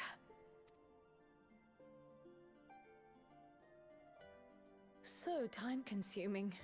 How nice would it be to have a mammoth to handle such tasks? Did you spend like 2 or 3 patches cleaning this room? Or just this patch? Now then, let's have a look at you. It's time for legs, true. True. Quite old, this letter. We'll need to store it carefully.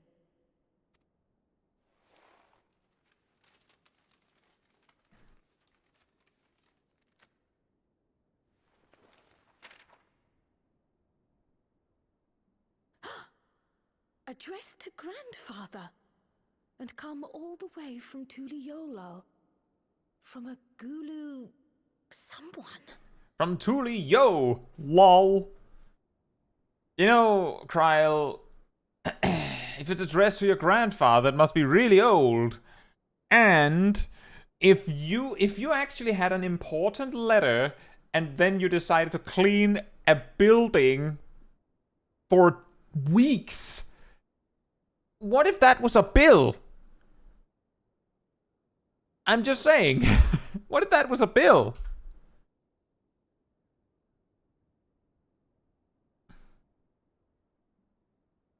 Oh, the ink's too faded.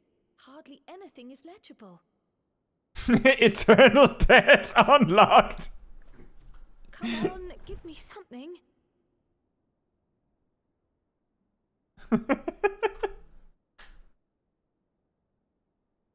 Also true, she's opening someone else's mail.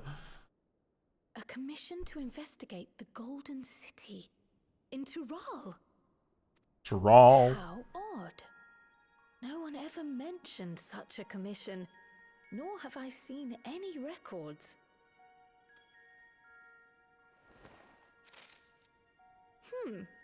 Something else in here.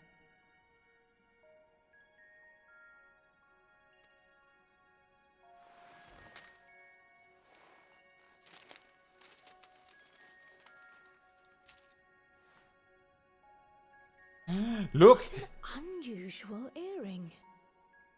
How does does it relate to the petition, I wonder? Surely we'll get green mage, right, guys? Remember that? Oh, did you go there, grandfather? To the Golden City in Tural? Not the red herring, you could even say.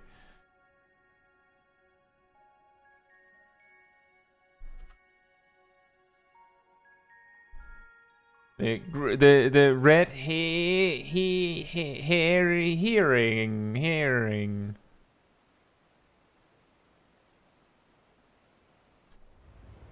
That earring should be corroded and falling apart. Well, maybe it's a really good make.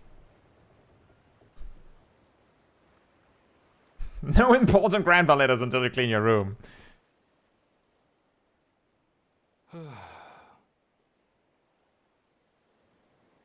Back again already, after making a show of leaving. Its legs! Well, this is it, Charlene. Quite a far cry from Tuliolal, yes?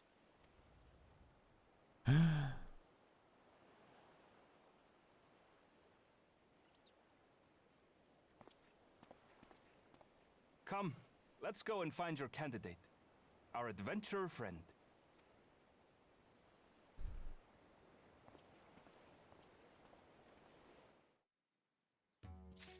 Ta-da! Right. One last set of quests, but before that, I'll be right back. In the meantime, sanity restored again.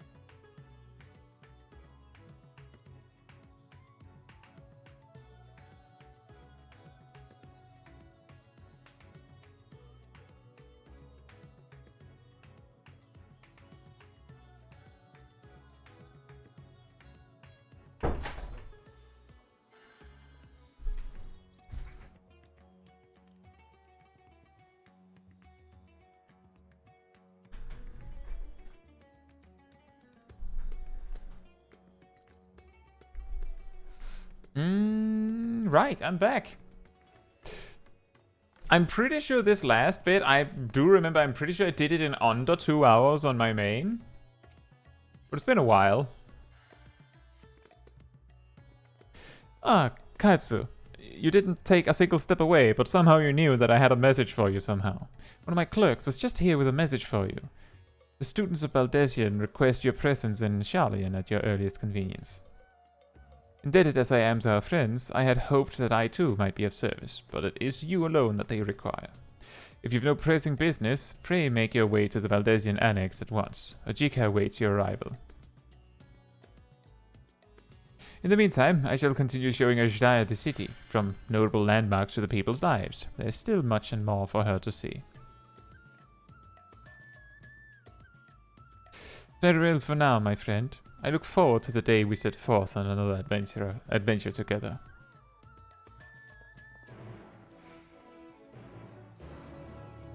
If I remember correctly, Giraheen, that was the that was the day where I started the stream with doing that, and I think I did like some other quest as well that came out. Or maybe it was just that, but I do remember that later in the day I was like, well, it's not even 5 yet. I could absolutely still do a dailies hangout stream. And then like that was just also there. Oh yeah, right. We did this and Hildebrand, and then also still had dailies or something like that. A warm welcome and hearty welcome. A warm and hearty welcome to you, Caetsu. I gather you received our message. Please wait here while I fetch Kral and Gra.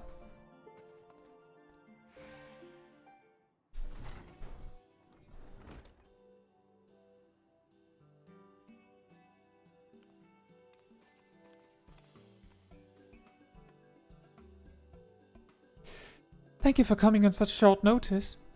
And forgive us for sending for you so soon after your trials in the Void, to say nothing of your grueling battle against the 12. Now then, we aren't actually the ones who require your presence, but Eren will. He stopped by recently, you see, and asked us to reach out to you on his behalf. I imagine you're as surprised as we are, given that he was supposed to be away on a long expedition. Something must have necessitated a change in his plans. All he would tell me is that there's someone whom he wishes Caetsu to meet.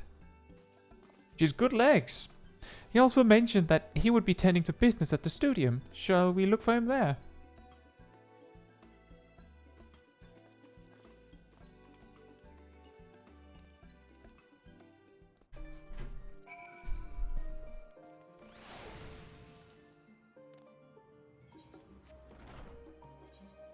Oh yeah, I do see that, Alana. You're not even online. It's easier if you just do it like this. I'll just run.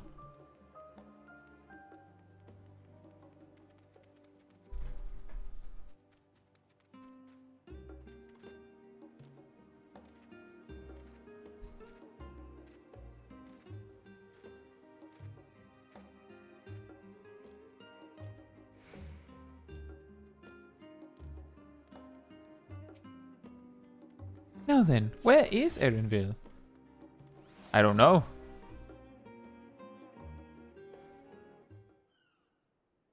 Huge quest completion value, by the way. MSQ task completed by talking with two characters or something. Well, 3.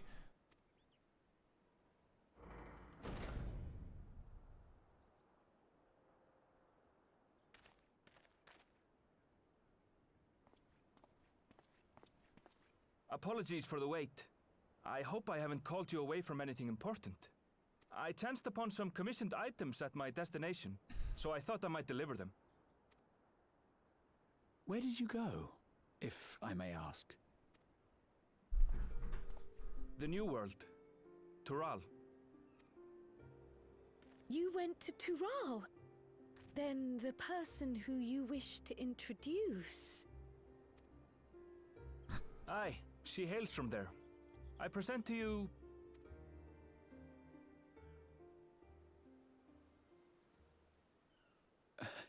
Well, it seems you've lost her. Did she wander off?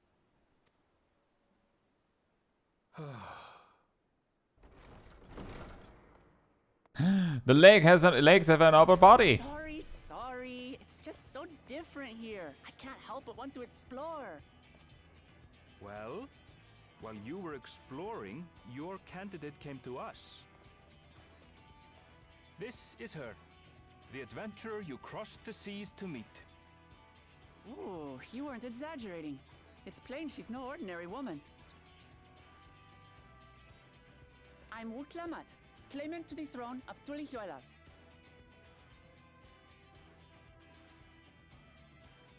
Tulihuela.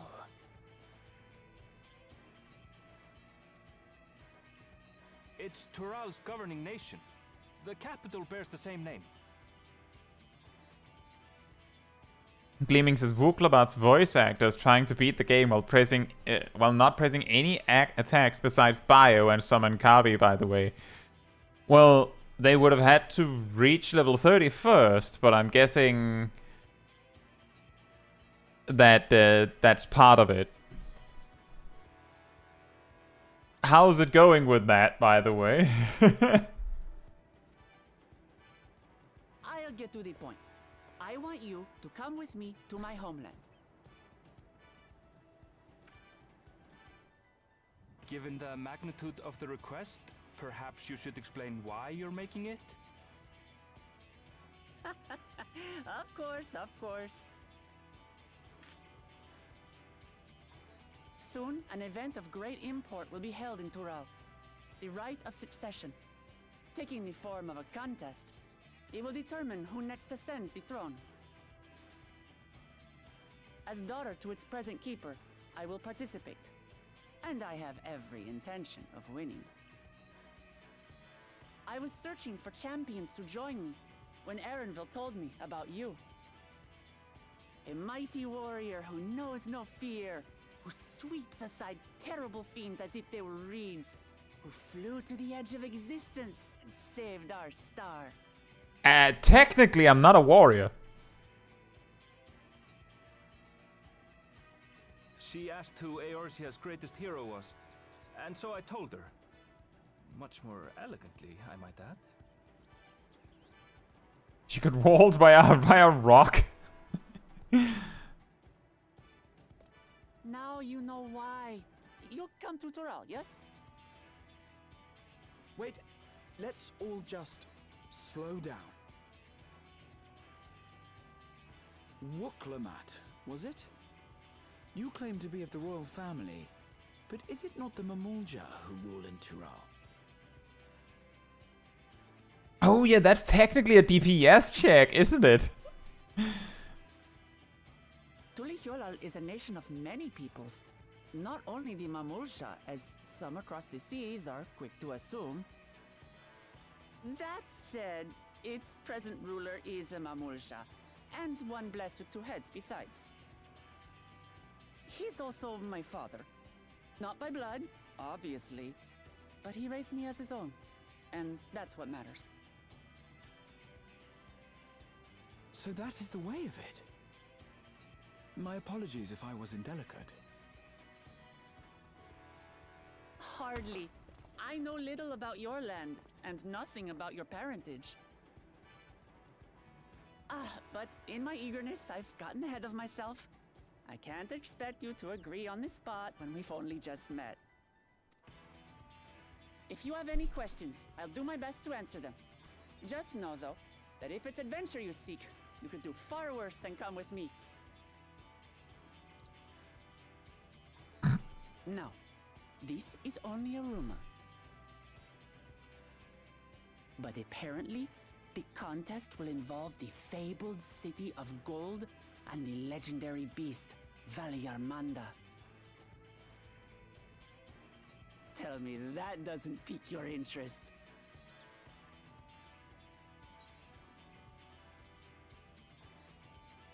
Got my complete attention.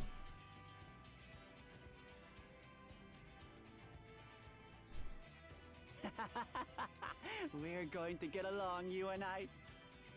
Tural has no shortage of unexplored frontiers and deadly fiends. You'll never want for excitement, I promise you. I advise you not to put much store by these rumors. Golden cities are not but a dreamer's fancy. Says the dreamer who was bent on finding one when he was a child. Just because you failed doesn't mean it doesn't exist.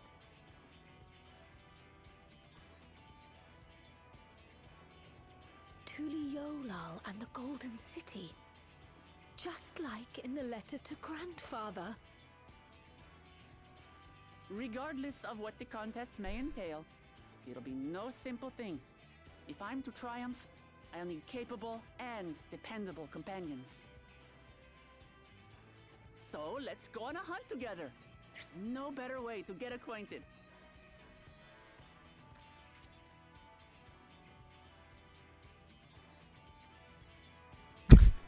Aaronville just like, oh boy.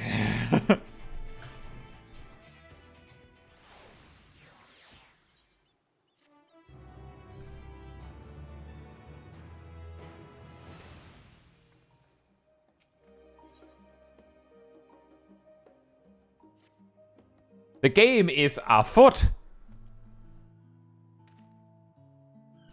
Pretty sure the game is Final Fantasy XIV. The chance to see not only Tural, but the fabled Golden City besides. This is the stuff of grand adventures, my friend. Which is not to say you should hastily accept this invitation, mind. There's still a great deal we do not know. So let us begin to rectify that by first getting acquainted with our visitor in the manner she suggests. I'm not certain what might be a suitable location for her hunt, however.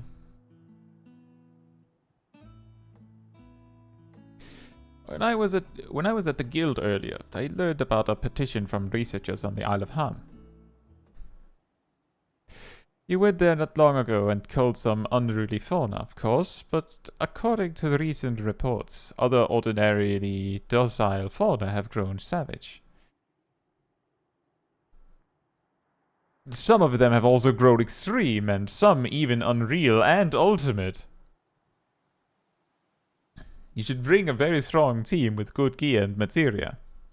It's believed that they've been unsettled by some man of predator, and so the researchers seek assistance with identifying and dispatching it. As part of your hunt, perhaps you might answer the petition. I listened far, and we would also be helping those in need. That works for me. Just so you know, I've honed my skills against some of the fiercest beasts in Tural. So whatever this creature is, it had better be able to put up a proper fight, or it'll end before we have the chance to get acquainted.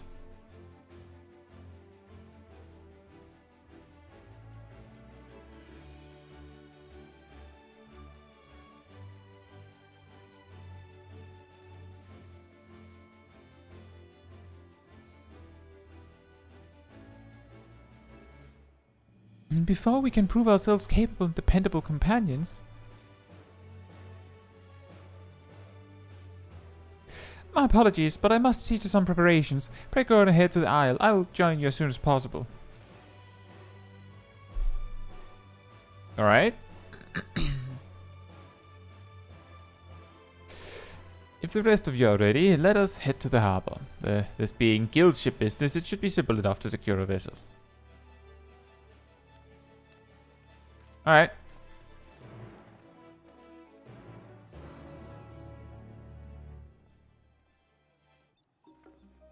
Two weeks I get to be funny sword man.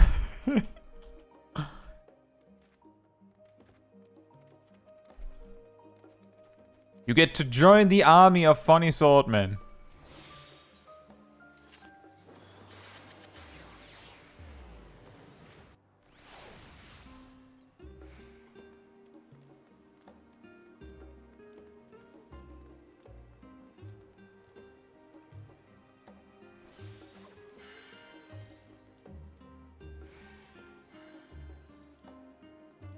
You can also join the army of painters.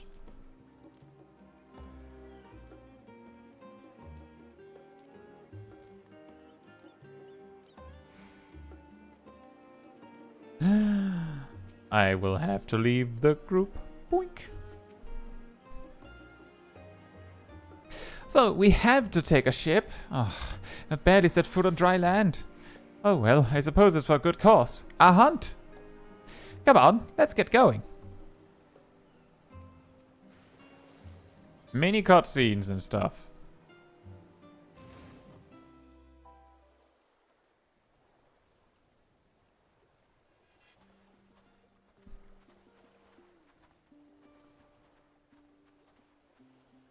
From here, we must walk. Alright, where's the patty cake situation, polar bears? We need to see them. So much ice. It rivals even Yok Tural.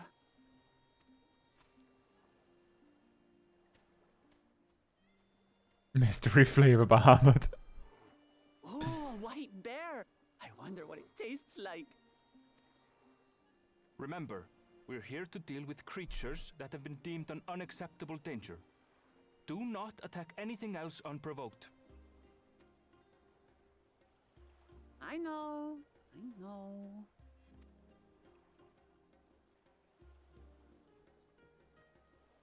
So this is the isle where ether literally bursts forth.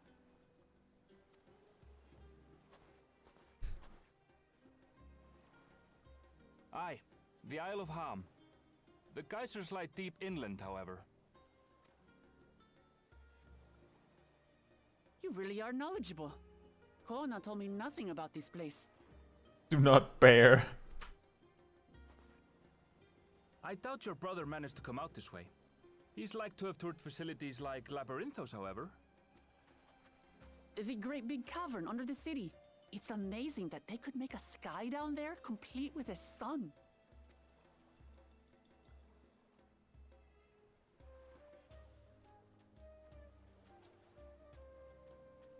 This brother of yours, he has been to Sharlayan? He has. Kono's my second older brother, and until recently he was a student in the city. He went on and on about technological amusements. It made me want to come here too one day. And so I did. I think I understood something of how he felt when I set foot in his beloved studium. He went to the studium? Your brother must be quite a scholar. But I wonder, like you, he'd be royalty, yes? With such a personage coming to Sharlayan to receive an education would surely have caused a stir, yet I recall nothing of the sort. He consulted with the head of the studium beforehand, that his identity might remain secret. There's also the possibility that he did his studies while you were elsewhere, Graha. But okay. Being Mikote, he had no trouble blending in. He's adopted like me, you see. One time, though, he almost let it slip to a professor. It was all he could do to parry the barrage of questions. Having no shortage of questions myself, I can imagine.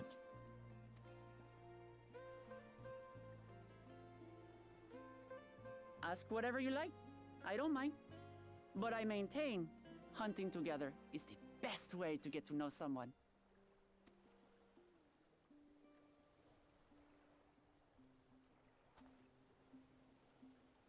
The researchers should be up ahead. Let's find them and learn what we can.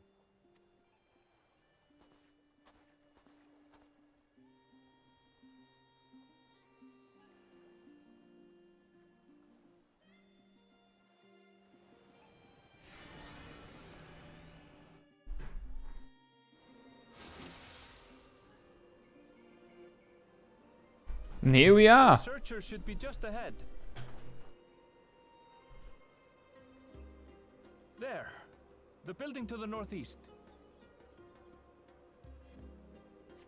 So, ordinarily harmless creatures have grown savage. I am. Hope you're doing well. What's got them riled up, but I'll take down any that thinks to try me. Right. Let's hunt our fill.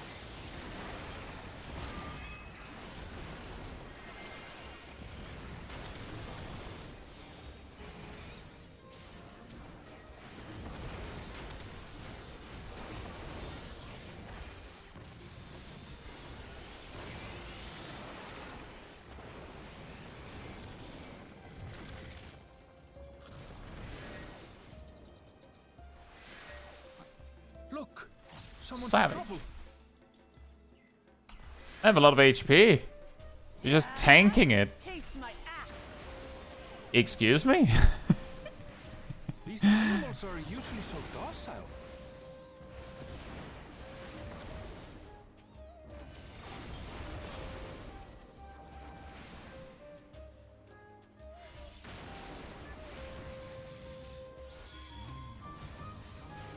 This is not the same pack as an expert roulette. What?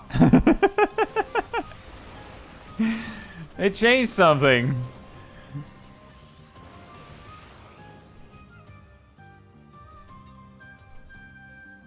Oh, thank goodness you've come. I take it you're the one who answered our petition. Wait, aren't you? You are! Caetsu, the adventurer who saved our star. Would that our meeting was under better circumstances. I was conducting a routine inspection of the transporter here when I suddenly found myself surrounded. You'll find more of the same across the chasm, once docile animals grown strangely aggressive.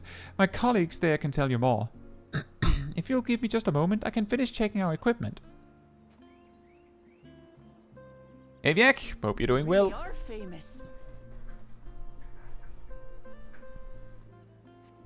And for good reason, as you'll soon see for yourself.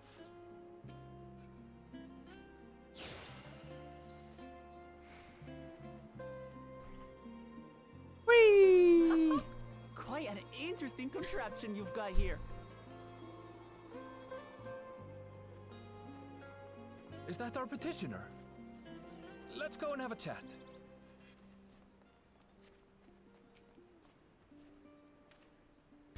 The adventurer come to answer my petition, I presume. We're most fortunate to have one of your considerable skill here to aid us. A creature of unknown origins has been sighted on the island in recent days, and we believe its presence has affected the local fauna. The animals beyond this gate are the worst affected that we've encountered thus far, though we dare not go back. Your task is to quell any threats you find, and search for traces of the beast responsible for all this. If you could find anything at all, we would be most grateful if you would share it with us. I'll handle this. Oh, that sounds really annoying, yeah. It's really the worst if your phone breaks down. Okay, well, I guess I'll just not attack Wuklamat. Is that all?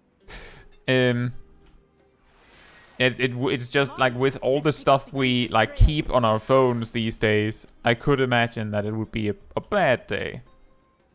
Glad to hear that it's mostly sorted out. I've had a good day myself. You find ravaged beast remains torn to shreds by sharp talons. These claw marks.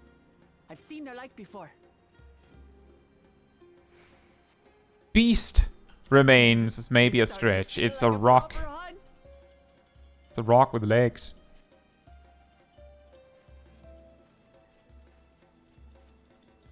It's a rock. It's not just a boulder.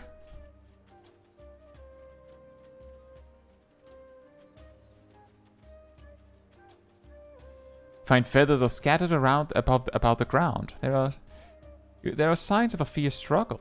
Feathers. But did they belong to the predator or the prey? Maybe a bit of both. How do you prefer our prey? Roasted or raw? You presume it's even safe to eat?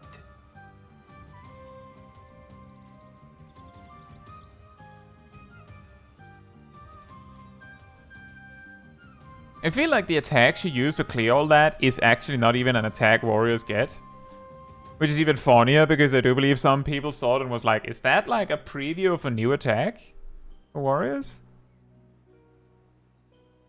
The clawing stench of fresh leavings assails your nostrils. Whatever beast left them is likely still close by. Still fresh. Whatever this beast, it cannot be far.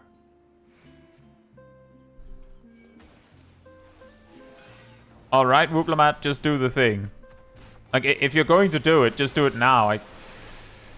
You know.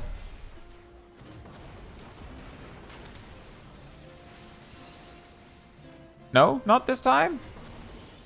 Okay, then.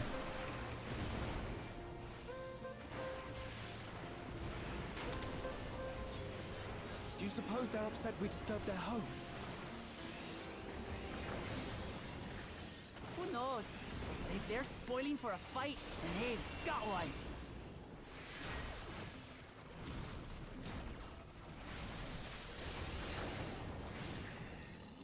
Let's head back and report what we found.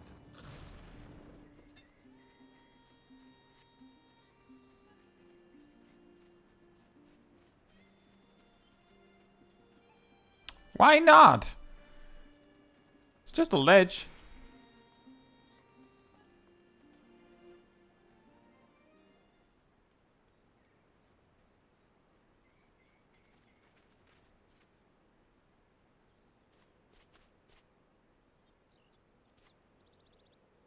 probably true. There's a good chance Wuglamat will switch to DPS warrior if you're a tank in duty support.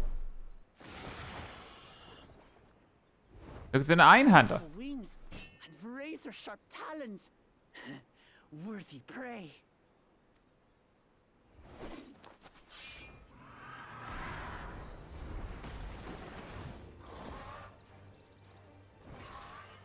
Ah! What is that thing? What is that thing? What is that thing? It speaks?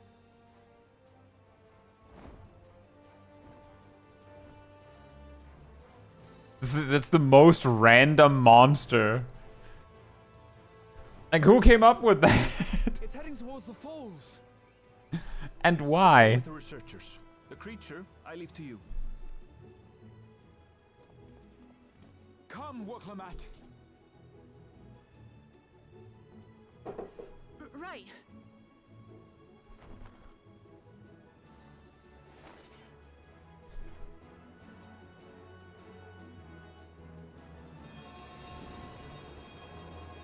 Whee!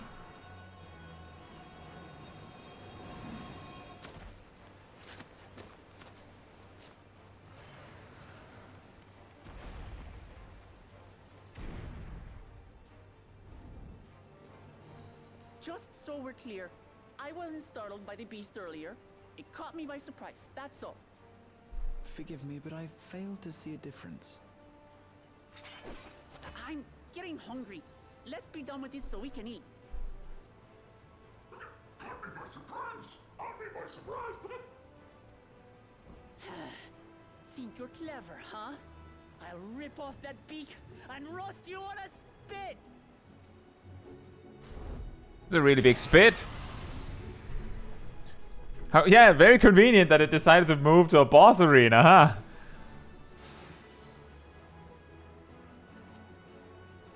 Whatever would we have done if they hadn't, like, if it hadn't moved to a boss arena? Talk all you like, bird. I'm going to have the last laugh.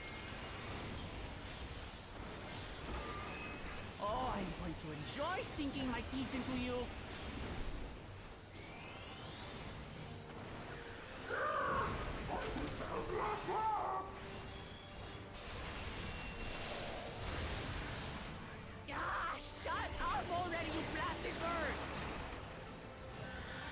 Yeah, that's not a bear.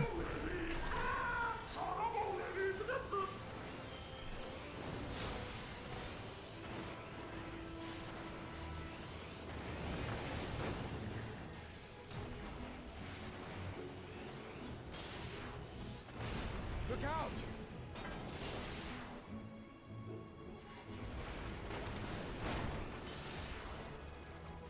I've never seen such an enormous colibri.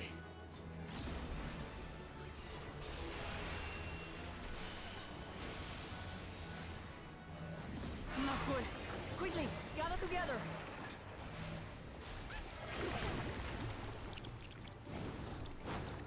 Well, I've got you. that was convenient. That was also convenient. Steady now.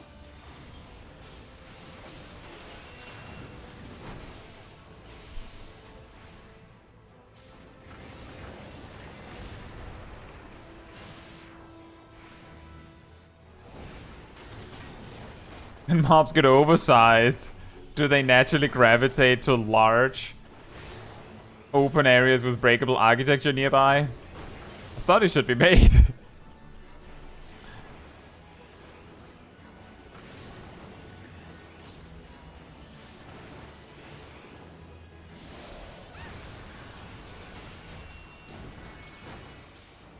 Spread out, everyone. Done. We'll pay for that. I didn't want to use my ley lines anyway.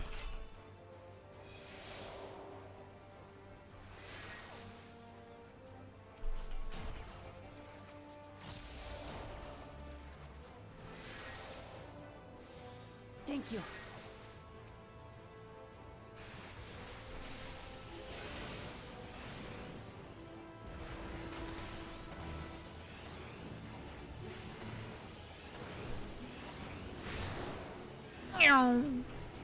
Meep meep.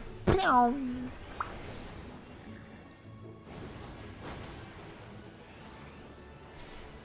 Does that also send me down for the count?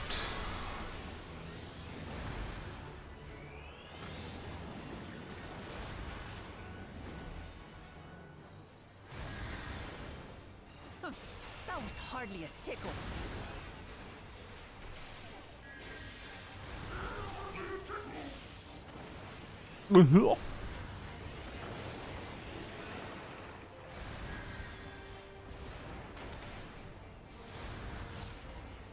Try this.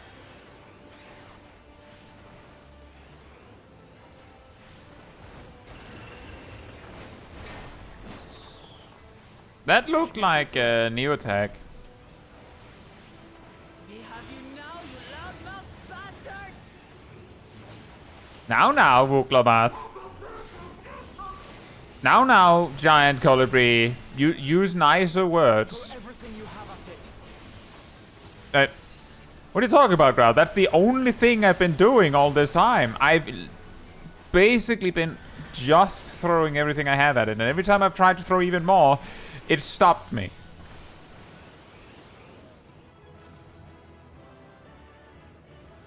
What happened to the bear? Oh, right, we killed it. Yeah, we kill it like every Tuesday or more often.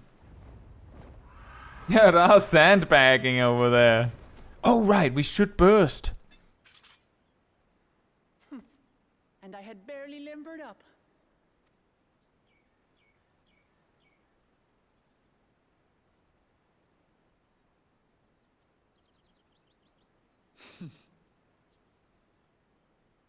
It was a terrible foe, but no match for your axe.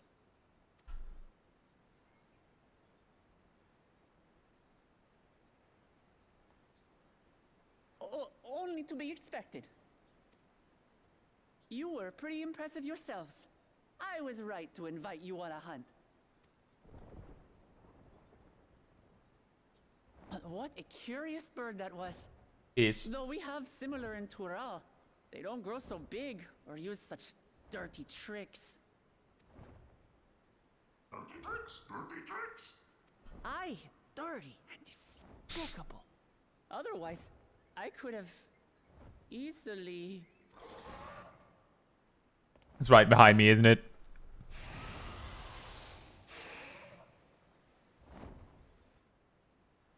Leave this to me. And she cast Bog of the Ages. Blarg!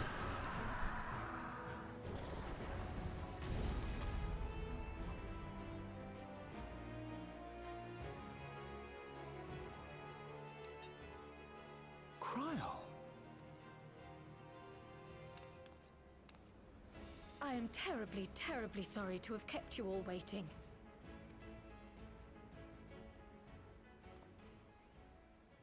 She arrived as I was seeing the researchers to safety. It was all I could do to keep up with her after I explained what happened.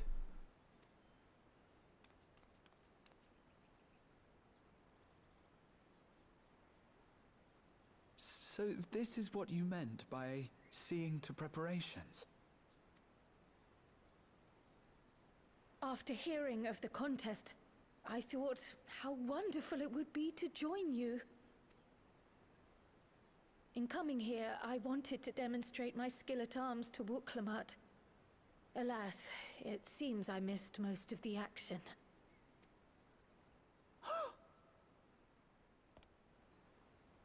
That was amazing! The piece didn't stand a chance! I'm glad to have been of service. May I ask what inspired this change?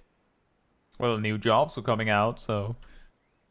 You will recall the time you descended to the ethereal sea in search of Heidelin. Recognizing that my skills were...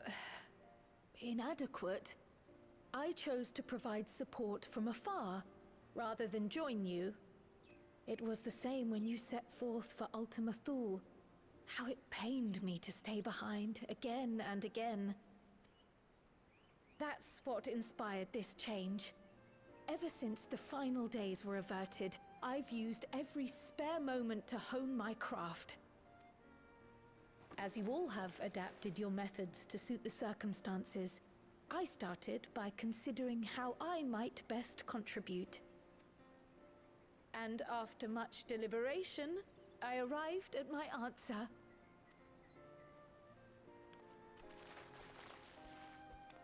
Spriggan. That's a weird answer, Cryo. The esoteric art passed down by the legendary Archon realm, Pictomancy. As I recall, you have embraced versatility to effectively complement a certain someone's style. What I do is much the same. Like you, I don't want to be left behind.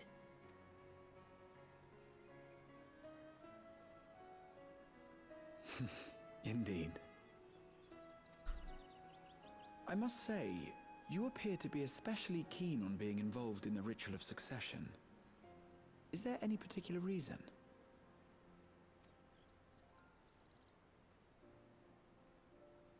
Yes, there is. This letter from Tural. It was addressed to my grandfather Galuf and turned up among the students' archives.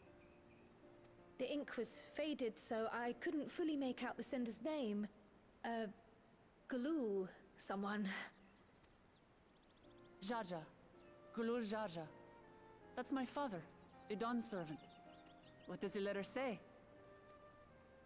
While much of it isn't legible, it appears to be a request to investigate the Golden City. A request to investigate the Golden City? From the Dawn Servant himself? Well, well. Seems it may be more than a rumor after all.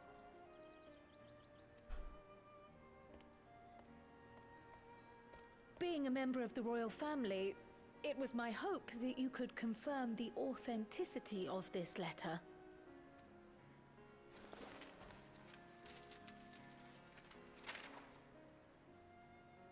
I can say for a fact that my father didn't write this.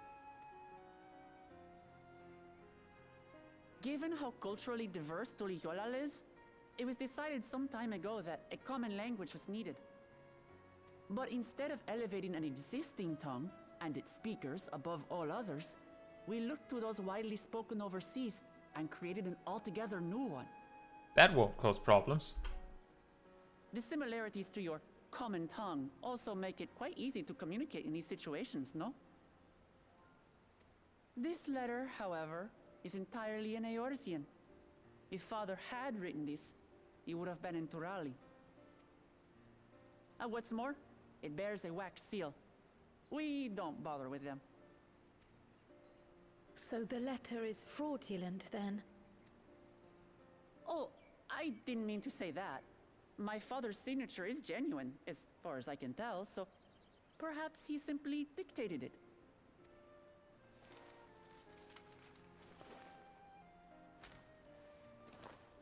I see. Oh, thank you for the confirmation. It seems my grandfather indeed had dealings with Tuliyollal.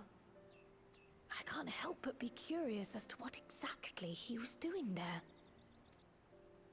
In order to help us decide on a course of action, would you mind if I asked you some questions about your home? By all means. After all, learning about one another was the purpose of this hunt. We can talk while feasting on this fellow. I, for one, am starving. We're eating that.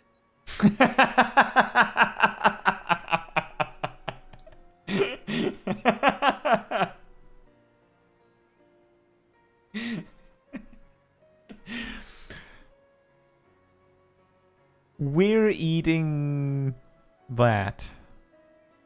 Right.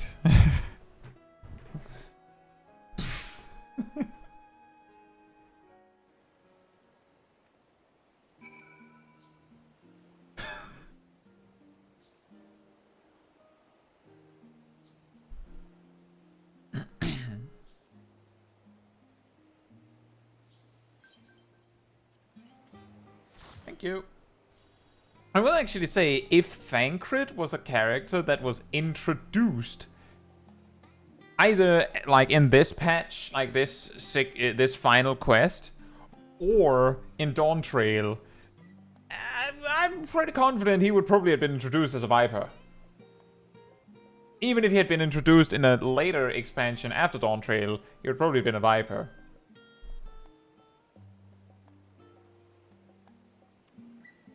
But then again, his entire evolution as a character makes him... I feel like Gunbreaker makes more sense. Because he's more like the I protect my friends kind of guy. With the wildlife pacified and the researchers safe, our task is complete. That just leaves the matter of the colibri meat. For better or for worse, there's really only one place we can take it to here, Charlian. The last sand. Come, let us see what Dickon can cook up for us. Exactly, he would absolutely have, like, advanced to becoming a Viper if he had, like, back when he was, like, in his rogue days.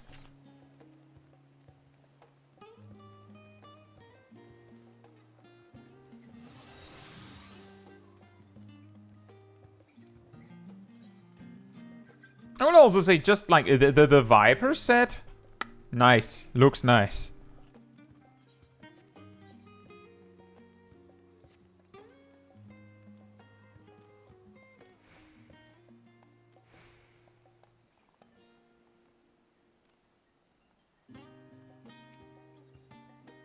Yeah, also that area, it's going to look, I'm sure it's going to look great in Cherry Pink. I don't know if I'll actually use it, because I have a tendency to, like, just use a role specific one, so I'd probably use one that also works for Ninja.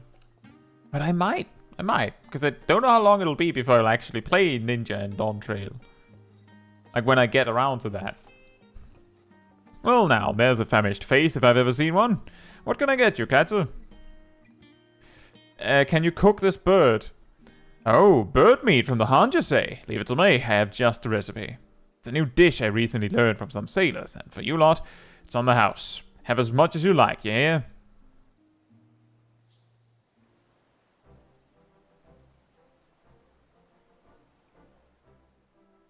Come, come. Let's enjoy the bounty of our first outing together. That looks pretty good, actually. I'd heard that Charlayan cuisine was terrible, but this is fantastic. The speed line's over on the right.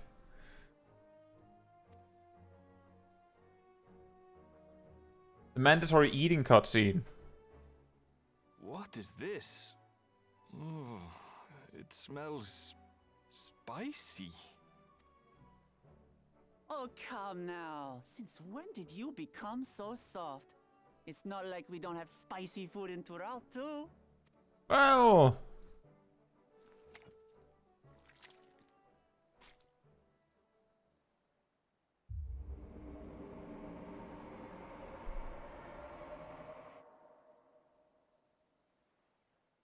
According to Dickon, intensely hot dishes have become popular in Razadhan after a traveller ordered a curry with several times the usual amount of spice. Oh yeah, Zero. So he started offering the same in order to please the growing Harnish population here in Charlian.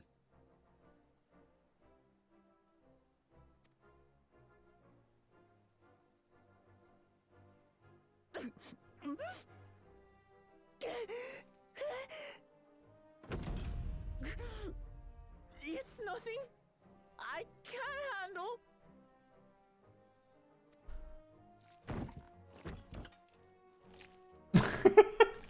Angry Munch. Angry Munch.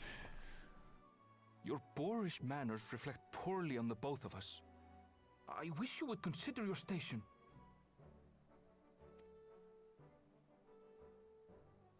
I swear, sometimes it feels like you open your mouth only to criticize. Would I be correct in assuming you've known each other for a long time? Graha just over there like, question, guys. What's with this banter? It's almost like you know each other. Aye, thick as thieves since we were little. And? I beg to differ. She is a long-standing acquaintance. Nothing more.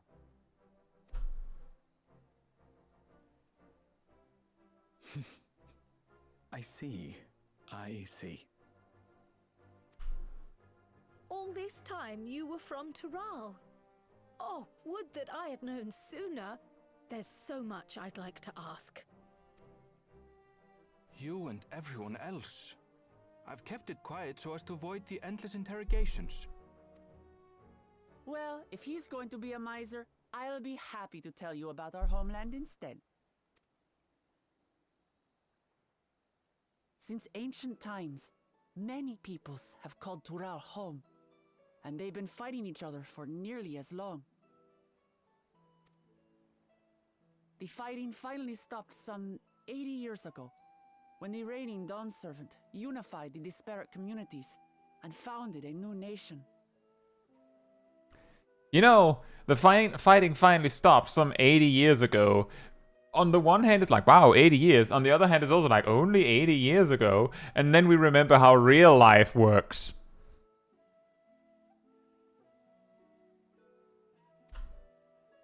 And that's how Tuliolal came to be. Since then, we've enjoyed an era of uninterrupted peace. And that's when we snap back to reality. But my father is getting old, and he wishes to relinquish the throne to a worthy successor. One who can preserve his legacy. Incredible, Girin. My father's getting old, Girin. He's getting pretty old, isn't he? Ding ding. Including myself, there are 4 claimants to the throne. But while we all have the right to participate, one among us cannot be allowed to rule. Bum bum bum bum bum bum bum.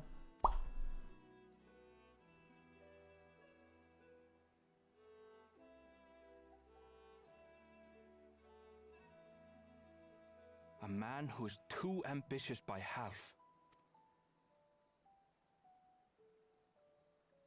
Word of the Garlean Empire's collapse has reached Tural. While most are simply relieved, he sees weakness to exploit and would lead our armies across the seas on a campaign of conquest. Oh, Garlemald is over. There's no one conquesting anymore. Looks like there's an open position. After everything my father has done to give us peace, he would drag us back into war.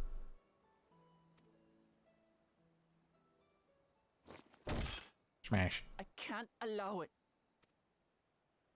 No matter what, I must win this contest.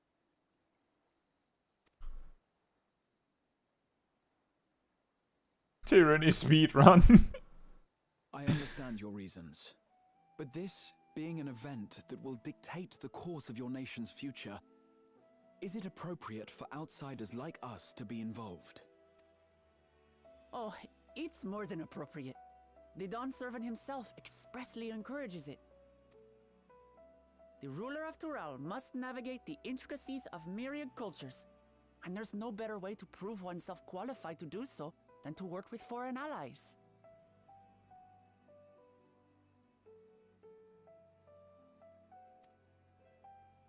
That's why I sought you out. Through our hunt, I've confirmed that you're a warrior of considerable skill, but more importantly, one of good character as well. And so I ask you, will you lend me your strength and help me win the throne of Tuliolal?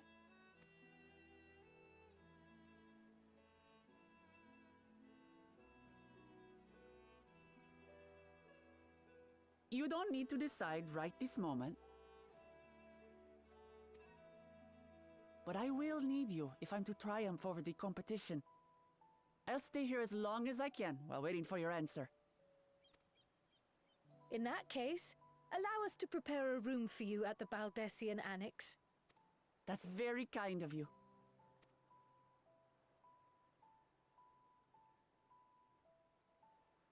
Oh, and one more thing. Once we finish eating, would you mind if I took the rest of the meat?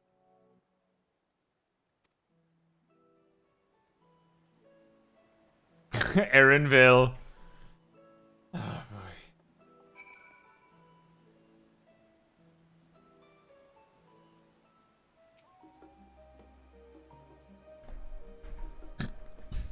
Whether Wuklamat has the makings of a ruler, I couldn't say, but I do know that she deeply cares for her nation and her people. Whether you choose to help her, though, is for you and you alone to decide. Think on it well. Now then, it's past time I reported our mission success to the guild ship. I would have done so sooner, except Her Highness needed to have her royal meal. I shall come by the annex later. Till then.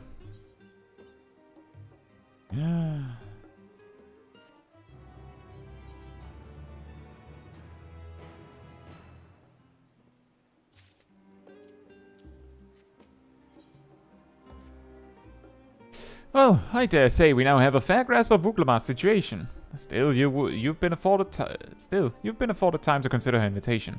Why not use it to learn more about Tural? Numenon is bound to have some information on the continent. Certainly wouldn't hurt to be better informed. Oh look, there's Graham down there. Quite right. Not only would it help you to make an informed decision, but if you do choose to go, you would be better prepared for what awaits. Come, my friend, let us be off to the archives.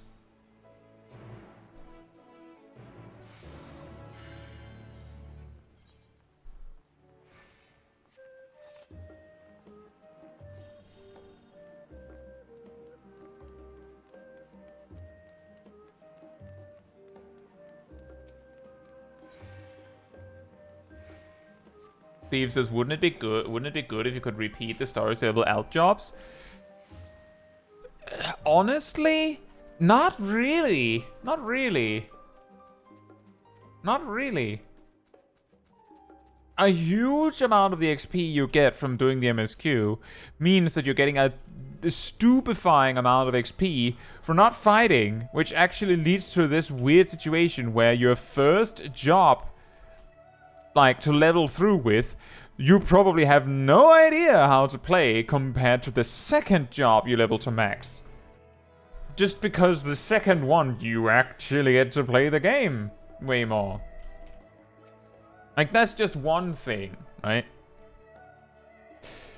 Principles of blue magic and spell acquisition. The origins of blue magic can be traced back to the esoteric practices of the Uralaki, a tribe in the distant continent of Tural.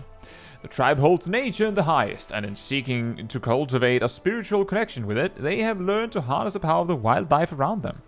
In exchange for teaching them the common tongue, I was permitted to live among them and train in their ways. Those days were some of the most grueling I remember, but they were tremendously rewarding. For instance, I had the privilege of visiting Lapis Canyon, the tribe's sacred grounds. It is so named for the cerulean deposit that wells up to the surface, turning the entire canyon a brilliant blue.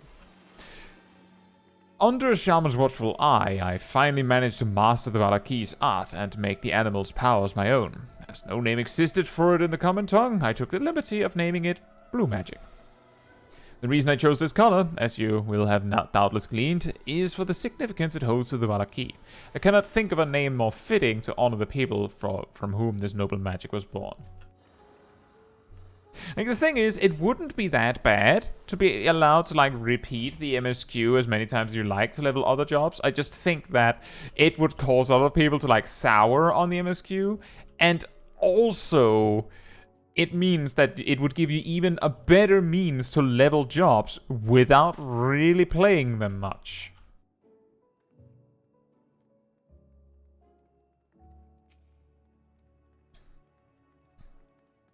I do agree, Aridel. That is a good way to just introduce blue magic in the Valaki.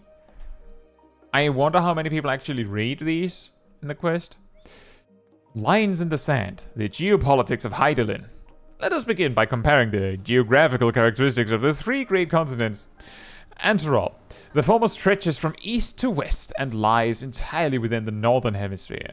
In contrast, the latter extends to the far reaches of both northern and southern hemispheres, and a difference immediately presents itself in the form of climate variance. Shifts in climate tends to be gentler when moving east and west, but harsher when moving north and south. Owing to this fact, longitudinal migration is far more common in history, whether it be by men, animals, or plants. A case in point is the Elegants, who rose to power in Aldenard before advancing east into Ilsebard. Their movement would be mirrored thousands of years later by the Garleans. Meanwhile, although the disparate tribes of Tural waged war with one another for generations, stymied by the climate, none could make any great headway north or south. Tribes hailing from frozen lands withered beneath the desert sun, while those that thrived in open plains could not pierce dense jungle. Such was the way of it, until the leader of the Mamul-Ja succeeded in bringing the continent under one banner. Given the land's divided history and the reason thereof, one cannot help but be in awe of this feat. Truly, it is a testament to the autarch's greatness.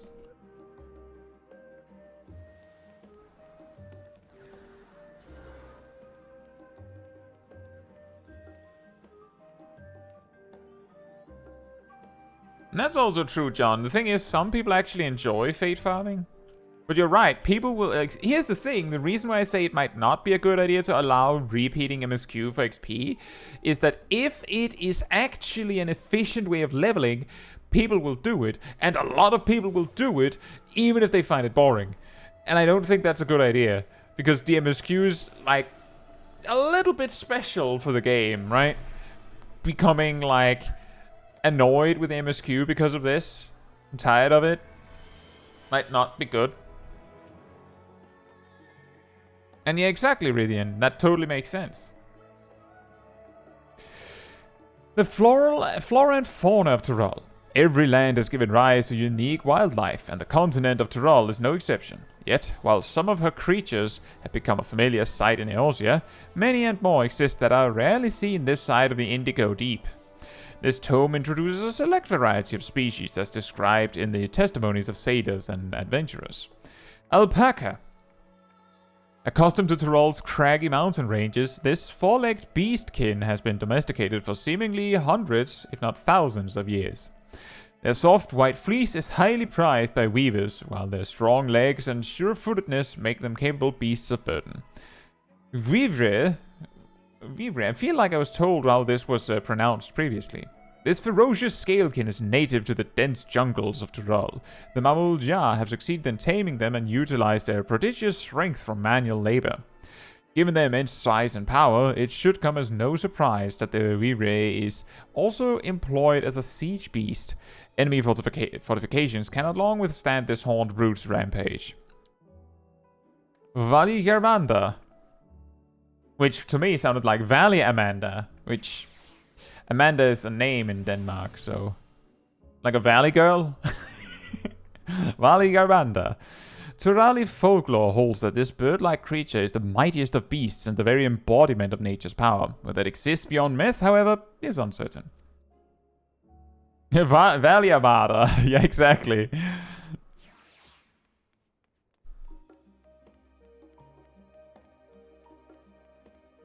Valley Girl Amanda. Eorzean cuisine, a history. It is impossible to adequately discuss Eorzean cuisine without speaking of that land from which many of our modern-day staples hail, the far western continent of Tural. Ogre pumpkins, ruby tomatoes, even the ubiquitous popoto, these crops and more that regularly grace Eorzean dining tables trace their origins to the New World, as the place is known to most. The tale of this culinary immigration begins in the year 1498 of the 6th Astral Era, when a Lominsan sailor named Kettenram successfully traversed the Indigo Deep to arrive at the theretofore unknown continent. Kettenram spent several moons exploring inland, in the course of which he encountered the denizens of the sprawling nation of Mamul-Ja. He was even granted an audience with their supreme leader, whose confidence he won along with permission to roam freely.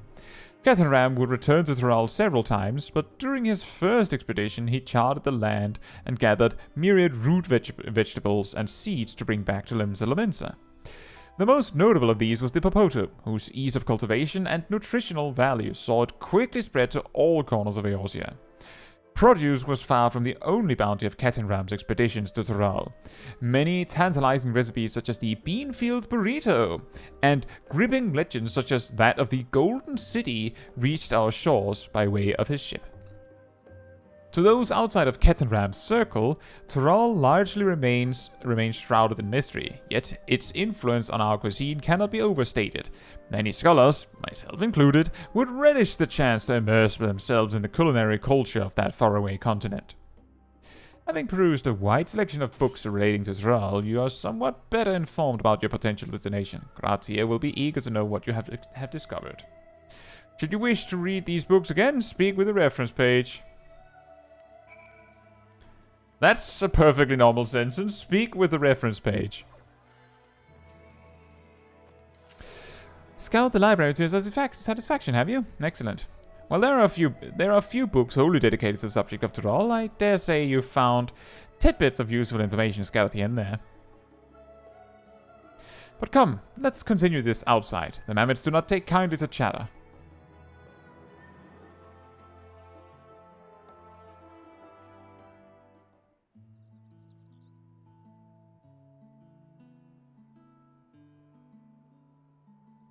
Now then, I'm quite keen to hear your honest impressions. I couldn't help but notice that we read the very same book on cuisine. I was pleasantly surprised to find references to Tural within.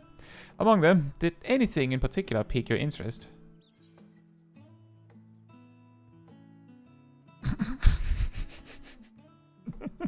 Popotos, I have a newfound appreciation for them.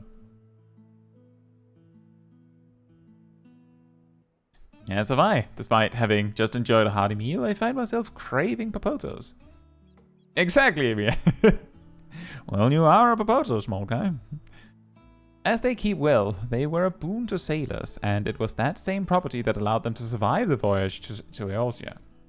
The book also mentioned a method of preservation which sees Popotos repeatedly frozen and dried. The resultant product was apparently used in a stew by people in mountainous regions. I should like to sample that dish one day. That and all the unique cuisines of that vast continent.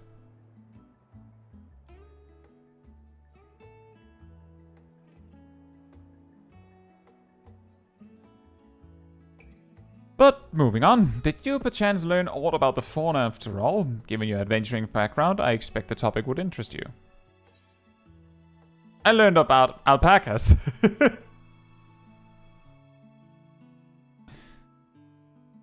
Ah yes, the alpaca. In addition to serving as beasts of burden, they provide clothing for people by way of their lush fleece. They are especially prized by mountain tribes who hold certain rare specimens sacred. Not? I thought I heard familiar voices. Hello there. Fancy running into the two of you here? Well, have some research of your own, do you? Aye, we hope to arm ourselves with knowledge that may benefit the Guardian people. Having forged a new trade agreement with Razathan, they will next look to foster relations with other nations. This includes former imperial provinces. In view of this, we hope to find hints in history on how neighbors of differing races and ideologies might engage with one another.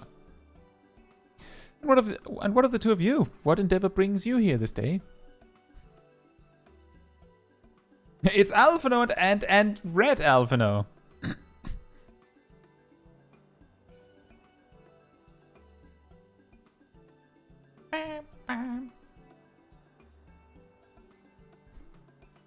A nation composed of the disparate peoples of Tural. I dare say this is precisely the kind of example we seek. We do well to read up on Tural ourselves. The contest, is Caetsu the only one allowed to help Vuklamat? There was no mention of such restrictions, as I recall. On the contrary, Muklamat gave us the impression that she could have several champions.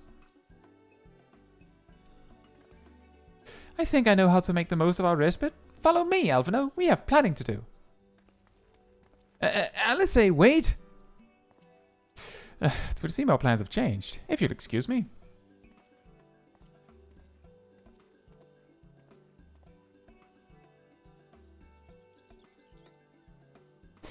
They never could rest on their laurels. Come, let us return to the annex.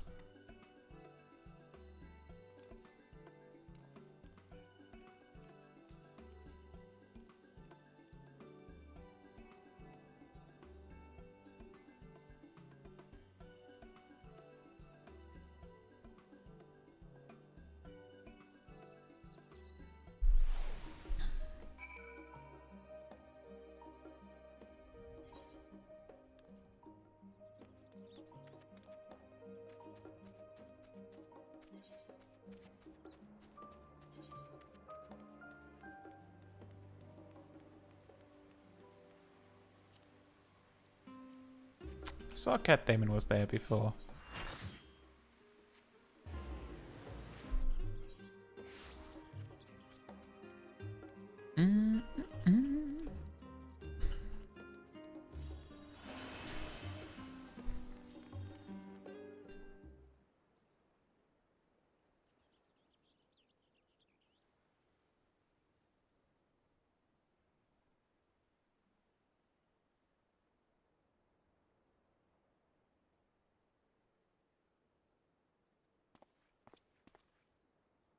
It's just...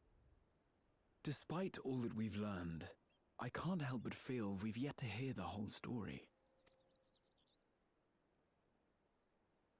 What about you, my friend? Are you inclined to accept or refuse Wurklamat's request?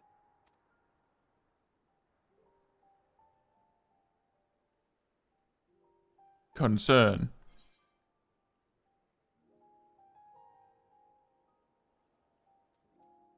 I'd rather not get involved in politics.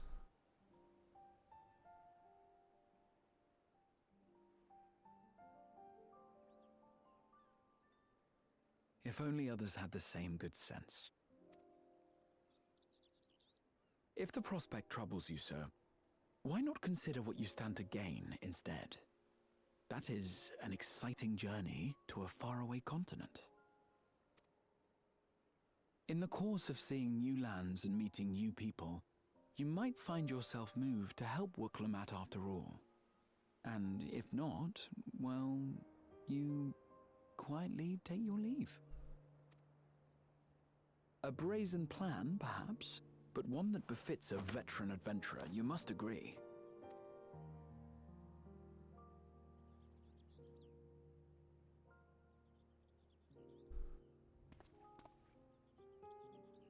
Such a journey would be the envy of many a scholar. Distant as it is, Tural remains largely unknown to us, with only meager records to be found in Numenon. The experiences to be had, all the things you might hear, feel, and think. He said the line! It's enough to stir me to the core.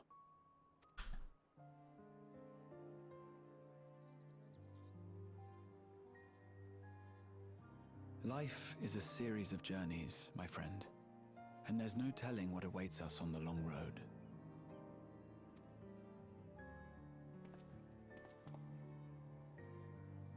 But what's important is to be true to yourself as you walk it.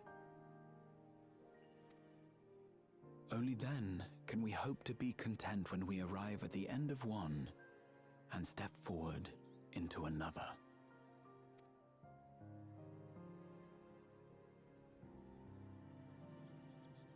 Ah, but there's an idea.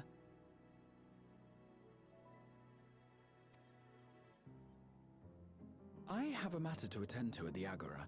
Please, go on inside. I will join you shortly. That is an excellent point, Steve. Asking for the Warrior of Light's help is like a deal with the devil. Yes, you might get the assistance of the Warrior of Light themselves, but weirdly, it's like more problems always follow.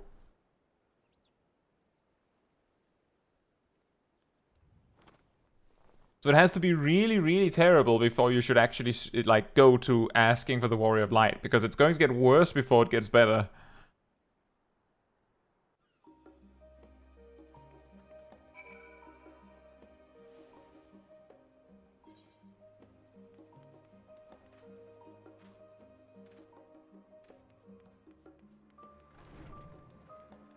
Proves this, but consider, the Golden City might not even exist, but if it does, only the Warrior of Light would be able to just find it, and that's also true.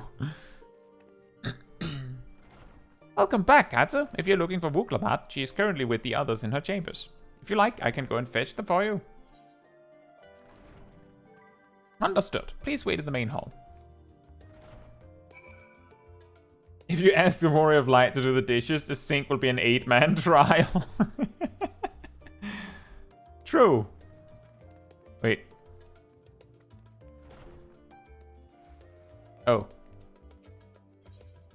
Like, wait, where?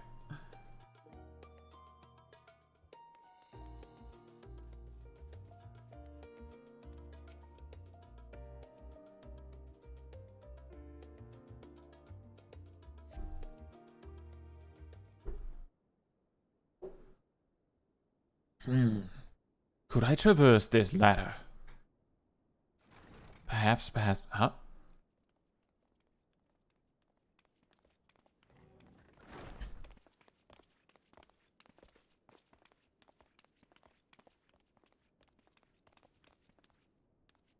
You have the look of someone who's made up their mind. Go on then. Let's hear it. No, Lamau. I wish to boldly go where I've never gone before.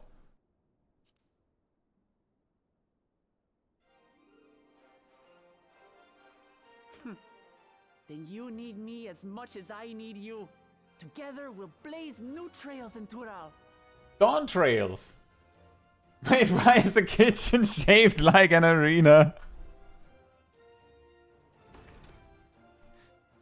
You're not planning to leave without us, are you? No, we don't plan to leave for months.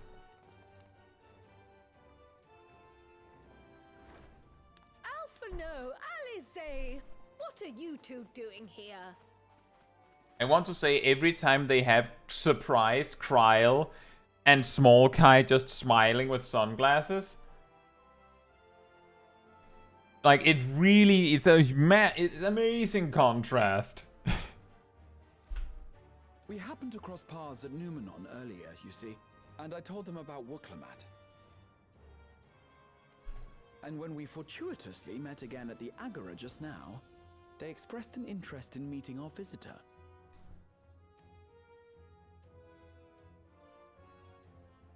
Ah, you must be the twins who are sneaking after Erenville as toads. 100 things about us you could have told her, and you chose that. First impressions last. Mega troll Erenville.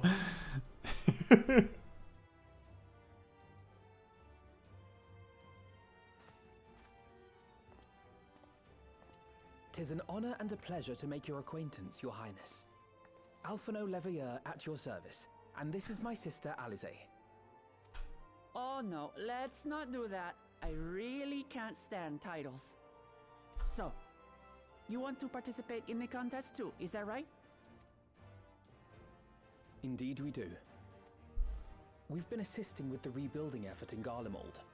Yet while progress is being made, the question remains of how the nation might reconcile with its neighbors. We believe there is much we might learn from Tuliolal, a nation founded on unity. And in return for this honor, we would spare no effort in supporting your claim. The more the merrier, I say.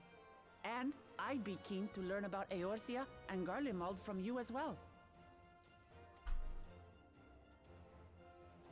Having recruited so many committed and capable allies, I presume you have no need for my continued assistance? Nonsense. Like I told you before, you're indispensable. They're strong, aye, but strangers to our land. They need someone to guide them, to point out the dangers and spare them grisly deaths. A question, couldn't that be you, Buklamat? I can't think of anyone better suited to that task than you. What's more, despite your assertions, I know you haven't given up on the City of Gold.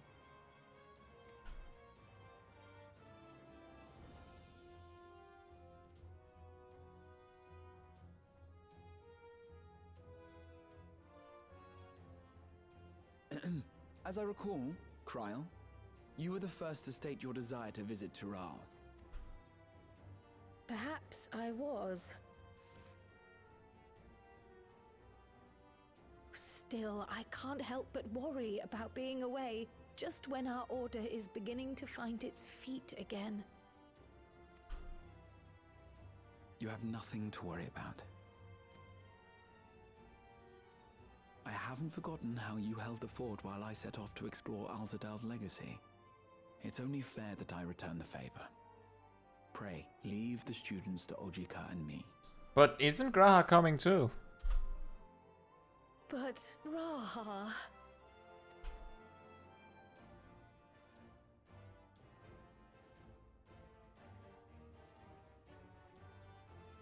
You want to retrace your grandfather's steps, don't you? This is a rare opportunity, and I insist that you seize it.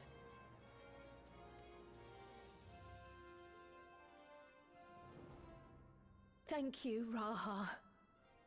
Thank you. Yeah, exactly, Perrin. Well, looks like it's settled. I'm counting on you all to help me win the throne. Like, how will Graha be there to eat tacos if he's here?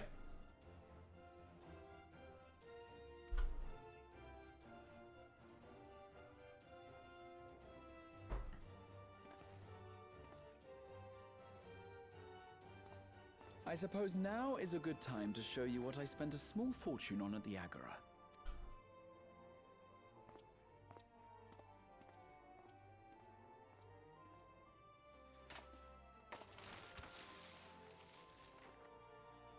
There.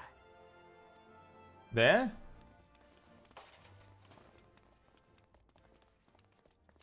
This, my friends, is the latest map of the world, created to celebrate our friendship with the Loperids.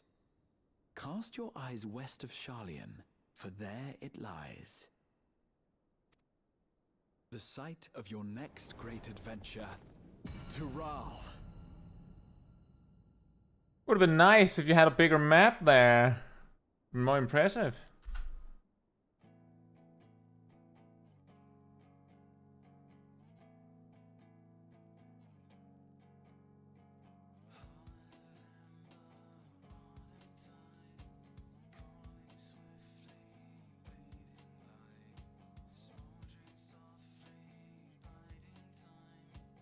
Loprid's tech kinda sucks. Couldn't remove the clouds over Ilzabat.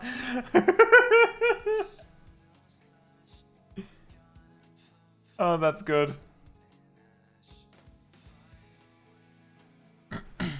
Would Smol Kai really be the one commenting on the size of something? No, no, no. Smol Kai would probably just be like, it is indeed. Graha, can you help me up this ladder? Why? Well, I need to look at the map you bought. And he'll just be like, are you saying the map is small? No, I just can't see it. Like, she'll be completely honest about it. And Graha will be like, I feel mildly offended. Also, was it Ham says, but when will Smol Kai actually go there? That is a good question. We have now the role quests finale on for Endwalker left to do. I don't know what else we'll do after that, but we'll be doing that next week. And, well, given that Dawn Trail has a lot of stuff to do. I don't know exactly when I'll get around to, like, putting Smol Kai on the schedule again. There's also the part that originally the story behind Smol Kai and the Rewind Replay series was that, you know, a lot of channels, a lot of, like, Final Fantasy XIV content creators have some part of their MSQ story documented in video form, you could say, where I did not. So I decided to, like, re-experience it all. Which meant that for, like, A Realm Reborn, I discovered a lot of story that I didn't even know was there. Because I just skipped through it. I even explored a lot, like, discovered a lot of things with both Heavensward and Stormblood, and a little bit with Shadowbringers. But the closer we got to today, the less, like, new discoveries there was, you could say. And it was quite funny. I can't remember exactly, but I feel like the Golbez fight, well, that one must have happened a few months after it came out. But the key is that the fight with Golbez in patch 6.4 was something we reached on Smol Kai only a few months after it came out. That doesn't sound like much, but Smol Kai's journey started in, like, 6.1, I think.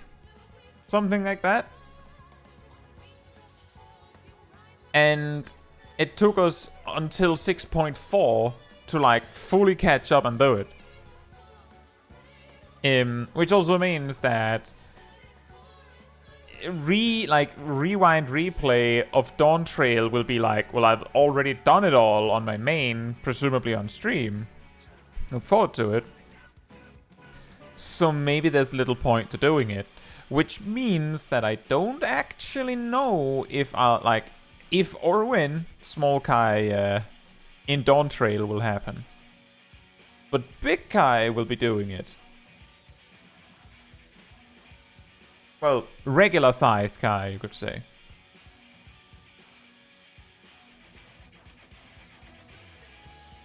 But yeah, the role quest thing will be happening next week. I thought it wouldn't take this long.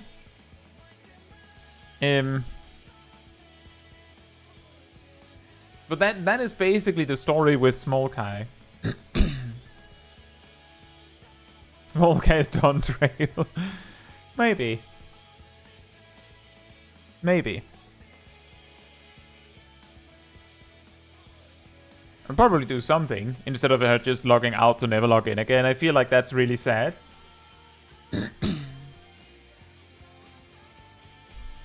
But I should probably clean up her inventory next week.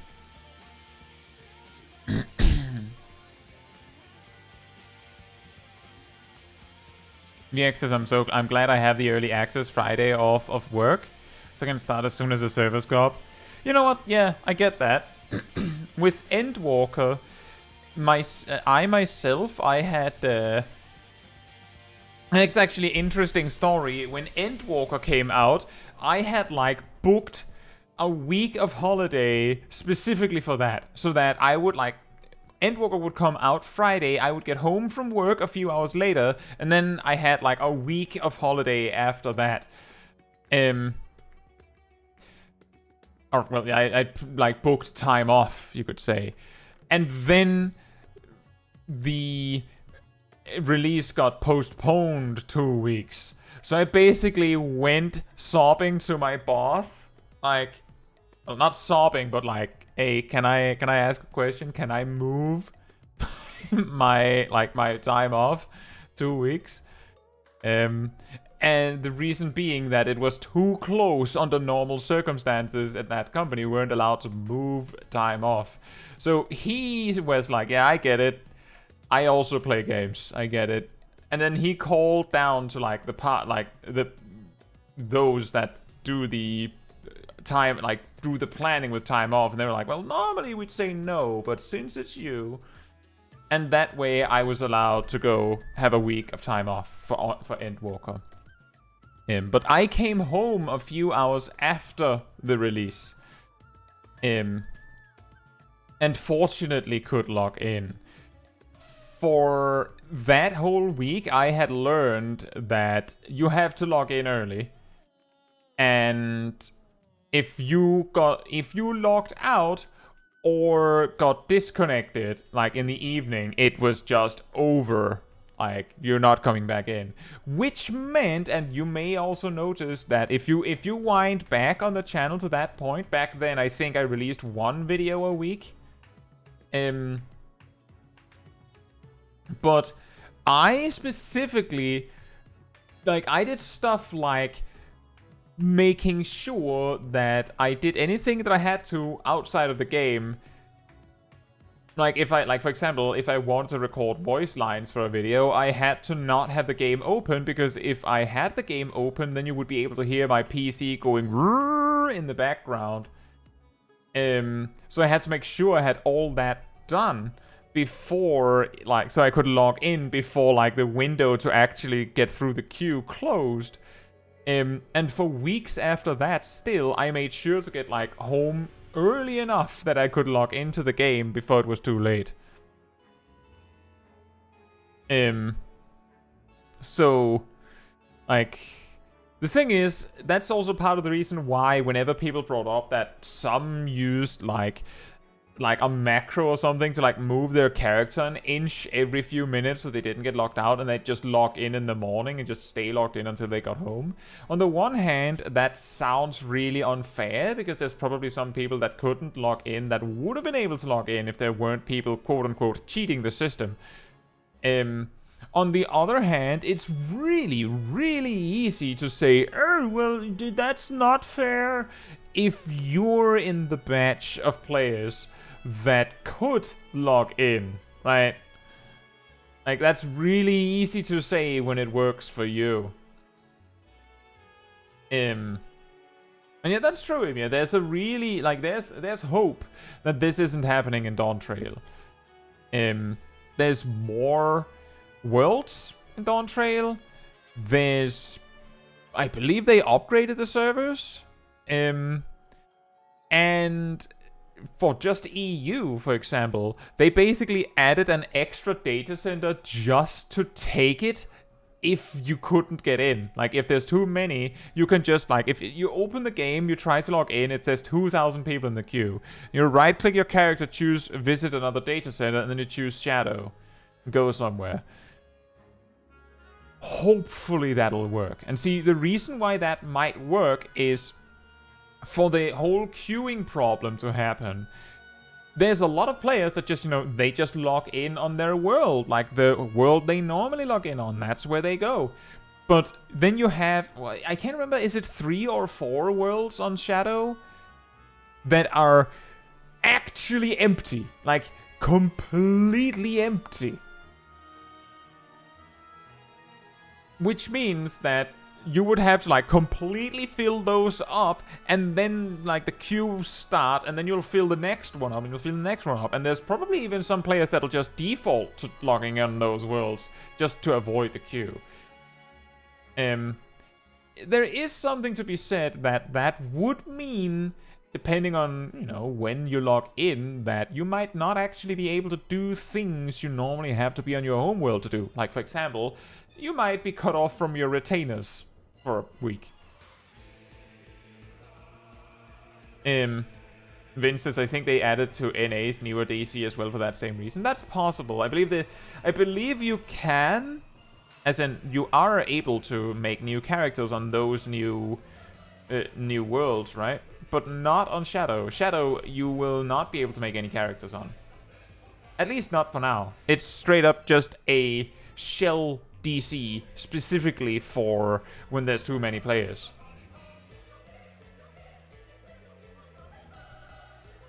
Steve says, now that A Realm Reborn is finished, I want to do the complete story without the waiting between expansions. Oh yeah, that's a good point. You can experience the full story of A Realm Reborn from start to finish now. without wait between expansions or anything. Sending us to the Shadow Realm. The Shadow Data Center. If you lose this duel, Yugi, you will go to the Shadow Data Center. What? Personally, like, when the DDoS attacks happened, I wasn't affected very much. But it was really annoying just the same.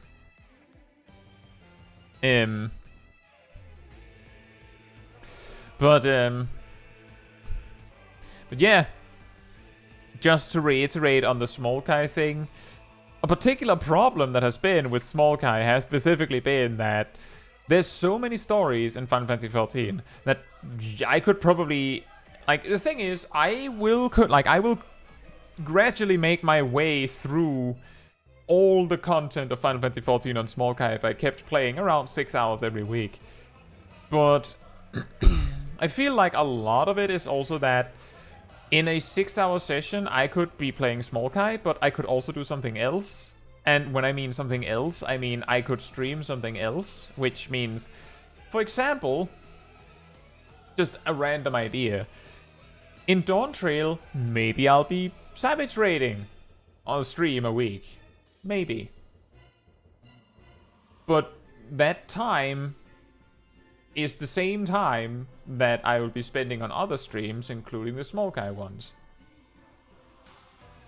So that's part of the reason why I don't actually know if Smol Caetsu will come back, is because maybe I'll maybe I'll decide to try something else, and maybe we all find out that's way better.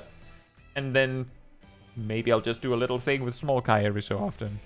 And she never actually comes to Tural.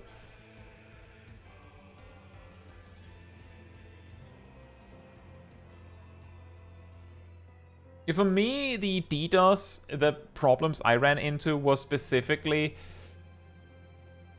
There was one evening when I was trying to get, like, some Yokai Watch stuff done. And I got disconnected, like, 3 times in quick succession.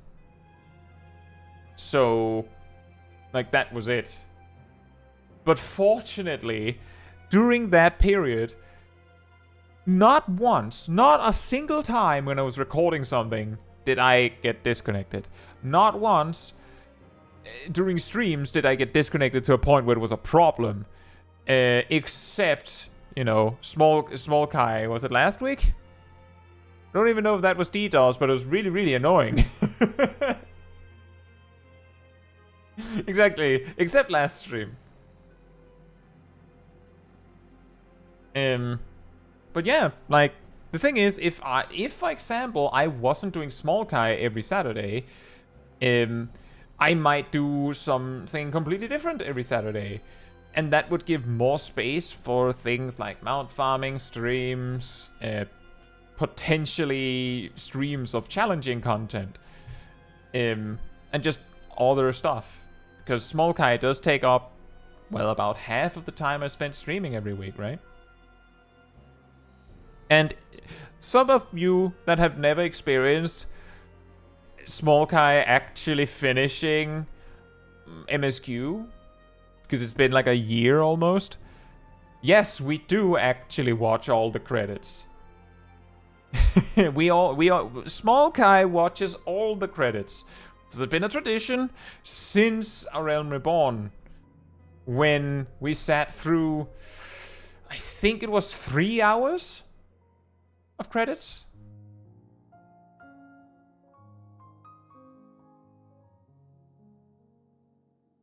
I think it was 3 hours. Smol Caetsu does not know how to skip. What do you mean? What do you mean, skip? This is what's happening in front of my eyes right now. The thing is, I could totally get a lot of people would watch the credits, the expansions, especially the Endwalker one. I think is a big loss if you miss it. But yes, exactly, Giraheen, the legacy names part of the A Realm Reborn credits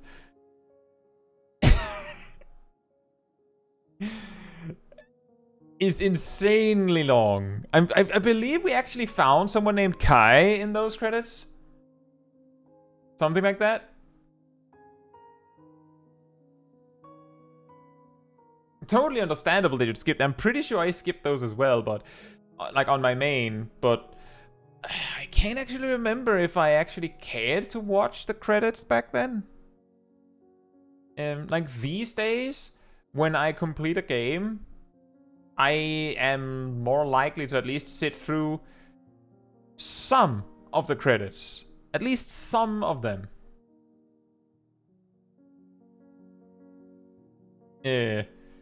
But back then, no. No, I'd just be like, why would I watch this?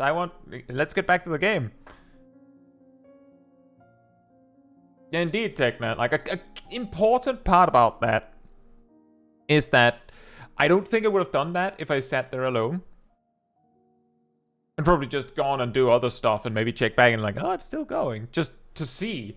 But yeah, if you check the stream where we did Praetorium and all that on Smol Kai, I think that stream is 8 hours. If not, like, I'm pretty sure it's like 7 or 8 hours. And the reason was that we watched all the credits. All of the credits.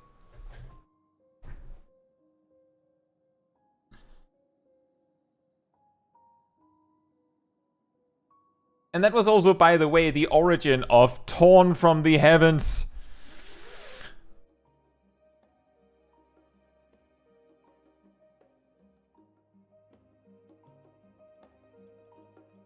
Cyanide says, I remember that while I was way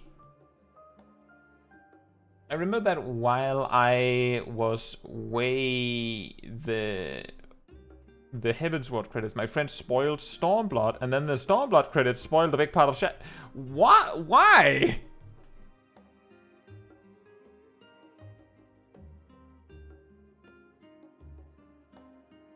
Emian says, I don't watch the credits because without fail, someone will always comment on it from my family.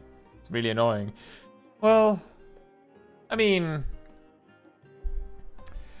the easy solution to that is just to not care. But that's always easy to say, right? Like that's easy to say, hard to do. Like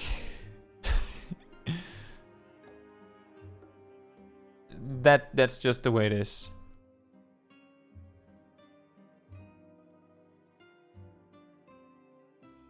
Cat says, I only watch credits with good music. Well, this is good music, isn't it? Caetsu Chaiji.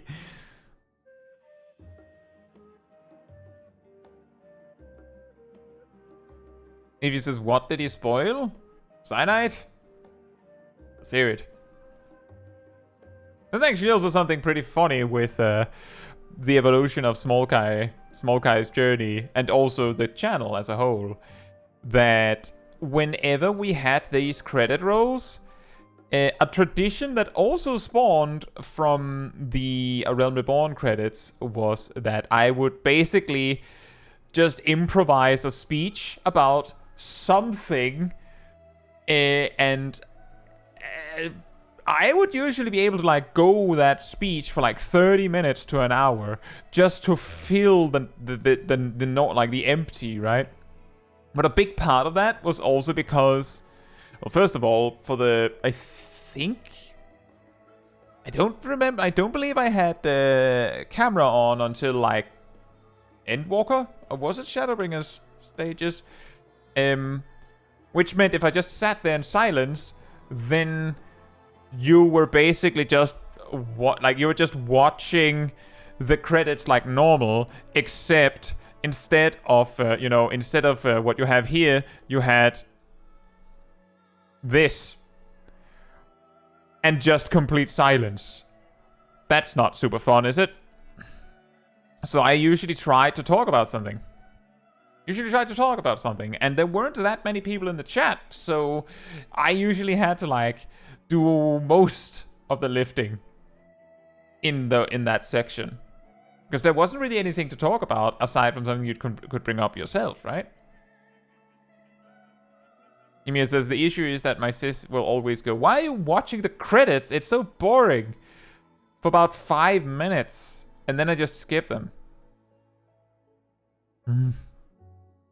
And that is annoying. Cyanide says for Stormblood, it was Xenos being main villain and turning into Shinryu. And for Shadowbringers, it was that the Exarch was Graha. Well, Xenos being the main villain, I feel like, is something that we'd be like, yeah, that doesn't surprise me. Him turning into Shinryu is a little bit of a surprise that would be annoying to get spoiled.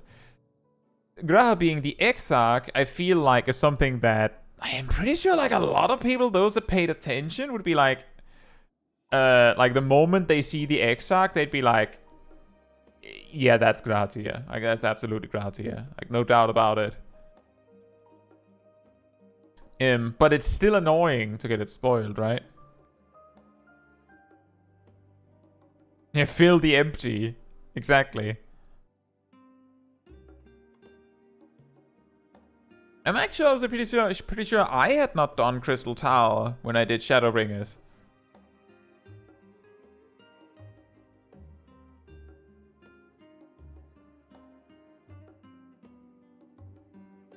Ariel says there are 20 minutes left on those credits. On these now? Huh.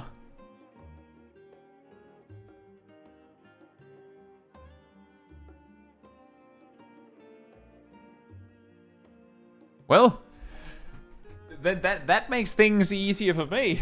I was actually sitting here as we were going through these last MSQ things. I was like, well, I wonder if we like if we finish like very early, then what do I do then? Because I don't feel like starting another quest.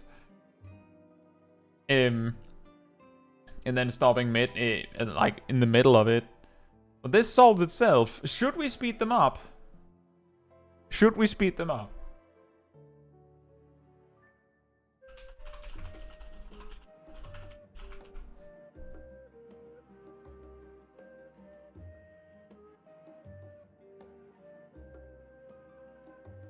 Yeah, you read my mind, Emir. But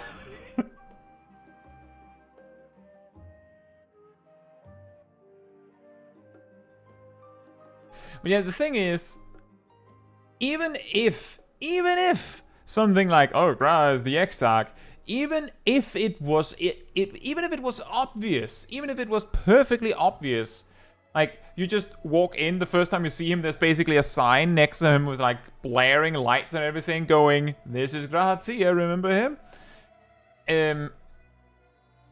It would still be annoying if someone spoils it to you before you even get to start the quest.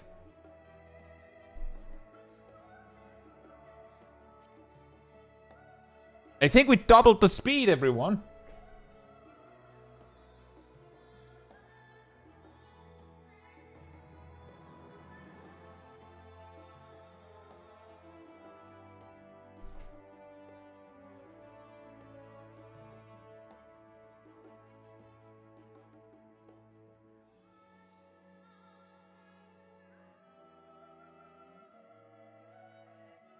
And yeah, exactly, true. Even if it was obvious, would be nice to let the person discover it themselves, right? This is actually also something that circles back to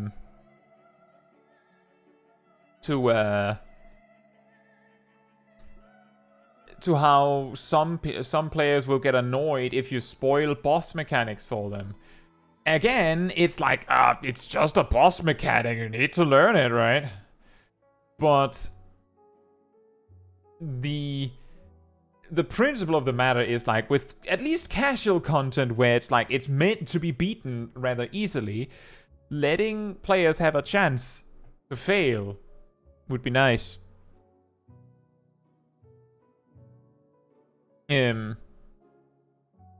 Because in the same way that you could go, well, it would be nice to have that, oh, that's obvious moment for yourself.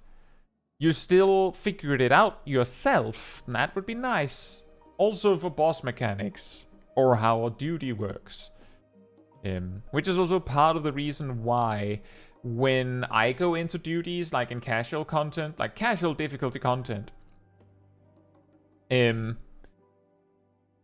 I usually, like, if there's something crucially important or something that I don't believe you realistically will learn without getting it pointed out, then I'll give like a vague description. Like, you know, just like, for example, you get the Tamtara Deepcraft hard. You walk up to the first boss and I go, don't attack the zombies. Don't run away with the spread marker. Nothing more. They say why, then we can explain why, but like, now you know what to do. Then they can of course choose to ignore that. I told them what to do. Because it's not up, it's extremely unintuitive, right? Cyanide says, let's see. Oh yeah, he also spoiled Endwalker. He told me. I love that fight with Hydaelyn.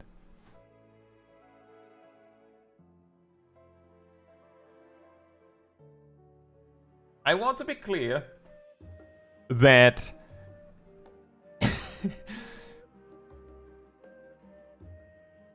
you have seen in my I'm sure some of you have seen in my mentor roulette videos that I give like a warning if it's Aishia Scope or Endsinger or something like that. I would probably give a bigger warning and like a longer like reaction time if it was Hydaelyn.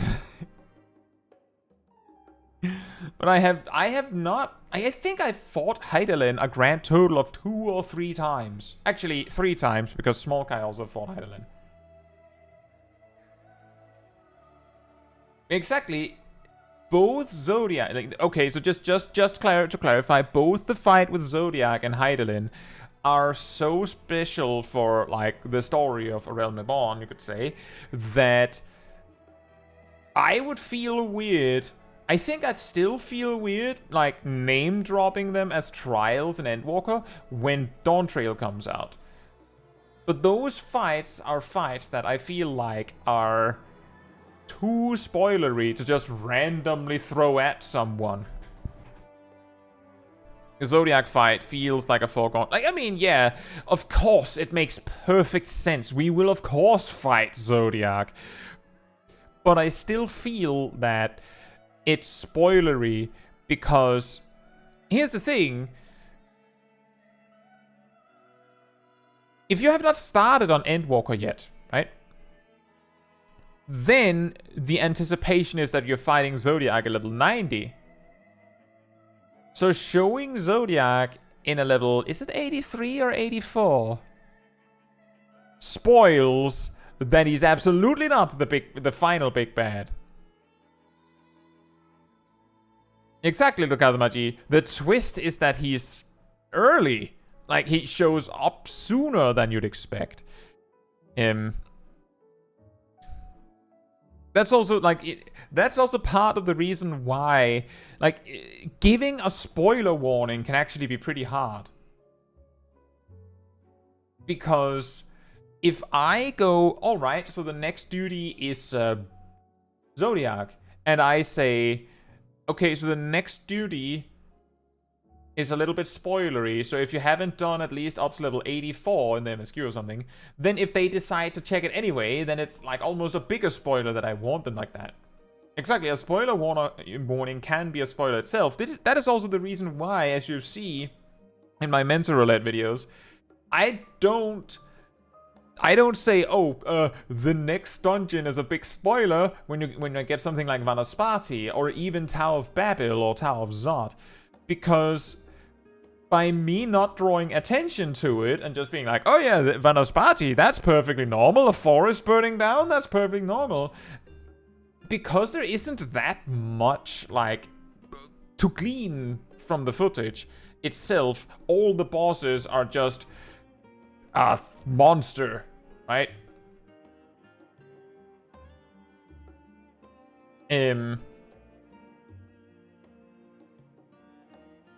Then, by just not pointing it out, it isn't a spoiler.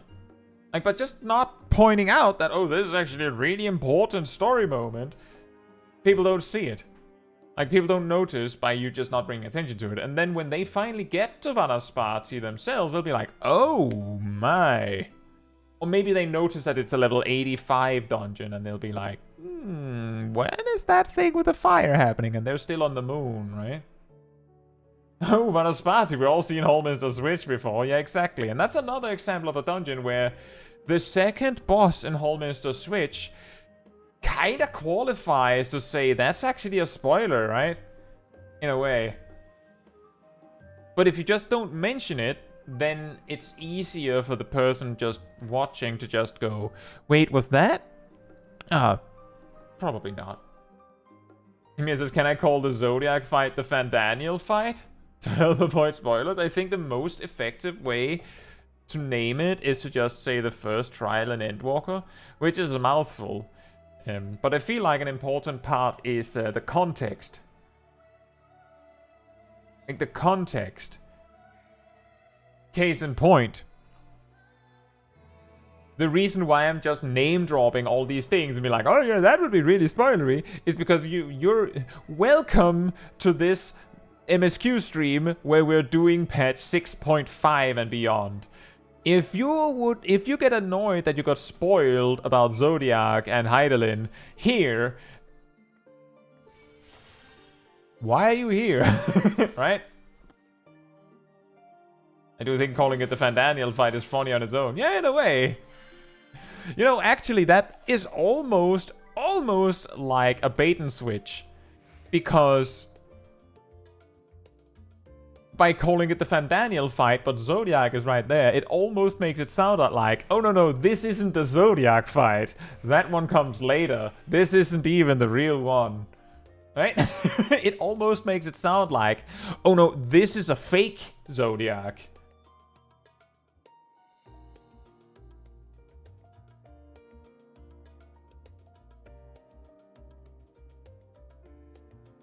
Steve says, I'm here so you can remind me I haven't done the roll job quests. Ah. That's baby Zodiac. But yeah, exactly. I think I mentioned that in my what qualifies as a spoiler video I made a while back. Was that one way you might be able to cover your tracks if you accidentally, like, spoil something is to spoil something else, but not correctly. Like, every time you talk about something that's spoilery, half of what you're saying is actually made up and isn't happening. So you're like, oh yeah, the Hydaelyn fight is really awesome. And you're like, what? We fight Hydaelyn? And you're like, yeah, there's this dream sequence where Zodiac actually turns into Hydaelyn. It's really crazy. It turns out that they were actually the same person all along, and we were fools. And now your Sprout friend is just like, what? What? And then when they finally like complete the story, they're like, when was that stream sequence thing we were talking about? You're like, oh, that. I don't know what you're talking about. Exactly, it's Foxconn comes out in the half Zodiac, half Hydaelyn outfit.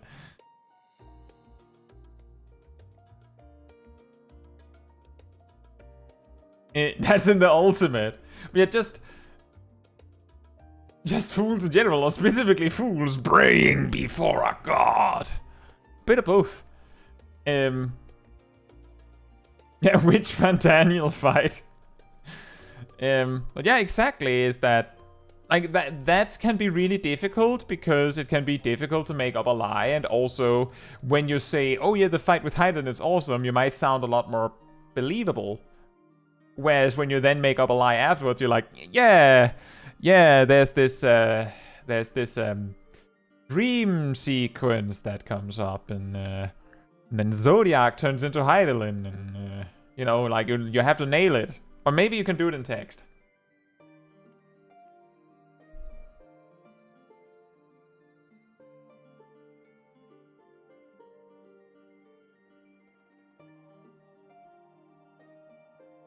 Go on, Vince? Want to know what even some of their closer friends were kind of poking fun at leading up to where it came from. Marithian says, the cruelest bait and switch I've seen is someone saying they loved Horsefant, and then someone saying you get to romance him. Oh.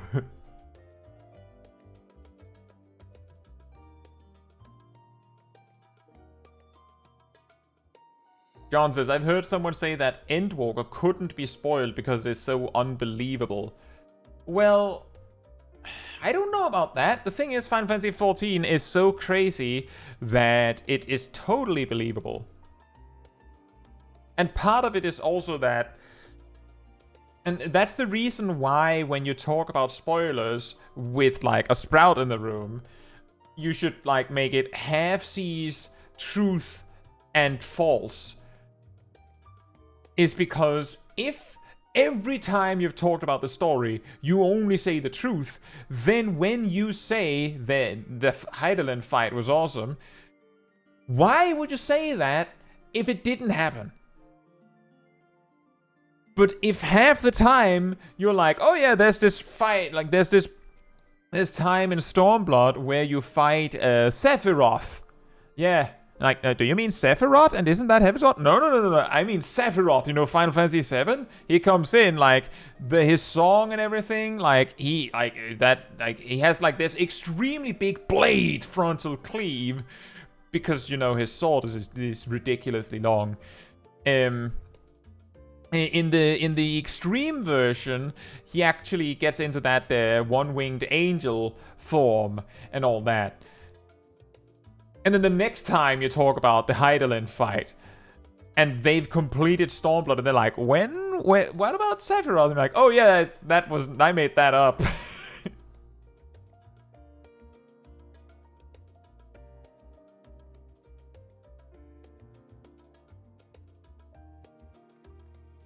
Perrin says, is it totally believable that they could develop a mana engine capable of traveling to the end of the unknown universe, especially since the only known space program was Allegan Tech? Yes.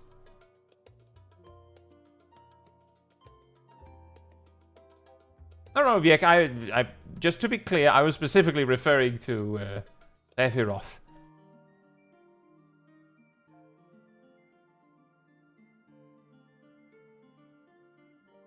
Oh, right, okay. They actually find Sephiroth in Heavensward and they wonder when the phase comes. Okay, now I get it.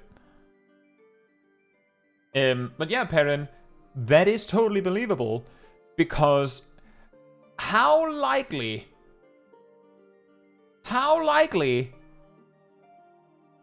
is it that you would come up with that if it wasn't true?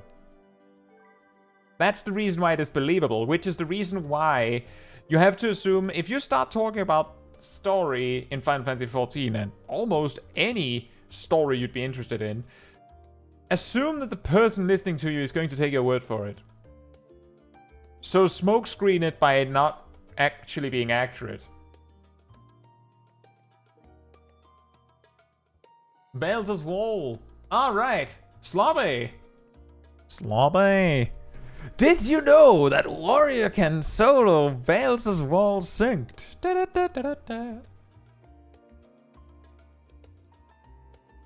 Six-armed angel.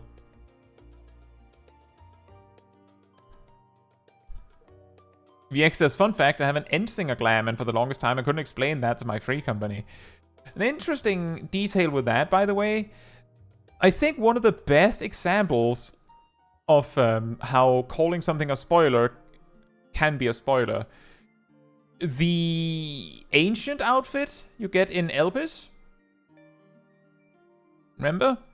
Right when Endwalker came out, it was apparently, supposedly, a relatively common thing that there would be, you know, white knights or something that basically came in to tell those people that, no, you should not wear the ancient's outfit because it spoils the sprouts, the secret, you can't do that. While if you had just said nothing, the nearby sprouts would have been like, oh, that's an interesting outfit. Is that from the cash shop? But by specifically pointing it out, now it's a spoiler.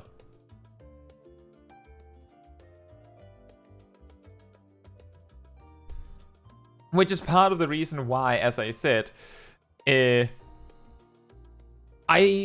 just don't mention something as a spoiler a lot of the time if it's not spoilery enough. Because if I go, it's a little bit of a spoiler, Now I made it a spoiler.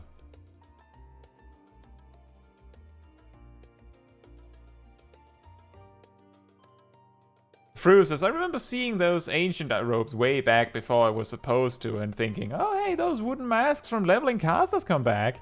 Yeah, exactly. It's just some mask. Unless you point it out.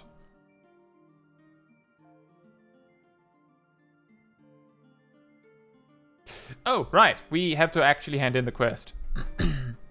As you wonder about your passage to Tural, Aaronville will arrange a ship through his guild. You need only worry about your own preparations. Speaking of which, please take this with you. A rugged and ready knapsack. May it serve you well on your coming adventures. Now, I'm not sure when departure will be, but rest assured I'll let you know when I hear something. Till then, please take your ease.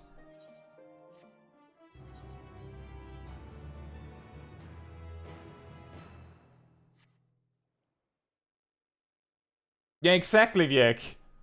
Meanwhile, in Limsa Lomensa.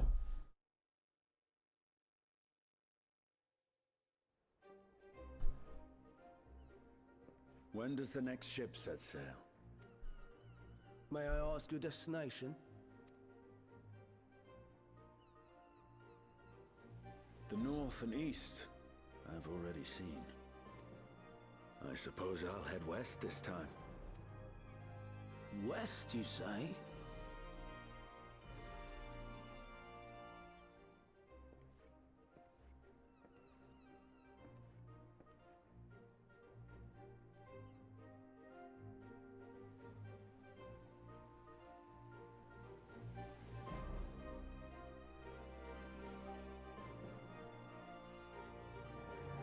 Meanwhile, in Old Charlian.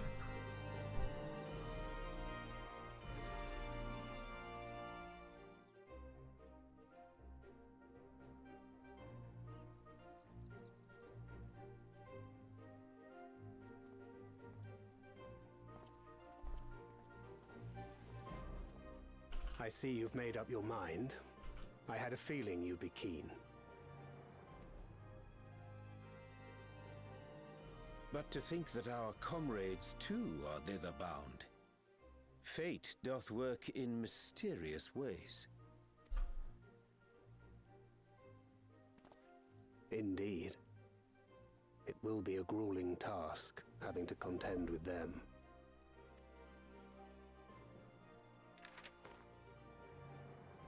If the prospect doth trouble thee, 'tis not too late to decline the petition. Though thine expression would suggest thou art far from perturbed. Oh, how could I possibly be, knowing what's to come?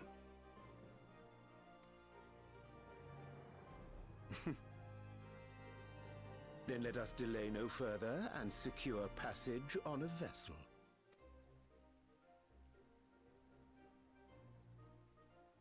Really? This will be a mission to remember. It's a really slow vessel.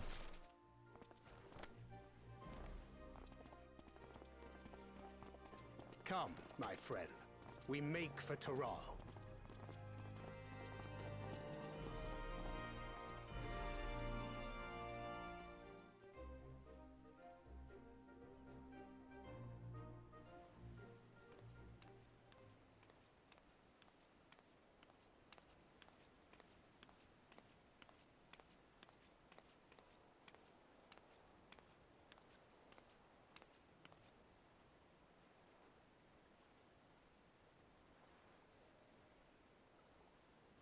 Tell me, have you been to the ruins beneath the waters of the Bounty? Or the treasure islands beyond the frozen waters of Blind Frost in Offerd's north?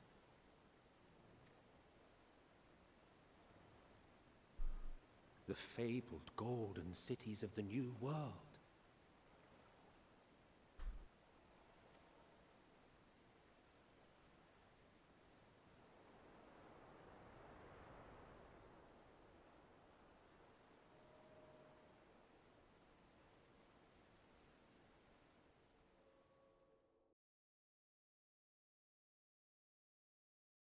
We anchor now, the tide is high, and dawn of new adventure nigh. Row forth to break horizon's bond, and tread the gilded...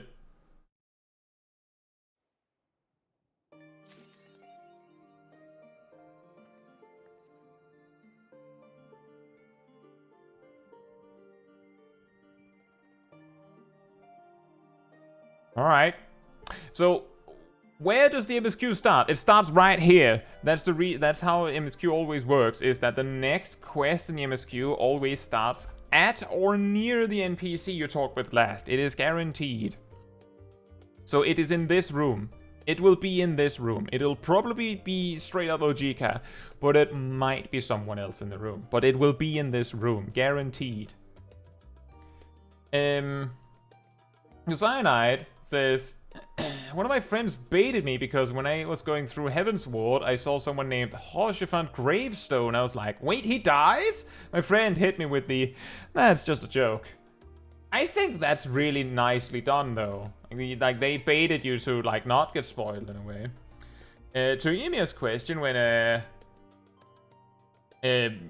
people started talking about fighting Thancred and Urianger, we don't know that we will be fighting them. We don't know if we will be fighting them. What we know is, I believe Urianger and Thancred are traveling to Tural, representing a different contestant for the throne than us, which means that technically we're not on the same side in that endeavor, which means it is a possibility that we would have to fight them. They're representing Kuana. Yeah. Which means it could be that there's a solo duty or something, but it could also be a dungeon, and wouldn't that be extremely funny? It's just a dungeon where you have to fight Thancred and Urianger.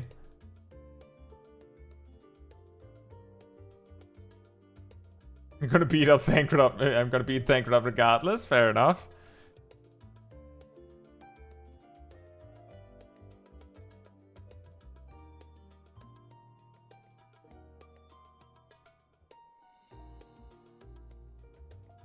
Who's the final boss, Thancred or Urianger? Thancred and Urianger. The thing that makes the fight really, really hard is that Urianger keeps healing Thancred, and Thancred actually taunts you and makes it so that you can't attack Urianger.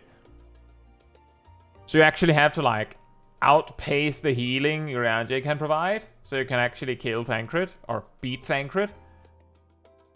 And then you can fight Urianger. Isn't that funny? How almost every time they add a healer to a fight, like as an enemy, they either make it, oh yeah, but also you can't attack it, or they make it the tankiest target on the field. Hello, Tower of Zod, what are you doing?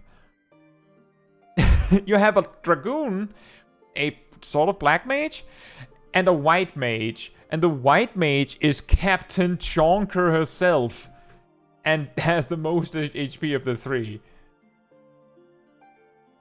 So she's more of a name. Yeah, I suppose it's just that well, I guess, yeah, maybe like a ninja black mage. I guess that makes sense. Vivi says, I will remind everyone that Urianger knows the spell Death.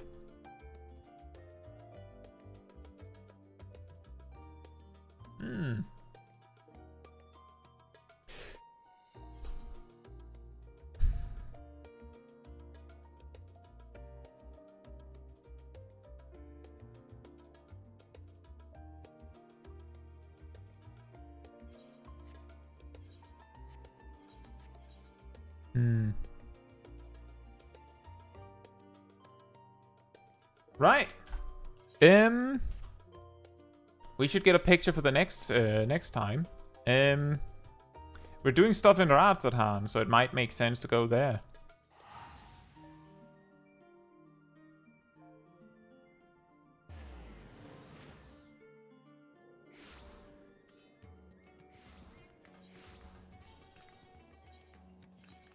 It's over here, yeah?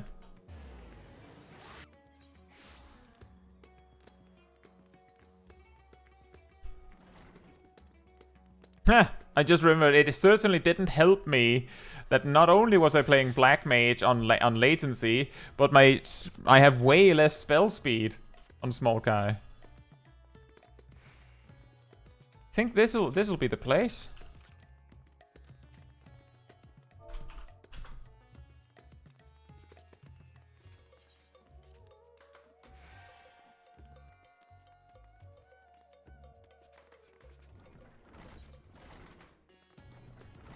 I know she's angled, but that's her problem. We'll have to face this way.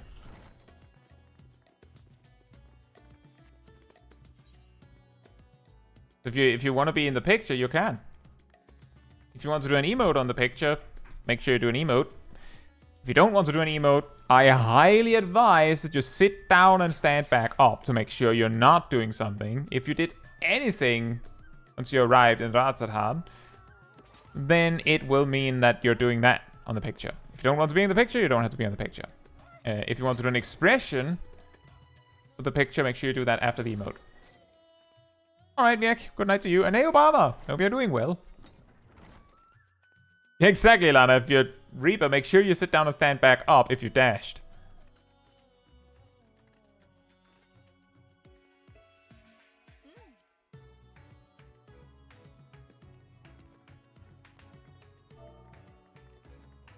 I can at least ready check the people that are in the group.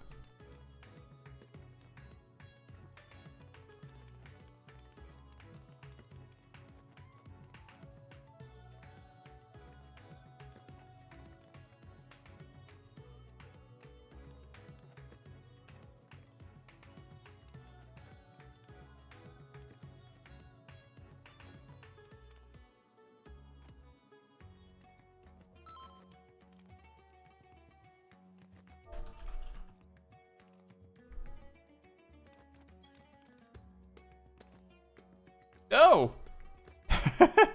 That is pretty funny, Obama. Well, we're taking a picture, as you can see. Nope. Nope.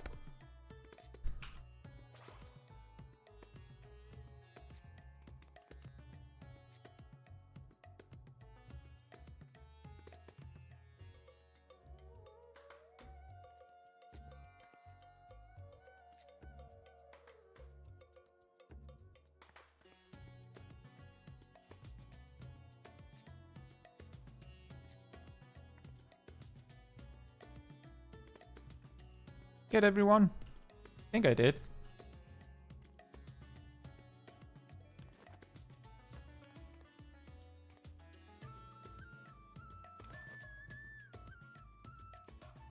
And oops. Nice. There you go.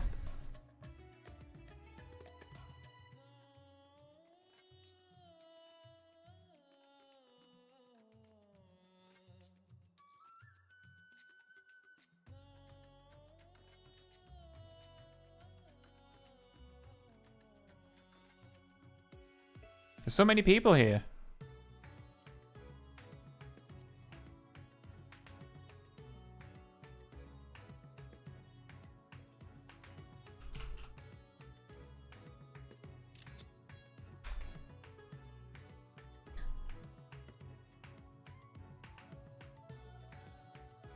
Don't think I can take it from any other angle without anyone getting covered up. Cyanide is so far back. Well, it shows that spot. Right, and in. Wait. That doesn't matter because I have to log out on Alpha anyway. Well, thank you all for joining for the picture. I'll do this. And then I will make my way back.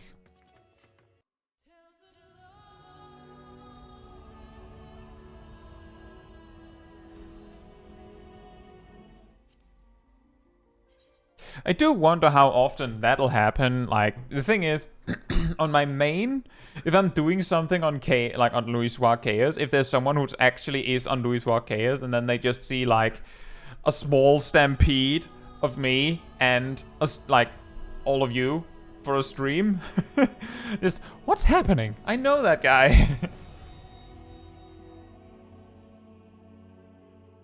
Like if we did the, like when we do the walk streams. Like if you actually know me, but you didn't realize it was a stream day. Like...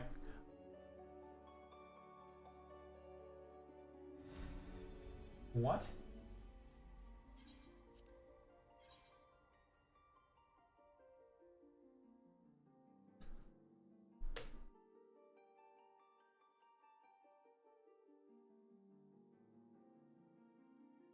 But yeah, by the way, just randomly while I remember it now, if for any reason when Dawn Trail comes out you have a hard time logging in on your home data center,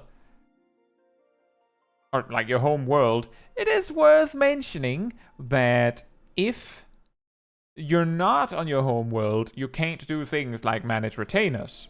So, you know, even if just for a moment, it might be beneficial to like check in at home just once every so often.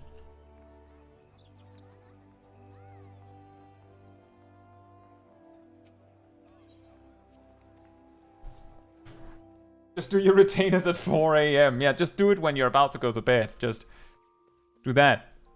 To bed at 4 AM? Yeah, why not? Sure, why not?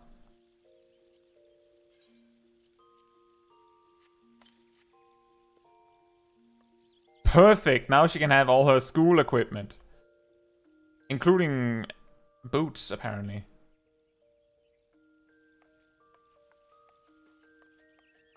John says, on the other hand, you can't read FC chat and risk spoilers. You know, that's actually a good point. If you're in an FC that is likely to do that, probably pretty handy to not be there to receive that.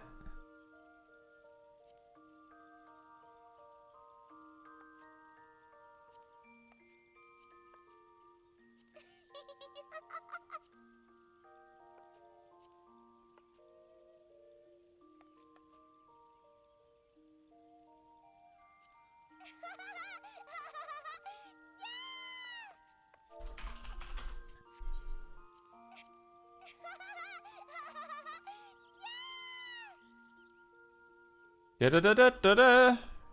It's a very heavy jump with that backpack.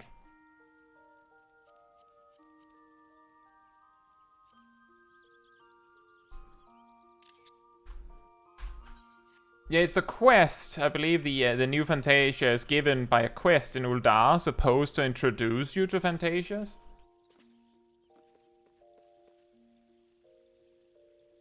Ham says going to Shadow might also alleviate massive blobs around quest NPCs.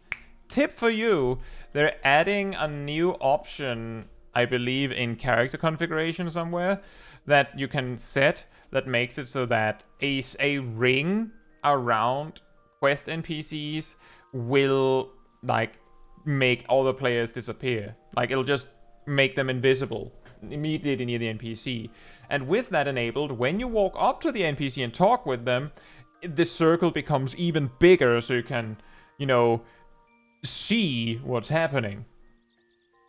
So if you're having trouble with blobs around NPCs, you can do that. On the other hand, if you turn it on, you might not actually be able to see where the quest giver is because you're used to looking for the blob.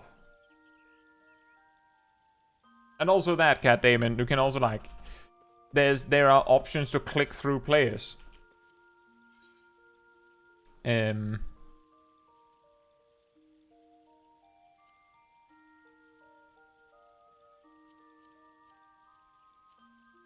Let's see if I can find it. Yep, target filters. You can use that to click through players. You can also just use the fan set before big maintenance. Well, you won't have the free one.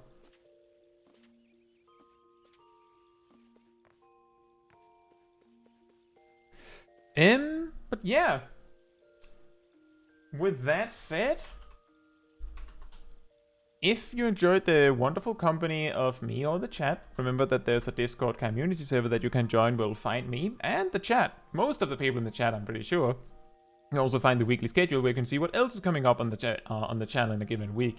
For example, tomorrow we have a video about the hardest healer in Final Fantasy XIV for Endwalker.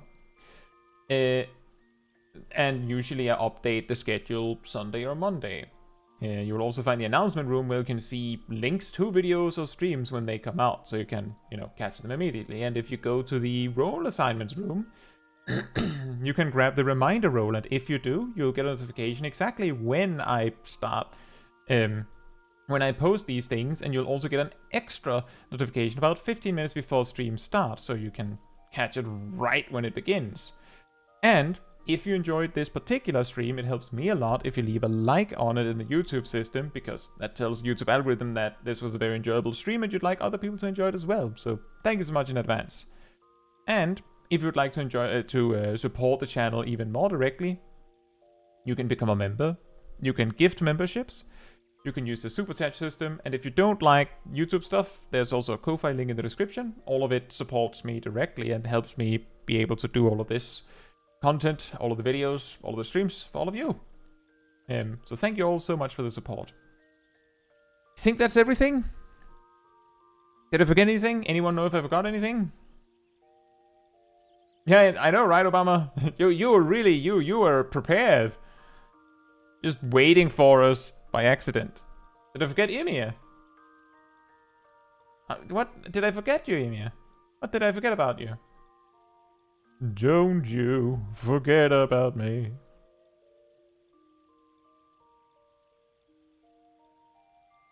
Okay. Well, I think that's everything. So with that said, good night, good morning, afternoon, or evening, depending on where you are in the world. I hope to see you all very soon. And now we just have to put Smol Caetsu to bed.